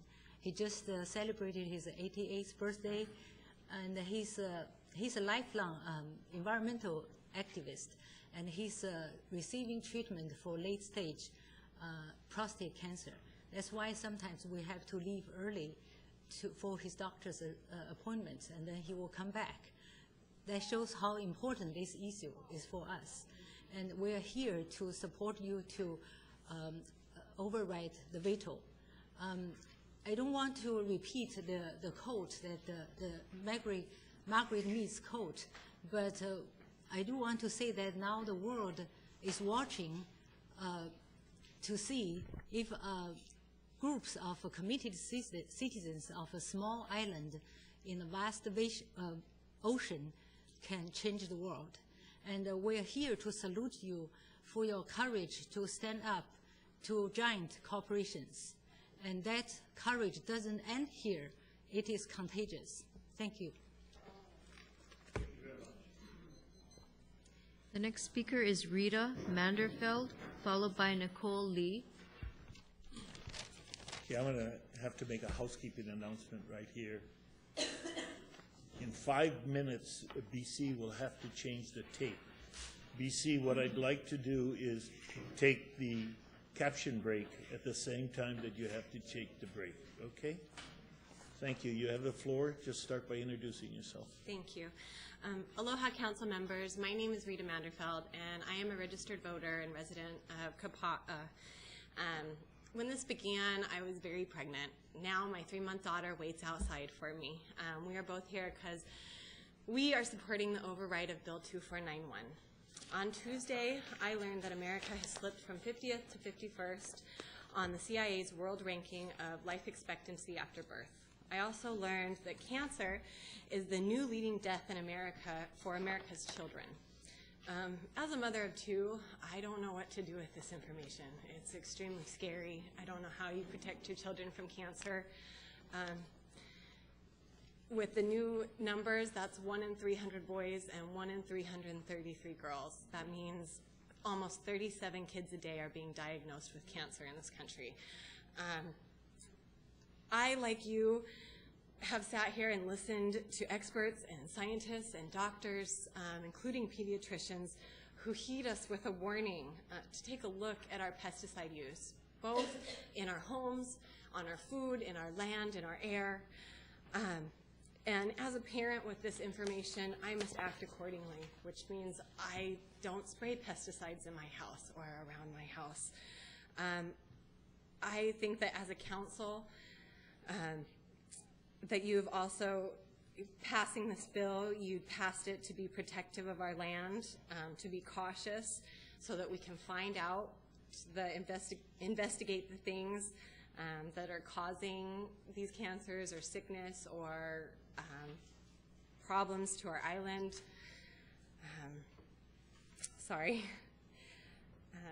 I humbly ask for my children and myself that we can override the mayor's veto on Bill 2491. Thank you. Thank you for your testimony. One last speaker before we go to a tape change. Next speaker is Nicole Lee.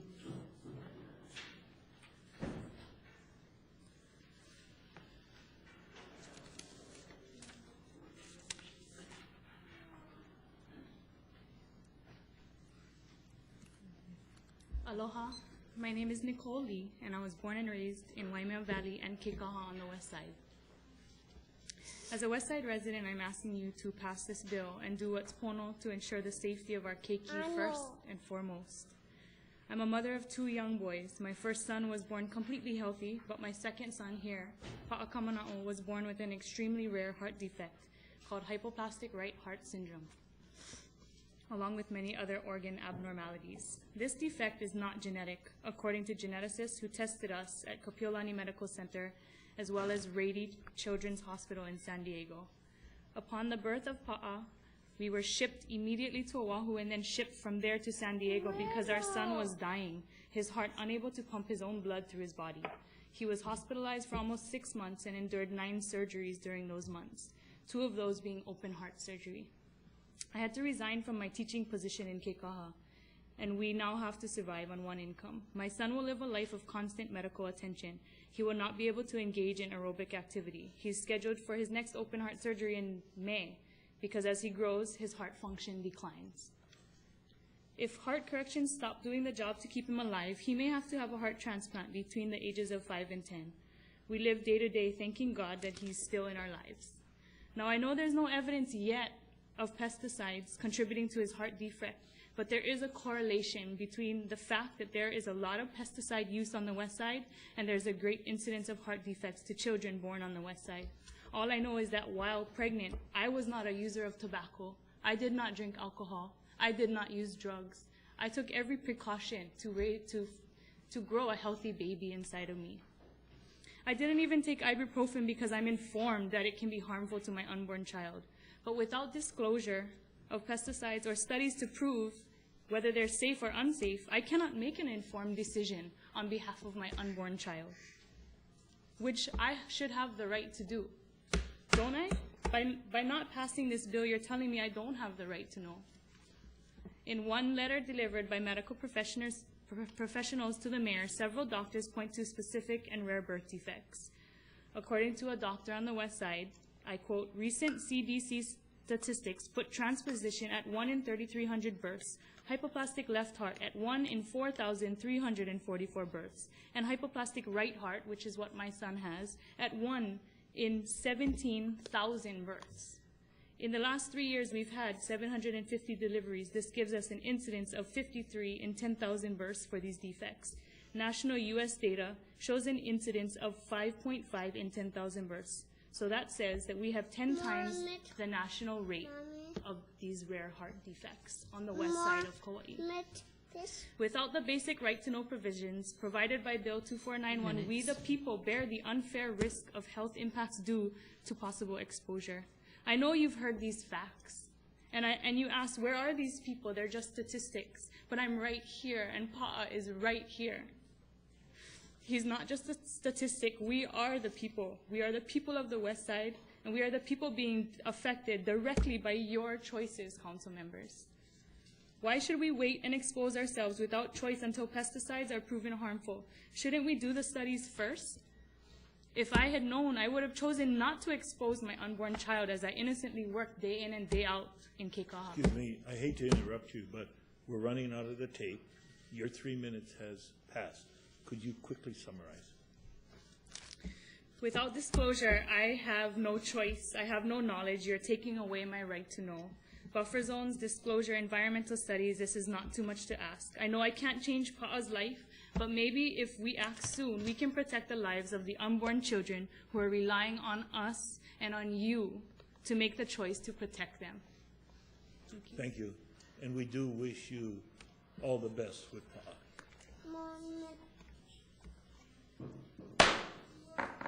We're on a 15-minute break, tape break, and you're going to change now.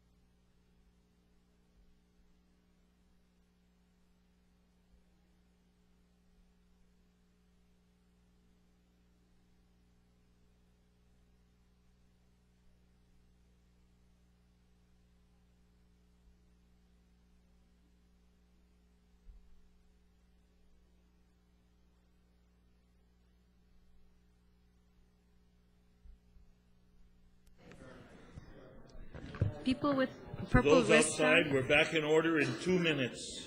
2 minutes, please. People with purple wristbands, please come into the building and take your seat.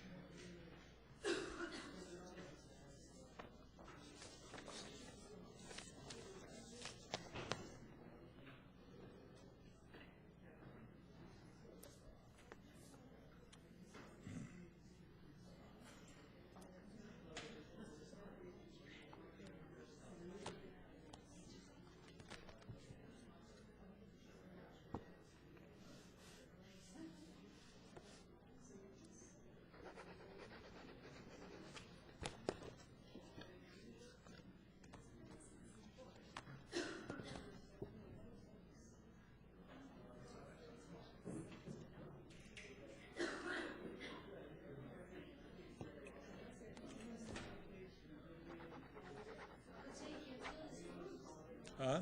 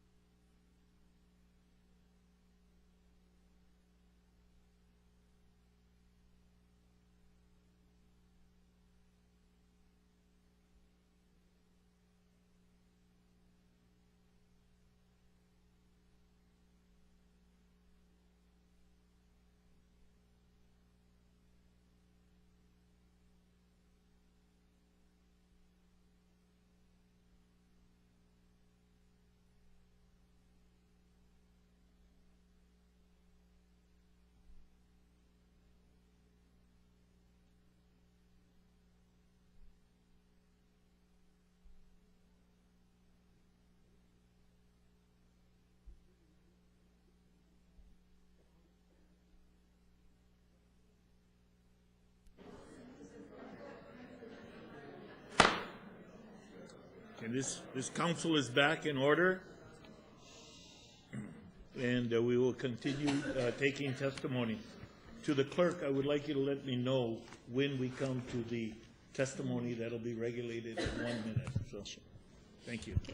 The next speaker is William Ash, followed by Meredith Murphy.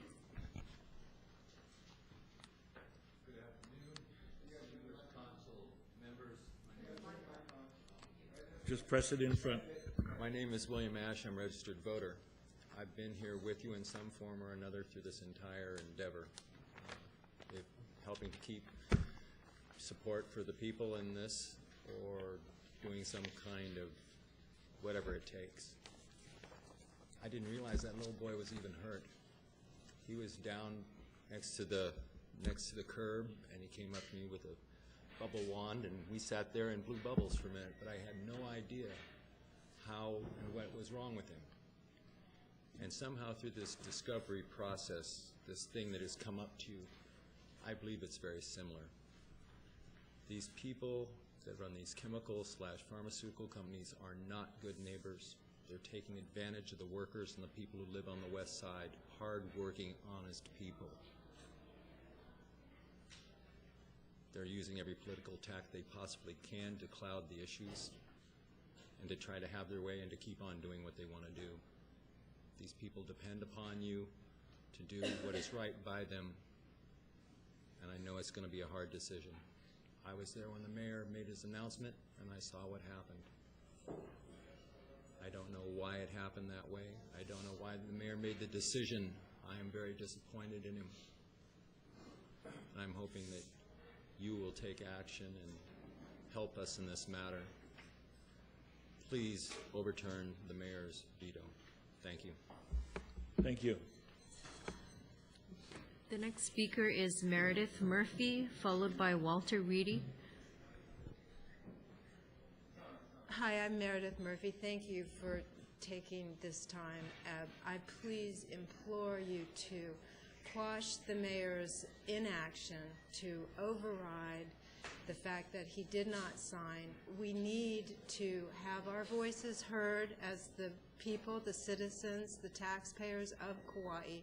We need to keep the destiny of our future in our hands at county level, not depending on the state or federal to take care of it.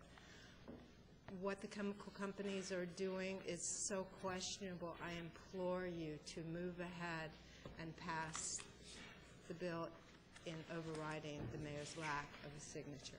Thank you. Thank you. The next speaker is Walter Reedy, followed by Stephanie Ortega.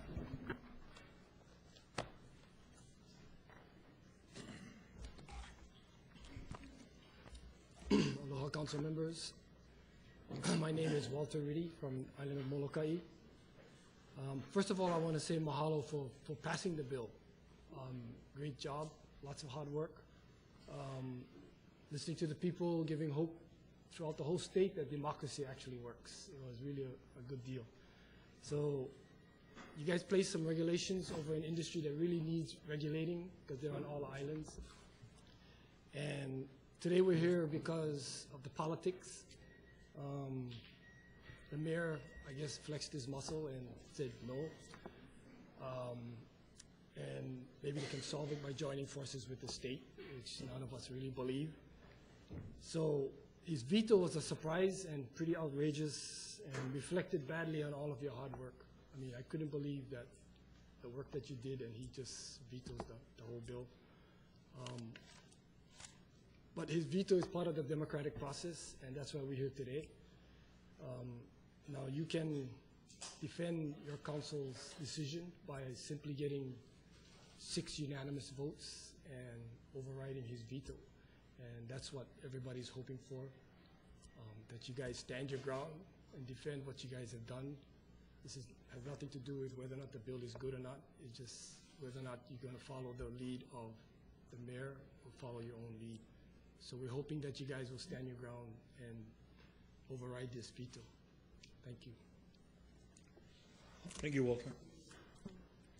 The next speaker is Stephanie Ortega, followed by Clayton Kubo.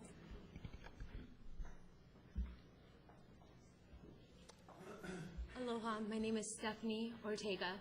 I graduated from Hawaii Pacific University with a degree in public relations in 2008. I was Miss Congeniality Hawaii 2008. I lived in Kona and Oahu for 7 years. I Miss September 2014, Babes Against Biotech. I wasn't sure if I should testify today because I'm living on Kauai for only a couple months. I live in Colorado. But I feel obligated to speak up for Kauai as a resident of the Hawaii state. I feel obligated to speak up for the future generations of our keiki. I feel obligated to speak on behalf of the tourists that visit this paradise. I am the voice of all the people that love Hawaii around the world. The world is watching and listening, and they are tuned in to what decisions are made here today. From a public relations standpoint, I don't have to tell you that this is bad publicity. As a PR professional, I advise you to override the veto and pass the bill to save your visitor industry. The contribution of tourism made to the economy of Hawaii far surpasses the agriculture of these GMO chemical companies. GMO chemical companies pay no state general excise tax since they sell no product here. Only export seeds and open-air experimentation on us. They receive numerous tax breaks from a federal government and owe over $100,000 in taxes to this county. We all have a right to know what pesticides are being sprayed, what time they spray, and how the spraying affects the residents here in Kauai. In my opinion, the importance of this issue doesn't just affect the island of Kauai. It doesn't just affect the state of Hawaii, it affects the world as a whole. This past year, I lost my father to intestinal cancer. The year prior to that, I lost my brother to congenital heart disease. 7 years prior to that, my grandmother to lymphoma cancer. Why are our mothers, fathers, families dying from cancer? Why are our children born with birth defects? The courageous mother who just spoke with her son who has heart defects, I pray for. I pray his future and hope his fate is different from that of my brother's.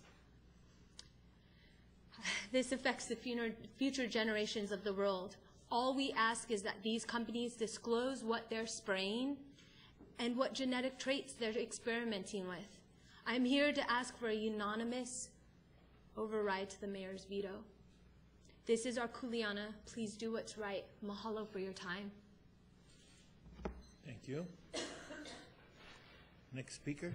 The next speaker is Clayton Kubo, followed by Allison Thalman. How's it, council members? Clayton Kubo, Waimea, Kauai. I kind of heard some heart-wrenching testimonies yet today. And even me right now, I see kind of, my pu'uvai, it's kind of really heart aching right now. Either way, whichever way you're going to go, okay? No hard feelings to nobody, especially you guys, the people outside. But this has been too long. We need something done. Yeah, and the state, I don't know how they're going, even though if December 1st, like, I had one talk with somebody last night, yeah, they went busted out to me. And we need to clarify this about the notifications, yeah. They're not telling us what they're spraying. They're only telling us when they're going to spray.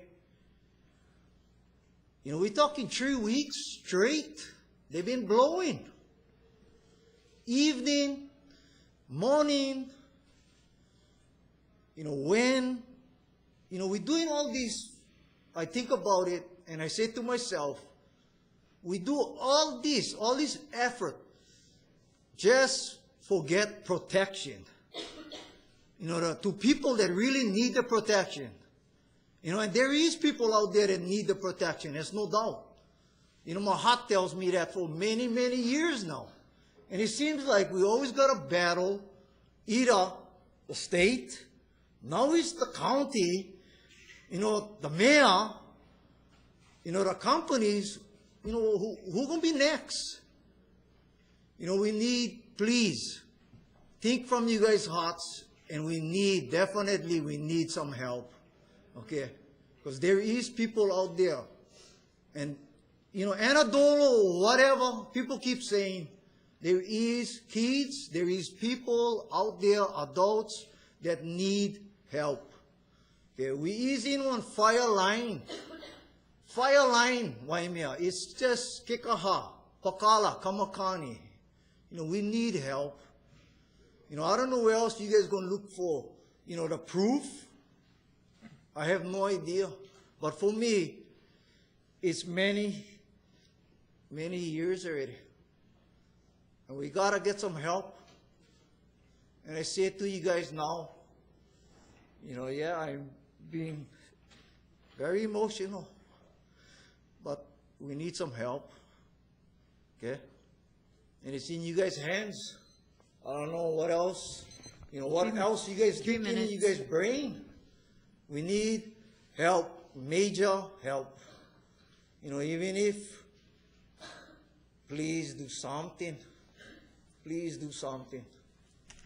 Okay, that was your... Was that my 3 minutes is up? Yes. Oh, I never hear this. But I do want to tell you that I confirmed your comments there about the notice for 21 straight days of spraying, and I have done a cover letter, and I'm saying, is this what we can expect? And I think that's why, Mr. Fulfaro, it's all there, I just want to let you know I wrote that particular company. And don't get me wrong, no matter what happens, I love everybody working for these companies. I love them all. That's it. I just here doing with what I gotta do. That's all. Thank you. And please do what you guys gotta do is right. Thank you.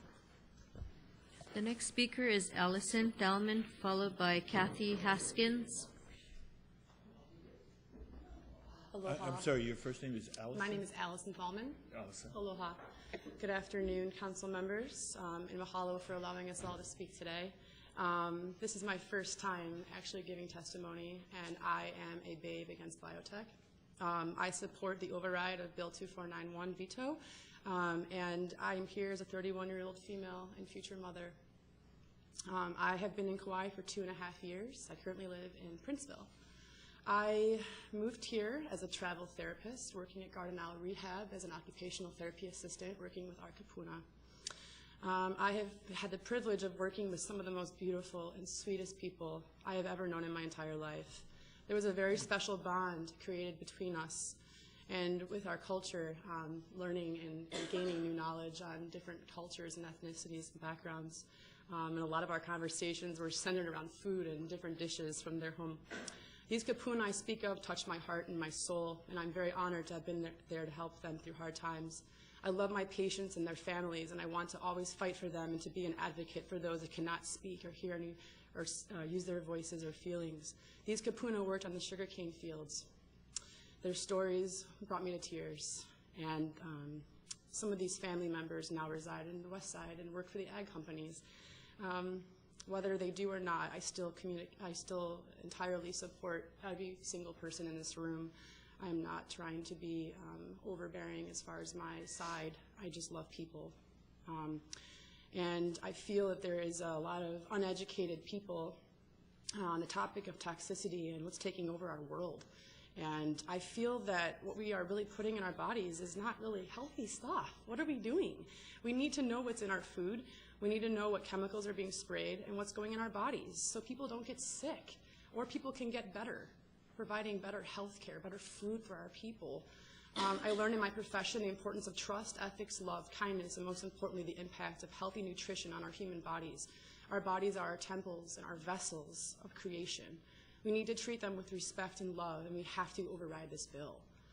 We have the right to know we are human beings. There's an uproar of illnesses here, as well as around the country, from increases in diabetes, ADD, autism, obesity, cancer, respiratory, the list goes on. We are not going to sit back and do nothing. We need to pass this bill. We need to complete more studies on the effects of GMOs and restricted use pesticides and what they have on humans, and not by experimenting without disclosure or regulations. This bill is to give us buffer zones and disclosure. This is a simple bill. Please pass.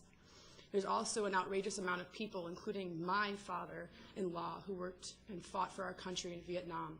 Our country that many contracted cancer are being exposed to Agent Orange, which I hear is on this island through Coconut Wireless, of course. We need to know. Disclosure.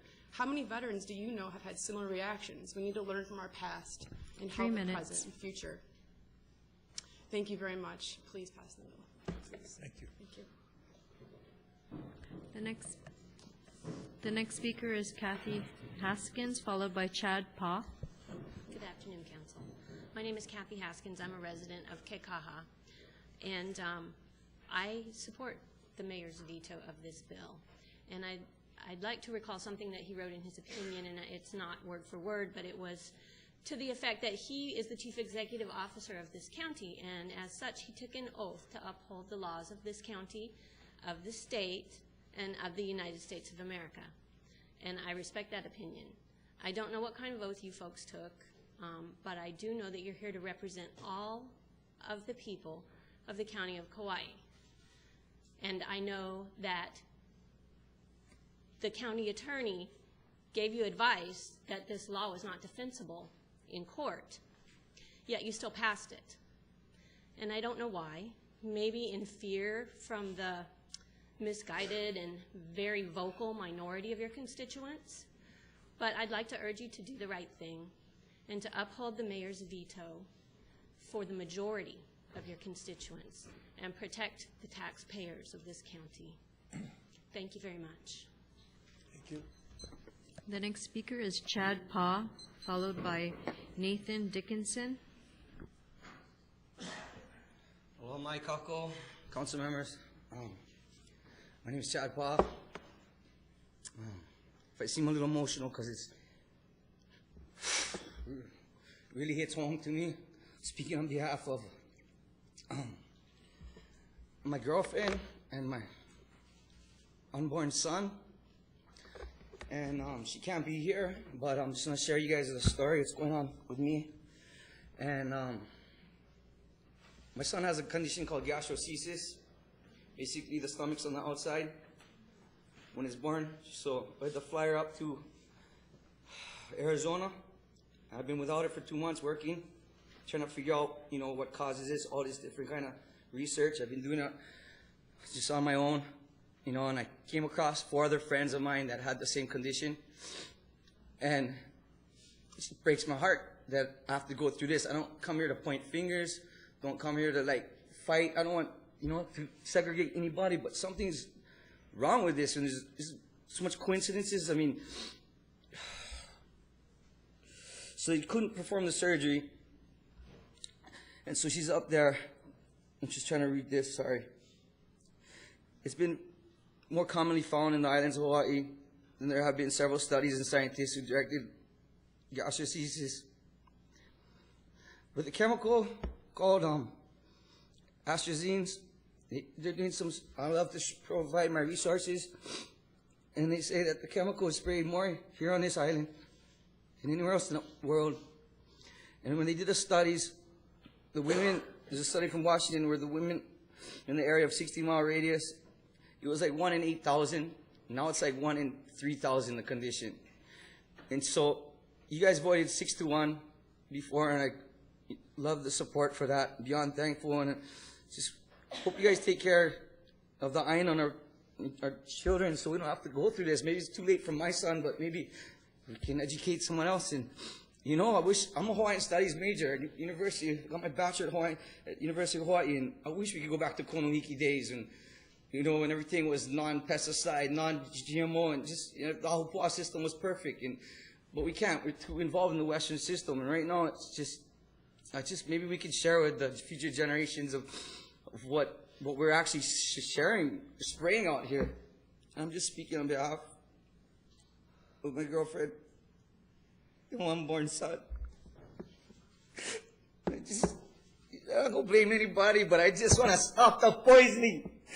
Just educate somebody. Something's wrong here. I just want to stop this. Put yourself in my shoes. I got to go move to Arizona. I don't even know I'm from Kalihi. I I gotta go up there and bring a baby into the world that's gotta get cut open right away. I got doing fundraisers right now, Laulos. It's hard, and I just want to come here and share my story that I don't want to point fingers, but just consider this, that something might be wrong on this island. Okay? Something might be wrong. Because children don't deserve this. Yalo mo, kikyo ko ay na. Okay? Mahalo kayo ko. Thank you guys.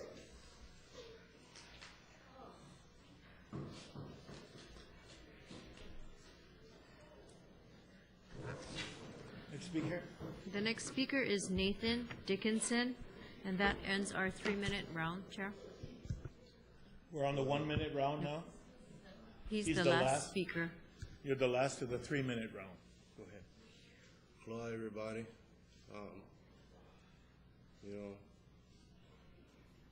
My name is Nathan Dickinson. I'm from Waimea Valley. You guys heard my wife's testimony a few hearings back about my son. He's got the brain bleed with seizures, All I'm asking is for you guys use your hearts, make one right decision, because how much more children got to deal with this? Look at this guy just said, give his testimony. How much more children got to go through this? My son, not the only kid in the valley, they get the same thing that he get. The brain bleeds and the seizures, and they don't know where it's coming from. So that's why it's important that this bill needs to pass. We need studies to be done. I mean, look at that guy. Put yourself in his shoes. Put yourself in my shoes. When you got to deal with somebody with a kid that, you don't know what it's going to be like day to day, their health. Of course, we don't know what everything's going to be like day to day, but their health, it's not guaranteed. There's things that can be done by lessening the use of pesticides. But first, we got to know what kind of pesticides are there. So if they get sick, we know how to treat them. How are we supposed to treat them if we don't know? And my last thing is, we got to start taking care. We got to start taking care of our island. I mean, we live on an island. We don't live on the mainland. We live on a small island. We got to take care of this place. What is our children going to have? What are we going to leave their children? So, like Clayton said, use your guys' hearts, please, when you make this decision. And I thank you guys for making a decision before. So, shouldn't be hard to make that decision again. Yeah. Thank you. Thank you for your testimony. Okay, by our rules, we ended our 3-minute speakers. Now we've amended our rules to accommodate everyone to 1-minute testimony. So who is our first 1-minute speaker? The first 1-minute speaker is Ka'ilani Edens.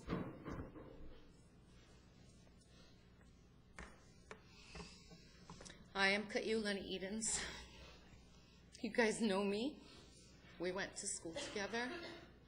I call you Auntie. My mom worked with you.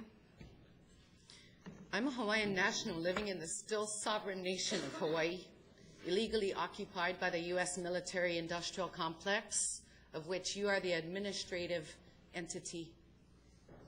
I deal with 200 to 500 visitors a day at Koke'e Natural History Museum, and they ask me about these signs. And when I tell them what's going on here, as objectively as I can, from what I know, because I'm kind of on the outside of this fight, most of them say they would not have come here had they known that this was occurring on this island. And they're disappointed that they've spent money to be here when this is happening in a place that is clearly an inappropriate place to be happening. We never thought we'd be facing this. Kaiulani, I have to tell you, please summarize. That was your 1 minute. Yeah. But I just want you to remember what we had, Auntie. What kind of beach we swam at, Mel. Our kids, we ran through the cane fields. Nobody got hurt. I just want you to remember what we had And maybe our community could have a little bit of that back. Thank you. Thank you, Peggy. Next speaker. Next speaker is Christy Dima. Aloha, my name is Christy DeMuth, and I worked all day and ran down here just so that I could look you and all of you in the eye and beg you one last time to override the mayor's veto and just give us the meager protections that this bill offers. I don't believe that the companies will ever give complete disclosure unless they're forced to. I don't believe they'll give 500-foot buffer zones unless they're forced to. And so I'm here one more time begging you to please override the mayor's veto. Thank you. Thank you. Our next speaker is someone who was in the queue from this morning, so he will get 3 minutes. The next speaker is John Parzial.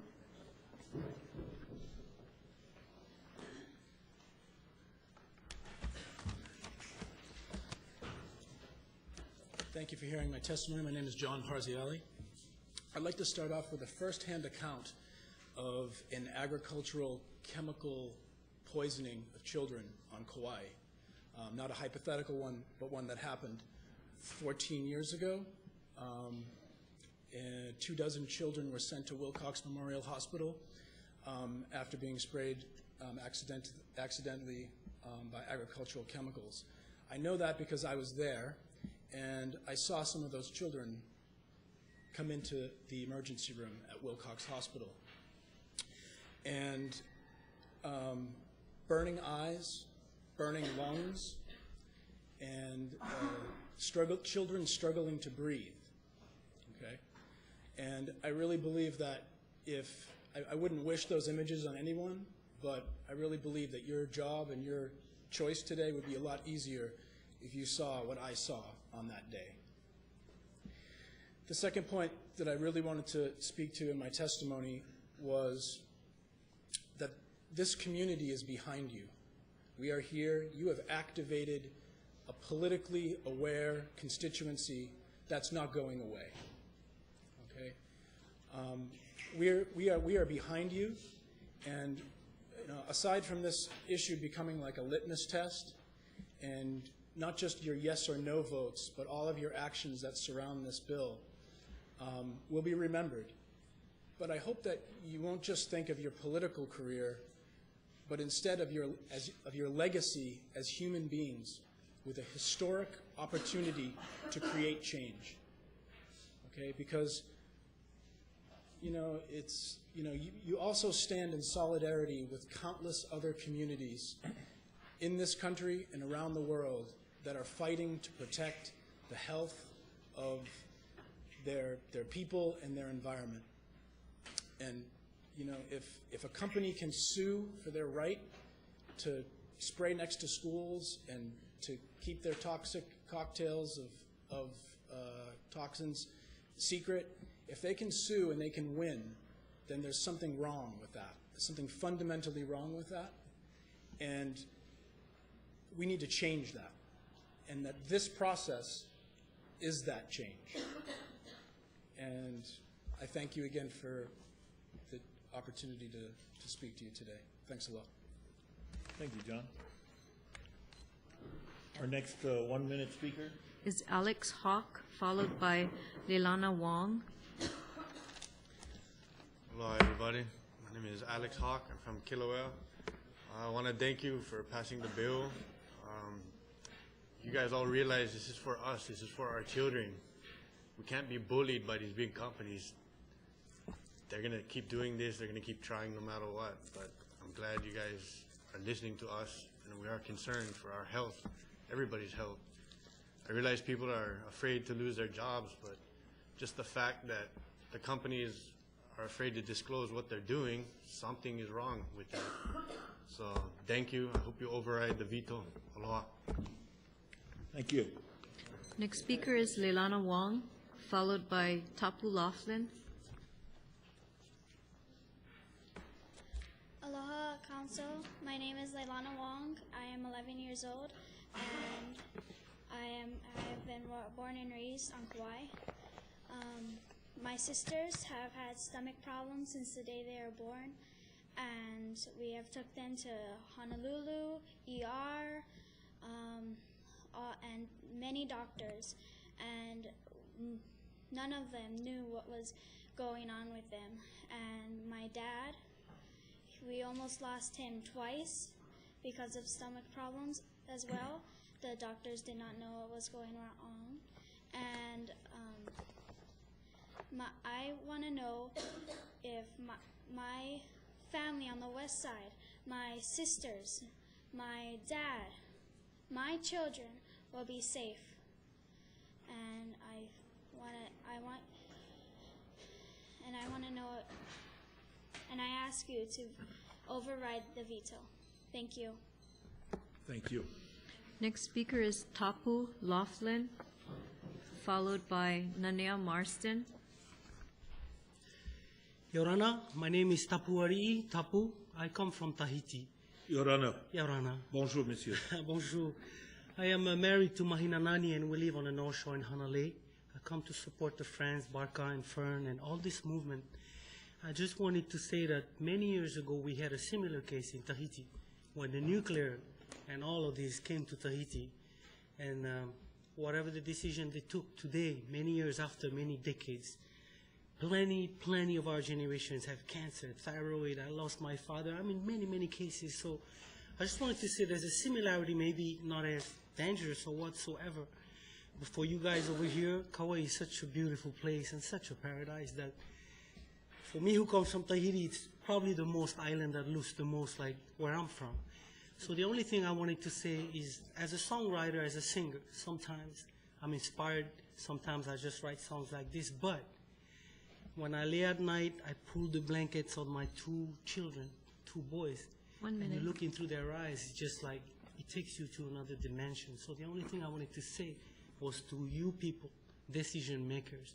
I don't want to point fingers here because this is not my homeland, but look down and look far down and listen to that voice because you would not make a mistake. Just listen and be inspired to listen to that voice. Maruru, Your Honor. Merci beaucoup. Merci. Sur les plages, parce que les vagues sont bien, hein? Ah bon? Merci. The next speaker is Nanea Marston, followed by John Tyler Craig. Hello, I know I only have 1 minute now. So I guess I sit here feeling pretty defeated. I've lost a lot of faith in our government, a lot of faith in our elected officials.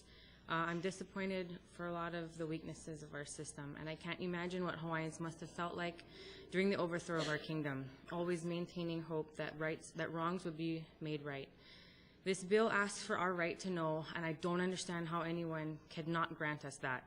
How can you go home tonight and sleep knowing that you could have made a difference? How can there be so much overwhelming support and you guys not hear our cries? To think for a second that these chemical companies will cooperate plain nice and suddenly tell us the truth is a joke and makes everyone who believes that, especially the mayor, look like a fool.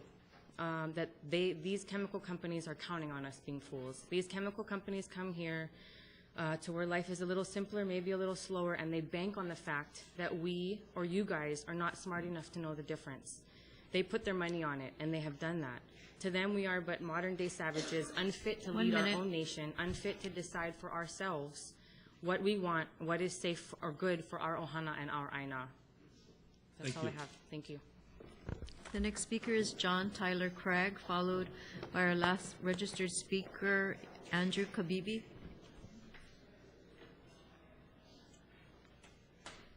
Hi, ladies and gentlemen. My name is John Tyler Craig, and I am the person that started up the Kauai Rescue Tube Project that you've probably seen all across the island. Dr. Downs and the Rotary Club have continued with that. For the first 2 years of that program, I was spearheading that, and I went up against a lot of different naysayers. Oh God, you could be sued. What if someone could do something with us, blah, blah, blah. But I knew in my heart that I knew what to do and I could help save lives. And to right now, there's over, I think, 50 or 60 people that have their lives saved because I knew that I could help them out. So I'm speaking directly to Ross Kagawa and Mel Raposo, two of you gentlemen. Mel, I've heard that you've been a police officer to protect and to serve as well, too. And you have the duty right now, the possibility to really look into the future and save people's lives from a lot of torment and pain in their bodies. I ask you and I ask Mr. Kagawa to really think that you can be true leaders where the mayor has not been a leader. He has looked to the legal opinions that were flawed that we've seen. 1 minute. And I'm asking you guys to really look in your hearts to say you can save lives and go beyond what the legalities possibly thought they could do. You can do it. Thank you, gentlemen, and thank you all. Once again, I do want to thank you on behalf of the county for the work you've done with water safety. It is much appreciated, especially on our island where we've had some very bad outcomes. Yes. Thank you very much. Thank you, Chair. It's my heart, and I'm glad you guys are voting from your hearts as well. God bless. We have a question for you, Mr. Yes, Bynum. Mr. Bynum. John, Yes. just during that process, were you aware of county attorney opinions that said, during that process, Yes. were you aware of county attorney opinions that said that we shouldn't do this, or that there's a liability and? Yes, Okay, I thank you. was. That's all. Thank you. Thank you again. Okay, I believe we're on our last speaker. Council Chair, this is our last registered speaker for 1 minute. Is Andrew Kabibi. Aloha. How's it, Andrew? Andrew Kabibi. You know, here we are. You know, and I really like thank the people, you know, for their diligence in learning. And I know a lot of you did your work, did your studies, or else we wouldn't be here right now, you know. I just say that know in your heart that you did the right thing here. And if you think you didn't, then leave it. Leave it here before you leave. Put it on the doorsteps. Leave it here. Do not take it home with you. You know, because you will be heard. You will be heard. And then you got to be accountable. I'd just like to say one last thing about the buffers. I've been always saying wherever I went, the buffers should be around Hawaii, the whole island. You know, we know what it's doing out there. We've seen it. You know.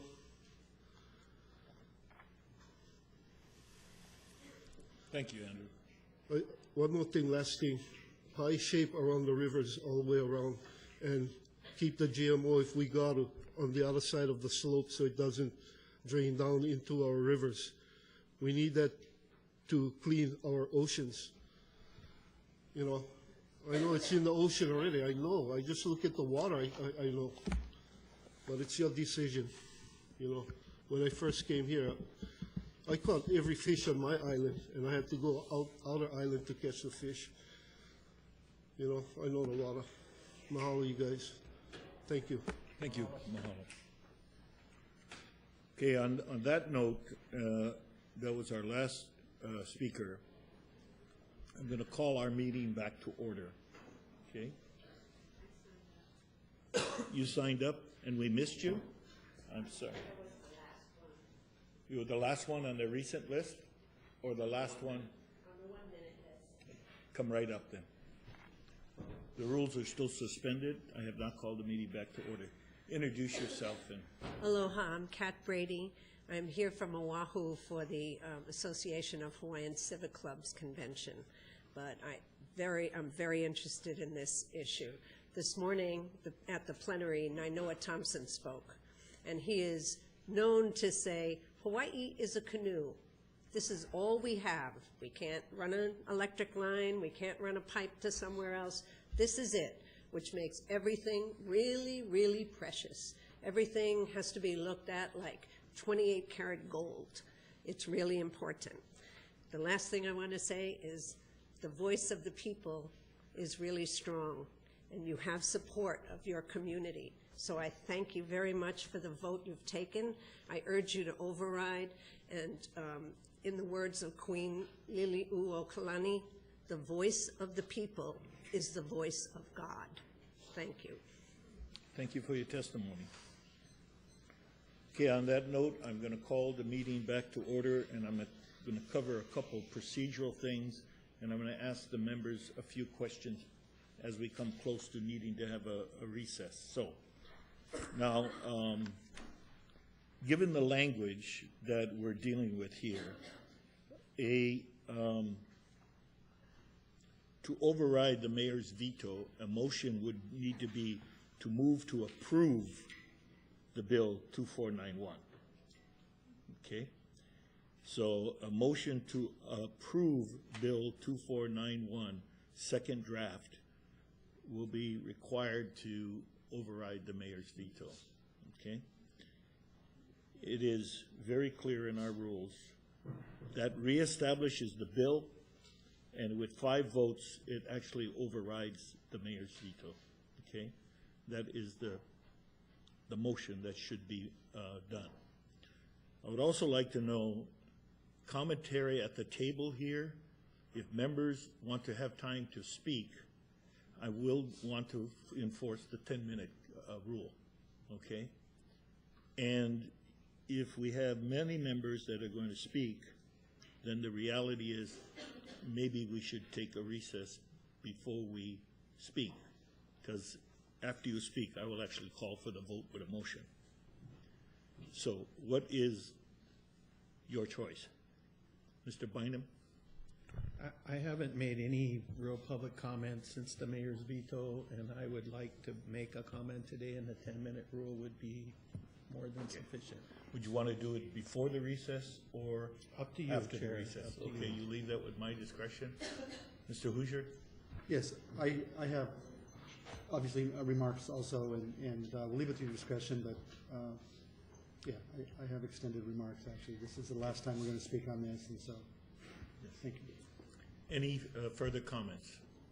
Mr. Chair, I guess if we're gonna, that's 60 minutes, it's an hour of discussion.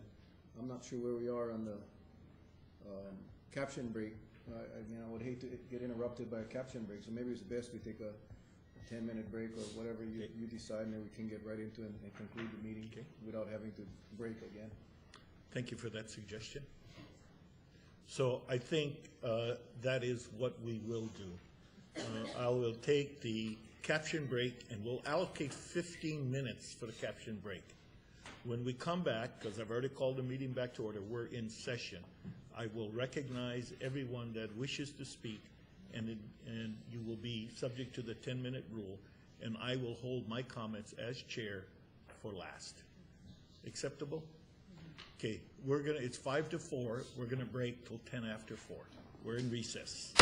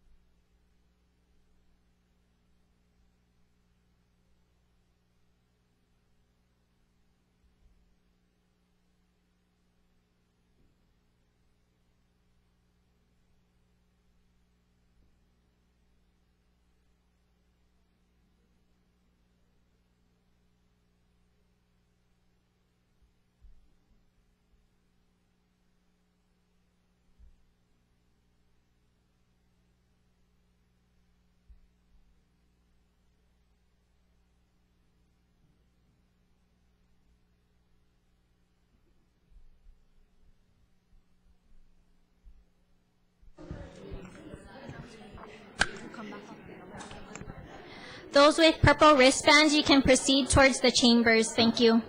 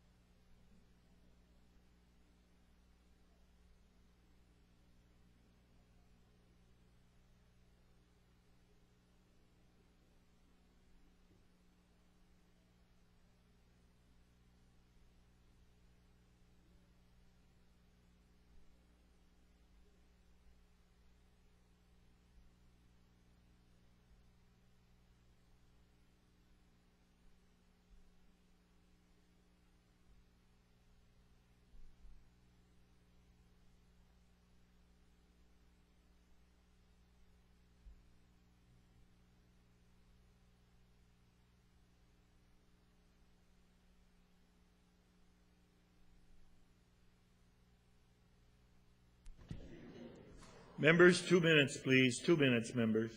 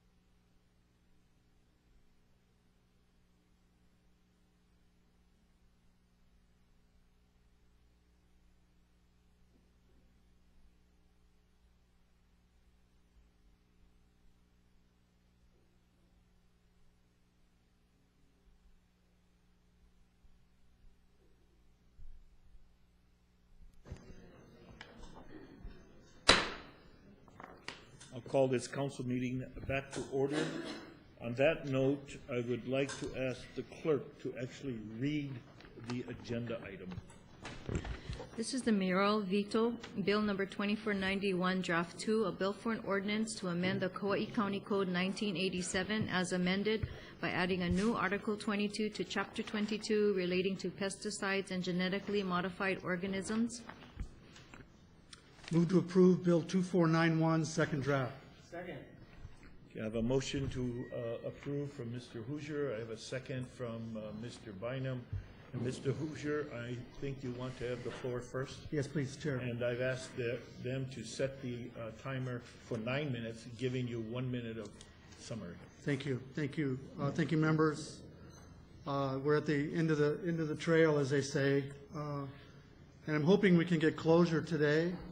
Obviously, I'm hoping we can pass and override the mayor's veto, because this issue is not going to go away. If we don't pass it today, there'll be other bills, there'll be other marches, there's other concerns. We will not be able to put this issue to rest unless we deal with it in a meaningful manner. The people do have the right to know. We're asking for very basic, simple things here: disclosure, buffer zones, and a comprehensive study. It seems so simple. Just give us good information, stop spraying next to schools, and let us study the issue to determine the safety of our community. But all we've gotten was no, no, no. The quest for information, we're fighting for the truth. We've been unable to get the truth. And this bill, if passed today, would resolve that. I've learned a lot over this past 4 months. I had no idea when the bill was first introduced that these mothers and fathers and doctors would come out. I don't know these people. I knew there was an issue, I knew there was a problem, but I had no idea of the depth of the problem until this bill was introduced. And I don't know how anyone could not support these simple disclosures of buffer zones, knowing what we know today.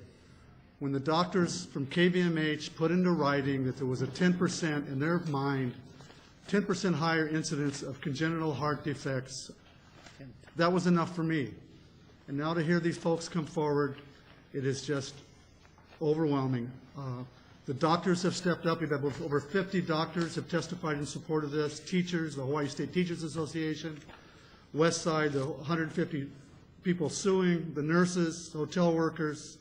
There was just so many people that have stepped forward for this bill. Even Dr. Ball and Dr. Pang, in their personal capacity, the district health officers for Kauai and Maui, have testified in support on their own behalf. Still, we get a no, no, no, and we get threatened with lawsuits. The companies threaten us to sue us for the right to poison next to schools.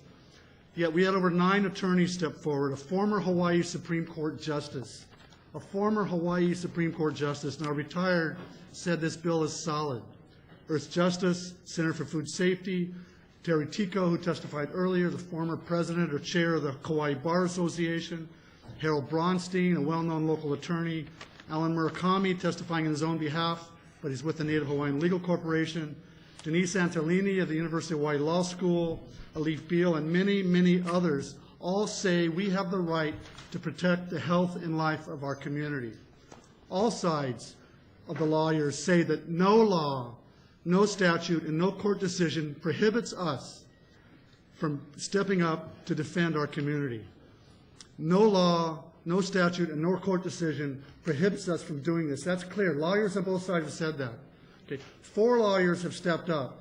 2, Teresa Tico and Peter Shea, have said, we will defend the county for free, for nothing. We will defend the county. We will take it all the way.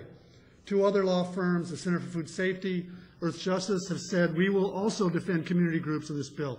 It will cost the county nothing. Nothing. Okay, we have 9 months before it takes effect. We can settle our court issues during this 9 months, or we can amend the bill if possibly needed. There is no legal concerns, there's no legal fear, there's no legal cost. And now, voila, today we get a press release from the state. The governor, the Department of Agriculture insults us, okay? They insult me, they insult this council, they insult our community. They think we're fools. It's ridiculous to think they're going to come up here on the last day and save us with a volunteer compliance. It does nothing. Did they bother to meet with us? No. Did they bother to meet with the doctors at KVMH? No. Did they bother to meet with our community? No. They met in Honolulu with the agricultural chemical companies. They cut a deal for voluntary compliance. It means nothing. Okay? We need to take action here. The state is not going to do this. Okay? It's insulting. This bill is about protecting the health of our community. It's basic disclosure. We've covered our legal bases. We've done this prudently and responsibly. Okay, we've covered our legal basis. We have free legal counsel. We've studied it.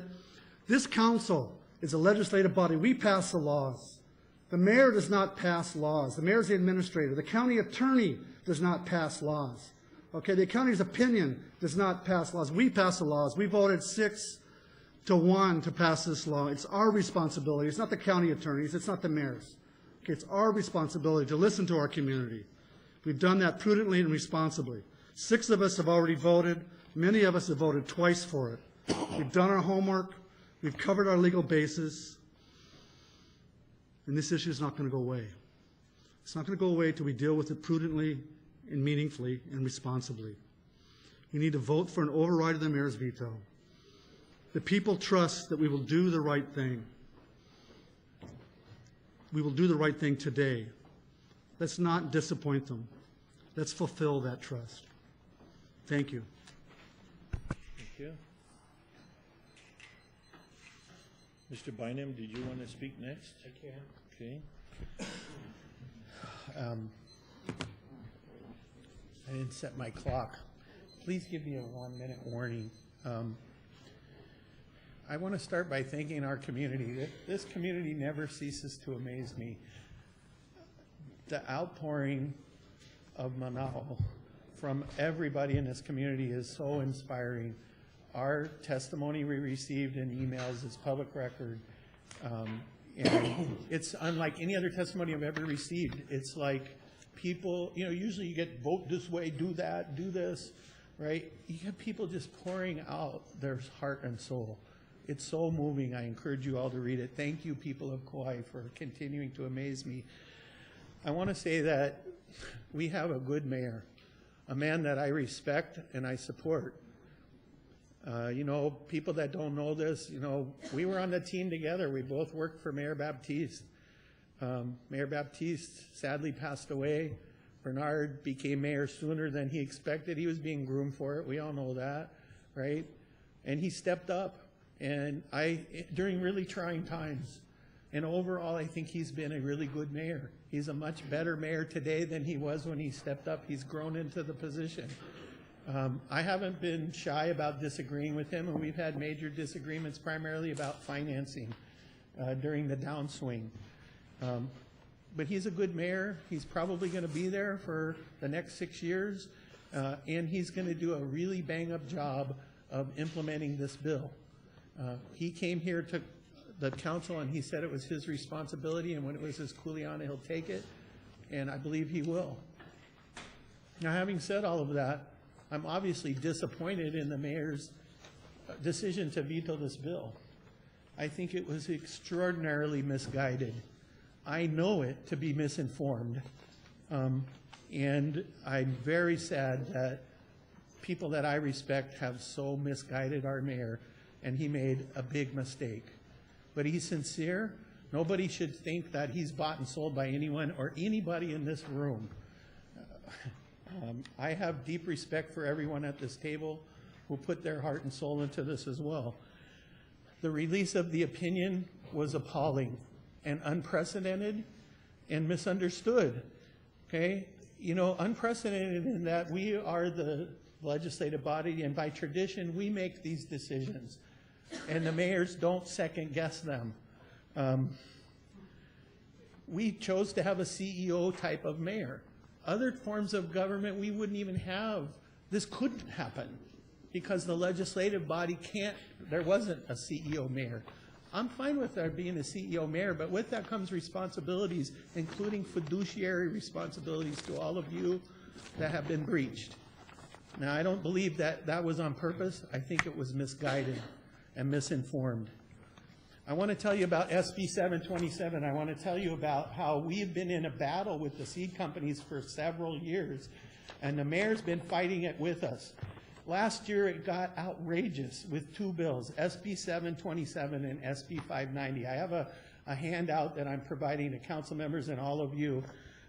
This is SB 727. The law has said since statehood, each county shall have the power to enact ordinances deemed necessary to protect health, life, property, and to preserve, the order and security of the county. Last year, the seed company tried to put through a bill that took the words protect health and life out of the Hawaii state law. Okay? They wanted it to just say each county shall have the power to enact ordinances deemed necessary to protect property or preserve order. They took health and life out of it. Well, guess what? Our mayor testified against that bill. I testified against that bill. Gary Loser testified against that bill. A number of us did. Here's some of the testimonies. Our mayor said, I'm opposed to this because you're going to take away our authority to protect health and safety, and we don't want to give that up. It's our responsibility. I have 5 minutes left. Our county attorney, Amy Asaki, wrote and said, don't take this authority away from us. Now the same mayor and county attorney are saying now, we never had the authority. Okay? Read this testimony. I want to read just, there's hundreds of people. These are just a few from Kauai and the other neighbor island counties, those pesky council members who keep trying to protect the health and safety of their citizens.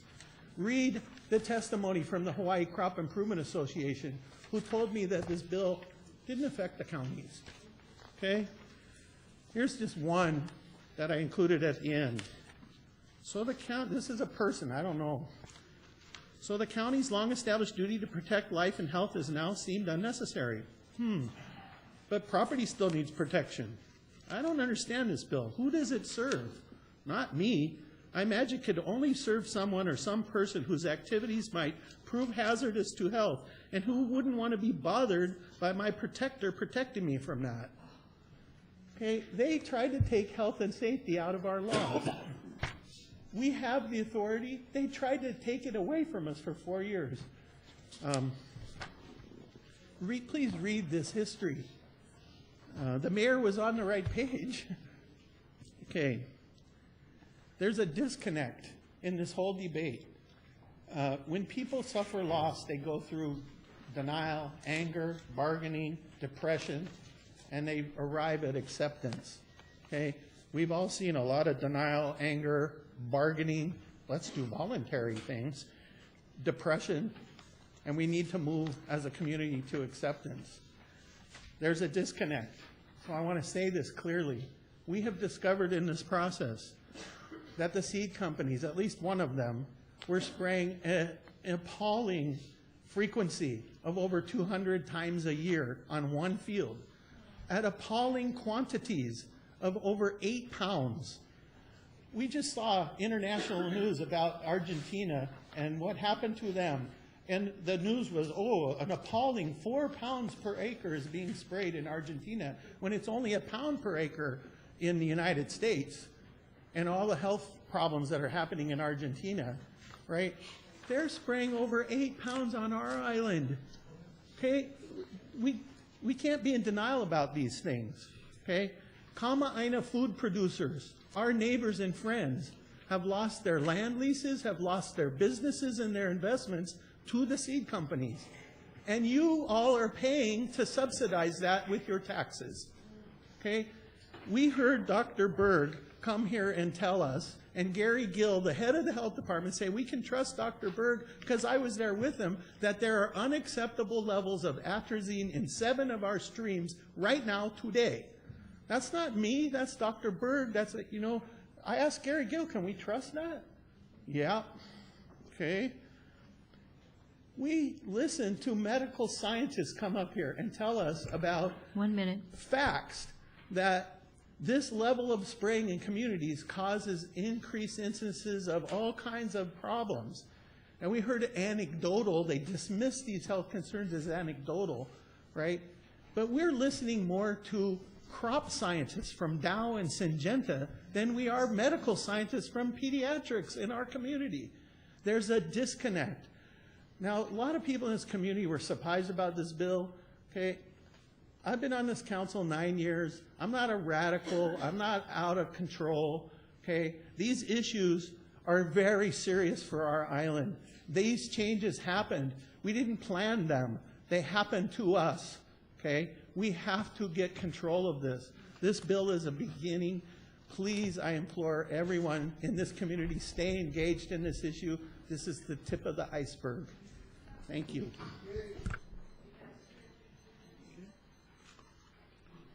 Who wants to speak next? Mr. I can go Rosa? next. Well, you know, I think it's no secret my position on the bill from day one. You know, I guess my question really to everyone is, what is our objective here? Really, what is our objective? What is the job of this council? Mr. Hoosier said it best. Our job is to pass laws, but our job is to pass good laws.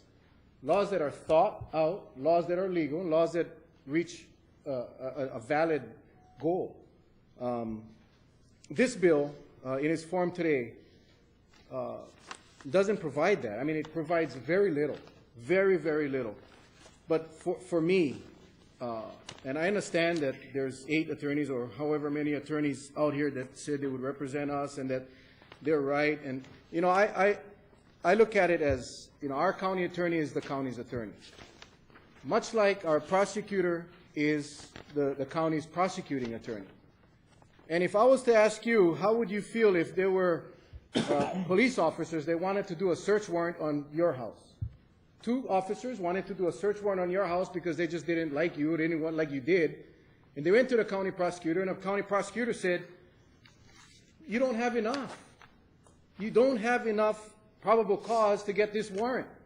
But these 2 officers were determined. So they went out and found attorneys in the audience, in the community that said, you know what, you actually have. Go ahead with your warrant because we believe you have. You think that's appropriate? That's not appropriate.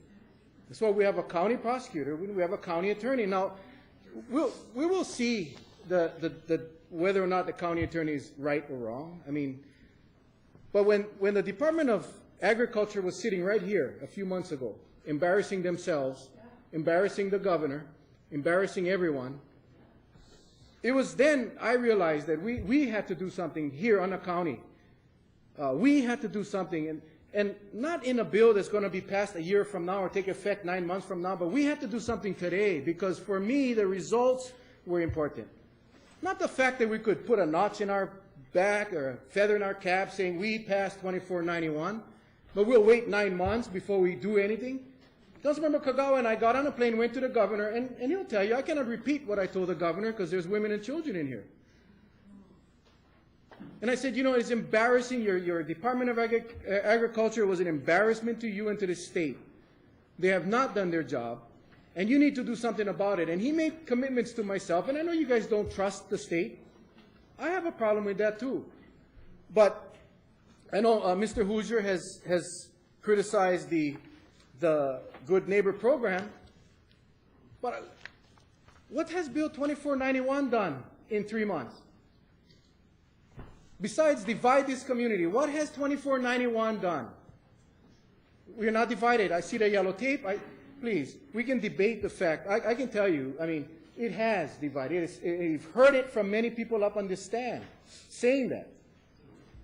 You know, and the little visit that, and I'm not taking credit for this, I'm just saying this is what happened. The little visit we had with the governor and his staff and the subsequent meetings with the legislature and the mayor, at least we have something today.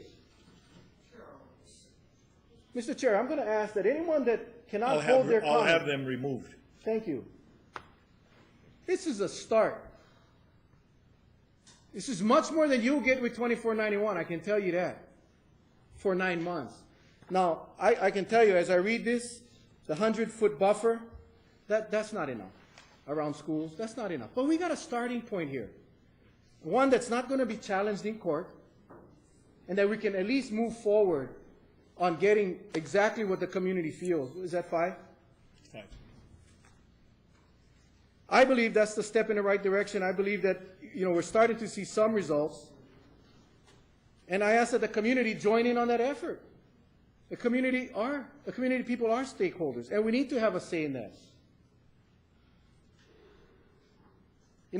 I've heard many people say, you guys got to follow your heart, follow your heart. Yeah, I follow my heart. I mean, if people make it seem like I don't love kids, I want to see sick kids. My son was born with a heart defect. My son was medevac to Kapiolani. My son stayed in pediatric ICU. He doesn't live near any kind of farming operation, but I know what it's like. My daughter was born with scoliosis, had back surgery, ripped her back open. Now she's got rods with a fused spine. I know exactly what these are. But to sit there and say that if you don't support this, you support the poisoning of our kids, I think it's very unfair. And I've kept quiet, but to be honest, those kinds of the things, it's incredible to hear. Like, I don't believe people would think that. Most of you don't even know who I am and what I've done in my life, and to say that, it's kind of disturbing. There's a lot of issues surrounding this bill. Legal issues, emotional issues. I mean, yeah, I have the task of doing what's right for the entire county, protecting the county and its people, obviously. Now, the efforts that I am taking with the state, I guess to some of you, that's not an effort to protect our kids. That's not an effort to protect our families. And I don't understand that. I mean, I have made bets with several of you for lunch that we will get results, better results, going the direction I believe is the right way than 2491 will ever do. Simply because I choose to take the path of least resistance. The path that's not going to end us in court. Whether or not Ms. Tico, and I appreciate the offer, represents us in court, it still goes to court. Still goes to court, which ties it up, as opposed to working with the state, working with the communities that are affected, and coming up with some real-world solutions. And, Bernard was elected based on that principle, that he wanted to work with everybody and work together, finding solutions. And, I think Mr. Bynum said he disagrees with the mayor quite often, probably not as much as me. So this obviously is not a decision because of my loyalty to the mayor. It obviously is not any loyalty to the seed companies, because I believe that they need to take accountability, responsibility as well. But it has to be done in a manner that's legal. In a manner that's legal. We have a study, a resolution to do our study, our environmental study. And I made the comment at that meeting, this council should do an investigation, not a study. We should be investigating the effects of what's going on. We should be able to determine whether or not the examples given here are a direct result of pesticide. Because we don't know. We don't know. And the only way we'll find out is by doing an investigation. Most of the time when we pass laws, it's because we have had the data that we can pass the legislation. In this case, we're putting a cart before the horse. And I agree, it's better to err on the side of safety. And of course, I agree with that. But in this case, there is an alternate path that can reap results quicker than a 9-month waiting period. Home rule is vital. And, I will say one of the attorneys that had agreed or disagreed actually with our county attorney's opinion, when I met with him, had not even read Chapter 149A, but was quick to provide a legal analysis. Never read the state law that governs pesticide use in Hawaii. So, I mean, I have done my due diligence, and I look for a very aggressive working arrangement with the state, and I mean, all I can do is commit to that. Work with the State Department of Agriculture as well as the Department of Health. The Department of Health is not part of this Good Neighbor program, and I'm disappointed with that, because I think a lot of the issues that were brought up here today should be Department of Health issues. When you start seeing trends of possible health issues, that should be a Health Department issue, not a Department of Ag issue. And that is where I believe we're falling short as well. But I continue to work with the state to get the Department of Health involved. We do not have the capacity in this county to create a Department of Ag or a Department of Health. I mean, we need to be real as well. And it's very simple to say, yeah, we just need one employee. Only one employee can do all of this. That's simply not true. And that's the tough part of this job, because I got to be objective, and hearing all that testimony today breaks my heart. And but I got to do what I believe is right. And I believe that we got to be real when we make these laws. We got to be real, and we got to be, we got to be realistic, and to make sure that we can actually, that the law will mean something. So obviously, I will be not be supporting the motion, and I do appreciate everyone coming and testifying, but again, for those reasons, I will not be supporting. Thank you. Councilmember Yukimura, you have the floor. Thank you. You know, this journey on Bill 2491 has been about learning to love the environment and the land, learning to love each other, and learning how to respect and tolerate opinions and positions other than our own. So I wanted to make a few preliminary remarks about how we will respond to whatever happens today. When council members attend sporting events, we're sometimes given a chance to say a few words, and I've often said that sports are great because our kids learn how to win and how to lose. So I want to ask that those of us here show our young people how to win and how to lose today. No matter how the vote goes, no matter what outcome, whether we are on the winning or losing side, however we define that, let us please conduct ourselves with grace, humility, dignity, and aloha. Now I want to say a few comments about my vote and about the bill. Whether we are for or against Bill 2491, I feel it is important to go to court.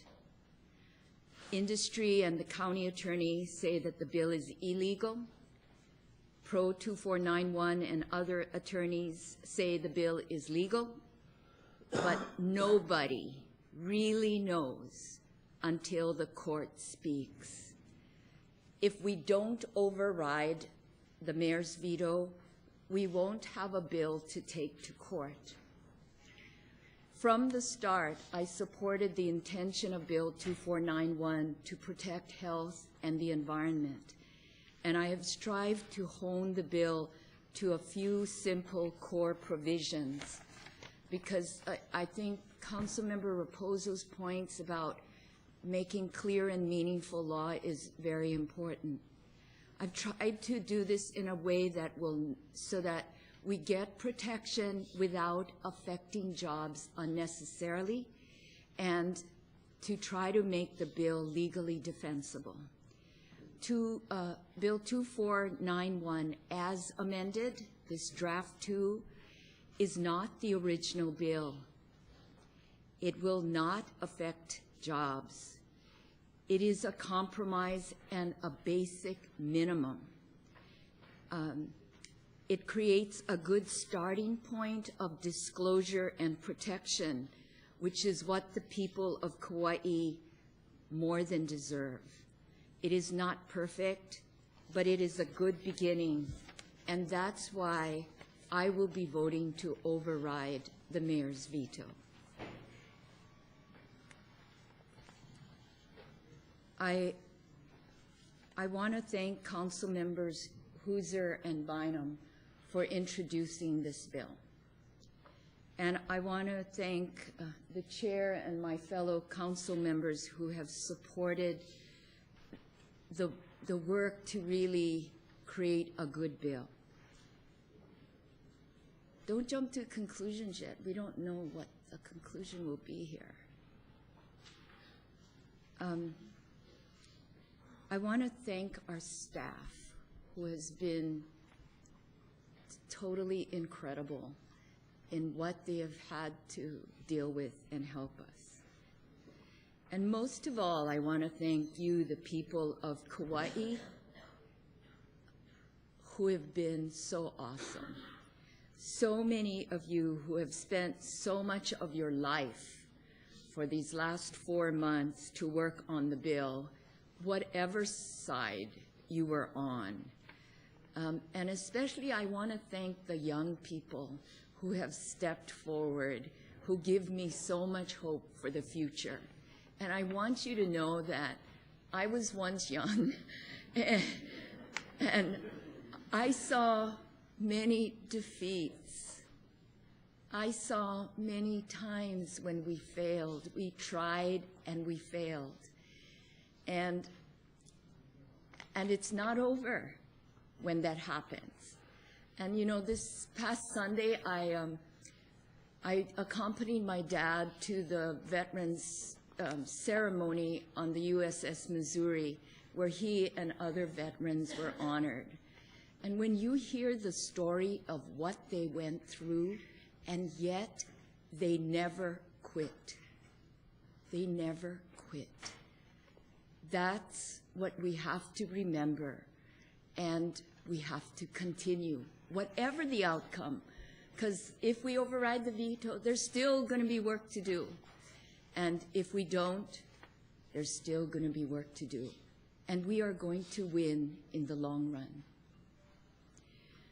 So I also want to thank the people who usually remain silent, and we saw so many people today and throughout this process who usually stay home and either grumble or feel they don't have anything to say, who step forward to speak for their lives and for other people's lives and for this island.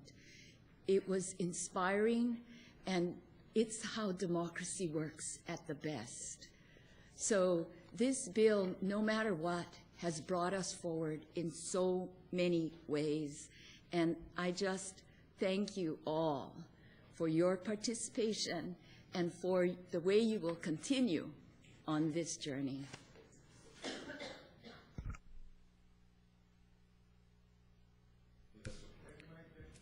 Thank you, Chair. Sorry. I want to start out by thanking all of you for participating in this process. It is a very humbling experience to know that so much of you care about our government, our future, our health, our environment. You know, I've always been against the bill from day one. It has been no secret. I have lobbied my other colleagues to work on the state with myself and Mr. Raposo to achieve the same goals at no cost to the county. They have the expertise, but we question whether they have the will at times. You know, I was very encouraged when I saw this announcement. You know, they're proposing to add 10 additional inspector and pesticide education positions. And I'm just hoping that, you know, we get at least 2 or 3 in addition to the 1 that we now have. Now that is an improvement. And, you know, anything more than a 1 is an improvement. And, you know, so I am encouraged by that. Am I happy with what will come about it? You know, who knows? December 1st, we'll see what's in those voluntary disclosures by the seed companies. And, you know, I'm hoping that they'll disclose all the RUPs that they are using as the bill proposes. At the committee level, you know, I tried to keep the bill as is with no amendments. I felt like a strong bill like this should have been kept strong and be voted on. However, the bill got amended, and myself and Councilmember Raposo could not stop it.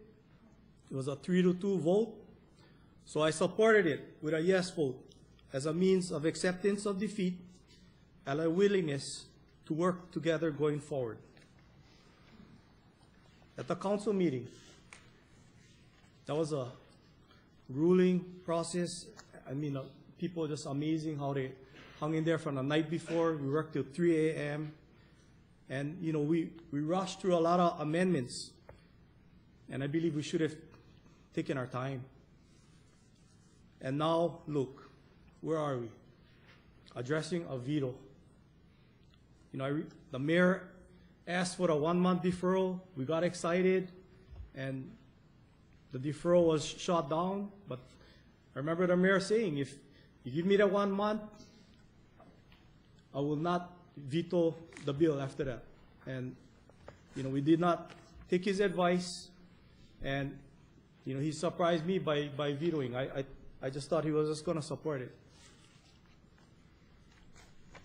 This long process has allowed me to talk story about the bill with a lot of people at the high school football games, Pop Warner games, senior softball games, Little League games, you know, etc.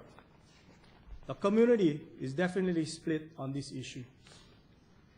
There is no doubt for me that many more people that I talk to are against the bill, because they believe that the state can and should be the ones to perform the oversight in this bill, because it's their responsibility and they have the expertise. I spent hours, you know, days discussing this issue with our Kauai State delegation in the legislature. They are working with the state and the governor. Representative Morikawa was here. She was a brave soul that came here in front of us, and she just asked us for some time.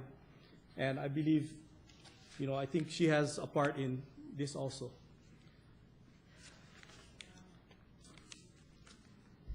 You know, when I decided to run for office last May, in May 2012, I ran because I had a lot of concerns about where our county was heading.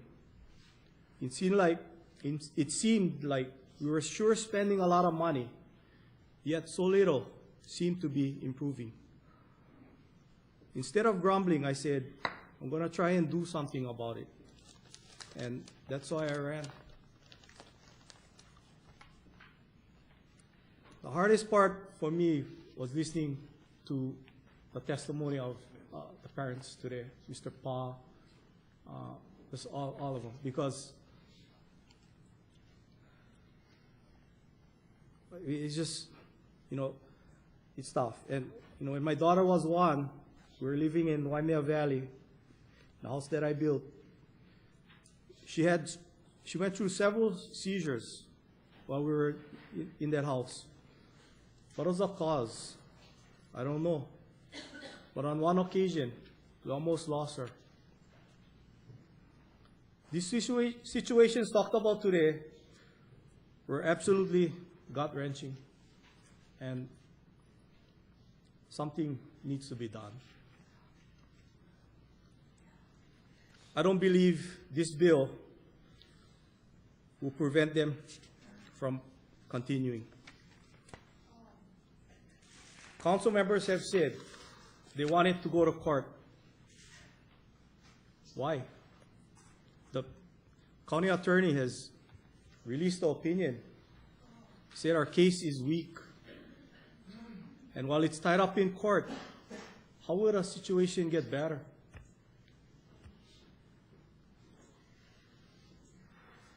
I wish I did not have to cast a vote on either side, because truly, this is a tough decision. But I will follow my heart and my mind, and I will continue to work with the state, with Mr. Raposo, in getting some answers to those families that are suffering. I will not be supporting the override. Thank you. Chair. Hold on, everyone. If you're leaving the room during our business hours, you leave quietly. You sure? Okay, before you go. And you do not return.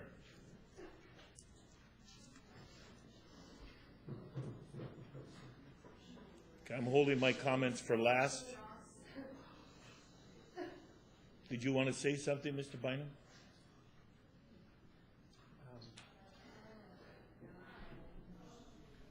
Yeah. Yes. If I could speak for a second, please. As a maker of the motion and sponsor of the bill, I believe the rules allow me additional time. That's what the rules allow, and I appreciate some consideration. I certainly respect all of my colleagues. As was mentioned last meeting, when the decision was made to deal with this without our seventh member, at that time I spoke that I was not happy with that or comfortable with that. And I believe that the charter of the County of Kauai is very clear that these decisions are made by 7 members. And it specifies 5, but the charter calls for 7. And a decision of this magnitude, I believe, warrants the time it takes to make a decision properly. And so I would like the body to consider either a recess until next week, Monday or Tuesday, or we can look at the calendar. I think we have enough time. And that recess will allow us a couple of things. The recess will allow us to look into consideration of our 7th member, but also I think in light of what Councilmember Raposo and Councilmember Kagawa has said, it would allow us to talk to the governor and allow us to talk to the Department of Agriculture to see how serious they are about these issues. And so we can take the time that we need to talk to those decision makers and to evaluate the 7th member, and then come back and make a decision based upon the information that we really need to make a clear decision. And if you wanted a brief recess to look at the calendar with staff, we can look at the calendar. I believe there is enough time. I understand there's some travel considerations, but a recess would allow us to do that without giving excessive notice, or we could do a deferral. But I wanted to ask the chair and the body to consider those thoughts. Thank you. Mr. Bynum, did you want to speak? Sure. I made my position clear on this when it came up before. I believe that the 7 members should make this decision. I said that previously. I concur with Councilmember Hooser that and this is a desperation move. I'm a straight talker. But this is fundamentally so important for the county. And I don't want to have an argument about whether it should be 7 members or not. I think we all know that. And so I would concur with a recess. It's legal within our laws, or a deferral, because I've said since the beginning, I think 7 members, and I think that's the intent of the charter, should make this decision. Okay. Mr. Raposo? Mr. Chair, we had this discussion last week. The body decided that we were going to do it with 6 people. And, I mean, I think it goes back to what Councilmember Yukimura said at the beginning. I mean, I don't want to call it winners and losers, but that's the democratic process, Mr. Chair. And I do not want to see this happening every time we're on the verge of a win or a loss of a vote. We're going to ask for a continuance or a deferral. I don't want to see the community strung out any longer and our staff any longer than we have to. We made a decision last week that we're going to do it with the 6 members that made it this far. You acknowledge that, Mr. Chair. You agreed with that. I agreed for that, but I want to also say I agreed for that because I didn't think it was fair to put pressure on the selection. Correct. That was that was my concern. Okay. But anyway, I just want to make that point that. Okay. And I'm not sure if a deferral is even possible, and I would have to check. Maybe you can take a recess. I'm going to take a recess. I want the county attorney, I want the clerk, the deputy clerk, and Peter available to me. Okay? Mr. Kagawa, did you want to say anything before I go back to Mr. Bynum? What I was going to, just recommend that is if we do push it back, let's push it back after December 1st, because I'm really curious to see how good that disclosure. We do not have a decision from the body after November 30th. The decision then goes for the council member to the mayor. Just checking. Thank you. Mr. Bynum. I know these are extraordinary circumstances, but I need to say that I've studied this very closely, and this is the democracy. So we use the tools that democracy allows us. A recess in this instance is allowable. A deferral of this matter, it's very clear in our rules. If someone chooses to make a motion to defer, it supersedes any other motion. So this is all legal and appropriate in the democratic process, in my opinion. And I'm going to use whatever is legal and appropriate to do what I think is my duty. I just wanted to say that. Point of inquiry? Yes. Chair, you are recommending a brief recess to look at the issues, the calendar, and so forth. Yes. I And I think- still reserve my 10 minutes. Yes, to of speak on course. the item. Thank you. Okay? Okay, please, we need to keep decorum in the room. Okay? This is very important, and this is Kauai's style of doing it. So we're going to take a 10-minute recess, and the people that I named, I'd like to see in the executive chambers.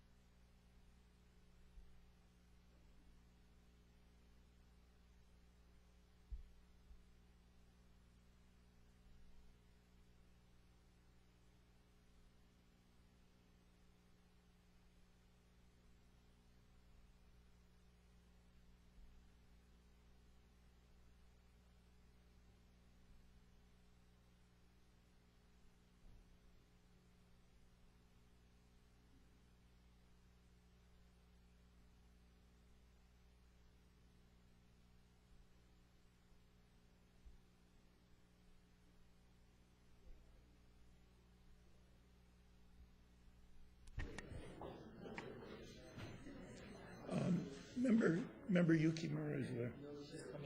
Okay. Hold on just a second, BC. I want to make sure I got all the.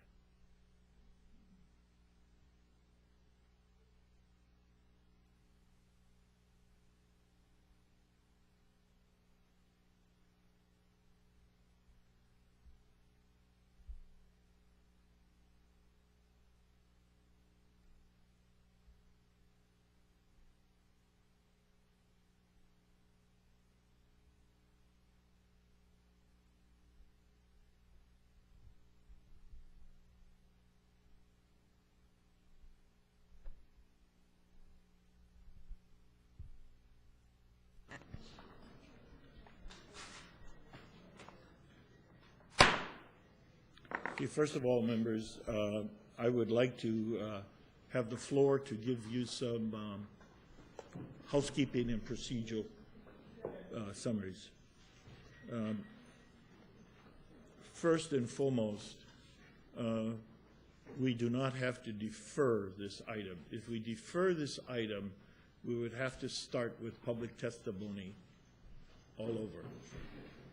From a standpoint of going into a recess, we can, from a previous declaration from OIP, we could go into a recess that would allow us to go right into our business, because it's just an extension of this meeting. Now, along those lines, during the week, we have some particular issues. Tomorrow, we will be identifying the replacement candidate. And the way that will start, we will have some opportunity for an open session. We will go into the session and review the applicants. In the executive session, we will all have a chance to nominate candidates. Those candidates would then come out for public review and public vote, with all of us declaring our vote. After that ceremony, and checking with the county attorney as well as our legal staff, we could swear that candidate selected in as the 7th council member, okay? We still would go till Tuesday for the reorganization, and that would be the committee assignments and so forth, and an appointment of a vice chair, okay? We cannot necessarily go later than that because we have council members traveling. So this would require us to recess this meeting and come back on Saturday, because on Friday we would have selected and sworn in the 7th council member. And that's the only dates that fit with the travel schedules, the declared holidays, and the 30-day, if we fail to reach a decision, it'll go to the mayor. So it really only looks like a motion to recess today's meeting, and it would only take 4 members for a recess to go to Saturday morning, 9 o'clock. Okay? So I'm sorry I took some time on that, but I wanted to make sure we understood what happens if a deferral, what happens with a recess, and those are the main differences. So, any questions of me now? Mr. Bynum? Thank you for that outline. I'll just say that once you've had an opportunity to do your 10 minutes, I will make that motion. Okay. Just want to make sure everybody understands it. So that might end tonight's meeting by way of a recess. Okay? Any more questions or pieces? Go ahead, Mr. Kagawa. If I can make a request, I have an appointment at 9 on Saturday, so if we can go maybe 11. Members? Yeah. Recess till 11 would be till 11 on Saturday. And remember, we have to bring in our staff on overtime, so want to make sure we have enough staff for that coverage.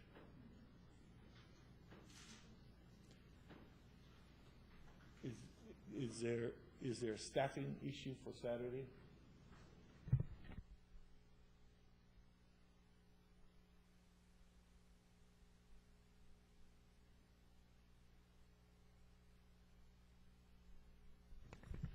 Okay, we have two of our analysts that will be traveling off island, already planned with their families, so we'll be relatively short with staff.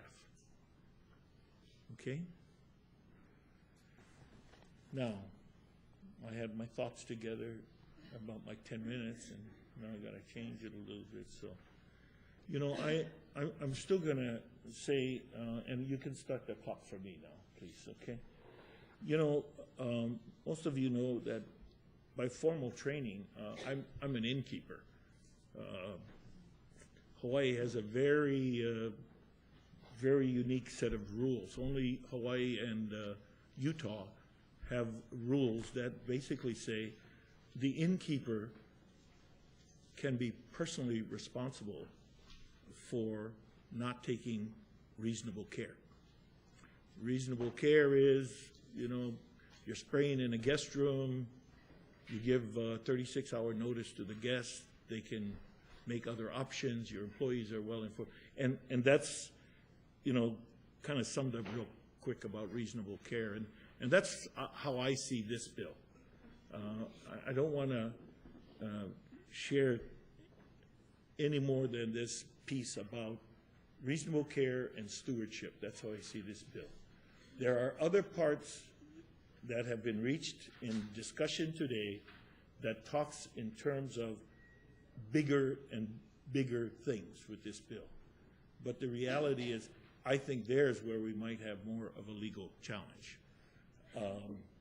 And I just want to say that. Now, I have a nephew who's a judge. I have a brother who worked with Charles Marsland as a prosecutor. I have cousins that worked for the city and county of Honolulu as attorneys. And yeah, I've talked to them, you know, over cocoa and other things. You know, they understand that reasonable care touches on that and what our stewardship is on this item. Also, when we talked about a legal test of the bill, they remind me that declaratory judgment, if we go to court, is something that you don't have to select a whole jury and so forth, that the judge can expedite that decision by himself without a jury. And so, unless these guys were spending too much surfing time and not studying the law when they became attorneys, I don't think they gave me bad information. So, you know, there is a way to expedite this decision.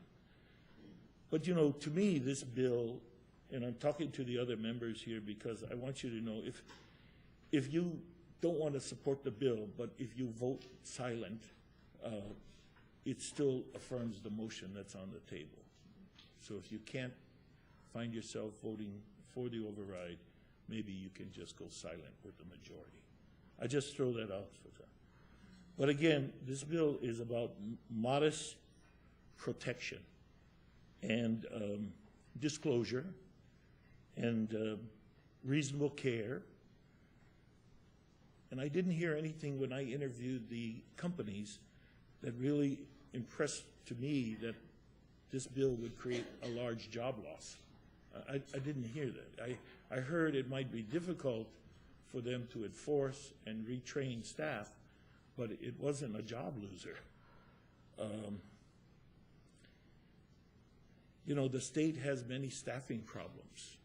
I mean, somebody talked about vector control earlier today. I think there's one vector control person covering 3 counties now. I know in the hotel business, we have one elevator inspector. In fact, the notice in the elevator says, if you want to see the permit, go to the office. So there are staffing issues.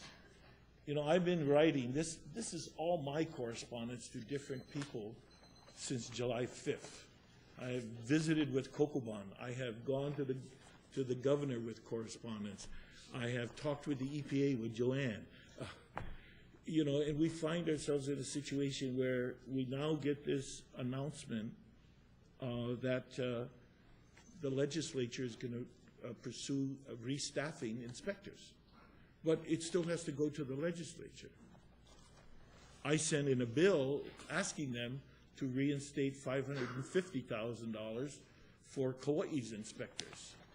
We heard yesterday that Soil and Water Conservation was going to lose another person from the Department of Health. So that's what I want to share with you folks, that we can't be everything to everybody, but we can set up reasonable standards that help us do what is exactly here, that says the counties under section 46-15 have the power to enact ordinances that were deemed necessary to protect health, life, and property. That's pretty clear for me, and that's something that if we have to go to these lawyers that provided some pro bono help, could certainly stand on. Was that my 5 minutes or my 10 minutes? I have 3 more? Okay. So I want to say, in writing that bill, I sent that along with my August 22nd correspondence to the governor, and I said to the governor, I realize that during the physical crisis, your predecessor eliminated some positions needed to administer this law, and that the federal sequester has further impacted the state. However, we are dealing with a public risk and safety. I would ask that you reconsider appropriate staffing and do this immediately as it relates to regulating RFPs. So that's what this bill was about. I don't want any false statement to you folks. My correspondence is all about saying to the other political subdivisions, let's kokua each other, let's do what we're supposed to do within the framework of the rules and within the jurisdiction that we have. So, you know, good stewardship for me is what this bill is about. And the reason I have a difficult time supporting the new outline, you know, Joanne and I mean, we tracked at night koki frogs in Lawai Valley because we couldn't get any money from the state as it relates to invasive species. This council, in both of our bills, for 3 years, we funded about $75,000 each year to support the Invasive Species Council. When it comes to preparing for our general plan, we wrote to them about participation from the Transportation Agency and helping us prepare for the general plan. And under my signature, and I've been chair now 4.5 years, they politely said to us, we can't send anybody. So everything that's in this correspondence from the mayor is, from the governor, is still subject to legislative approval. So we also have to lobby our legislators as well. Now, in all fairness, and Mr. Bynum touched on this, you know, I'm a very good friend of the mayor. At least I think I am a very good friend of his. And he does not have all of the authority. Some of this authority is in the legislative branch. But he made his decision, and that was his decision, and he did it with some courage, I believe. But I personally, you know, reserve the right to politely disagree with him. I want to do the right thing for the right reason, for the right people on the island that, you know, my mo'opuna tracked their history to Wainiha Valley and to Hanalei, and I want to be a good steward for them. So please don't read into my comments that I'm going to overpromise, but I am going to support this bill. I'm not going to overpromise things that we can't do because we get preempted. But I do want to say that if we go to court through a declaratory action, we would get a quick response. So that is my comments. I would like to make sure that we all show each other aloha as we leave this meeting today from a recess. Thank you. Mr. Biden, the floor. I move to recess this meeting until Saturday, November 16th at 10 a.m., 11 a.m. Second. I have a second from Mr. Hoosier, and, okay. Any further discussion on I this? just have real quick discussion, and this is really a continuation, again, like I said, this will no doubtly now have an effect on the selection of the 7th member. Yes. Which I thought we had agreed, and Councilman Kimura made that point as well, that we did not want to see that, because I think the selection of the council member, the 7th council member, is such an important decision that it shouldn't hinge on what that candidate or applicant feels on a specific bill. Obviously, that's what's going to happen, and I just want the public to understand that. And, it may work out for this case, but, again, I thought we had had an agreement last week, and I guess I was wrong. But just that now we run into that issue where, unfortunately, if someone is opposed to 2491, they won't get consideration for the 7th seat. And that is what I did not want to see. I will not be supporting the motion to recess. Okay. And I just want to say on that note too, my comments were, I don't want a new council member that's only focused on this bill. Fact of the matter, our responsibilities are financial, our transportation, our housing, our shoreline setback. We need a well-rounded candidate. And I do want to say to you, perhaps I was naive, but I didn't think we wouldn't pass this today. So that is where we are. Joanne, you have the floor, and then Mr. Bynum. Yeah, I think we all did not want the selection of the 7th member to turn on this bill. We could still conduct our selection without asking the question and just choosing the member based on general criteria, and then take a chance when it comes to the vote on this bill. But as I stated at the meeting where we decided to schedule this decision-making for today, I would like a second chance. Any more discussion on this? All right, any more discussion on this? Go ahead, Mr. Bynum, I'm sorry. Very briefly, I don't disagree with you, Mel, and we agreed the other day that it shouldn't be a litmus test. I have not asked any candidates what their position is. I won't. My decision is going to be based on that well-rounded criteria. Thank you. Any further discussion? If not, I have a motion on the table to recess this meeting with a second until 11 o'clock on Saturday, and is that the 16th? Yeah, okay. And I would like to have a roll call vote. Councilmember Bynum? Aye. Councilmember Hooser? Aye. Councilmember Kagawa? No. Councilmember Raposo? Councilmember Yukimura? Aye. Council Chair Fafaro? Aye. 4 ayes. Okay, so we have 4 ayes, 2 nays, right? And then I want to remind everybody the statement that you need to leave this meeting with is in the council chambers on Saturday, the 16th at 11 o'clock. There'll be no more public testimony, but this session will recess until then. Thank you. We are adjourned. I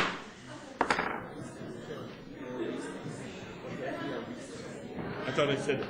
One more time. Sorry, we're recessed. I used the wrong terminology. We're recessed till Saturday.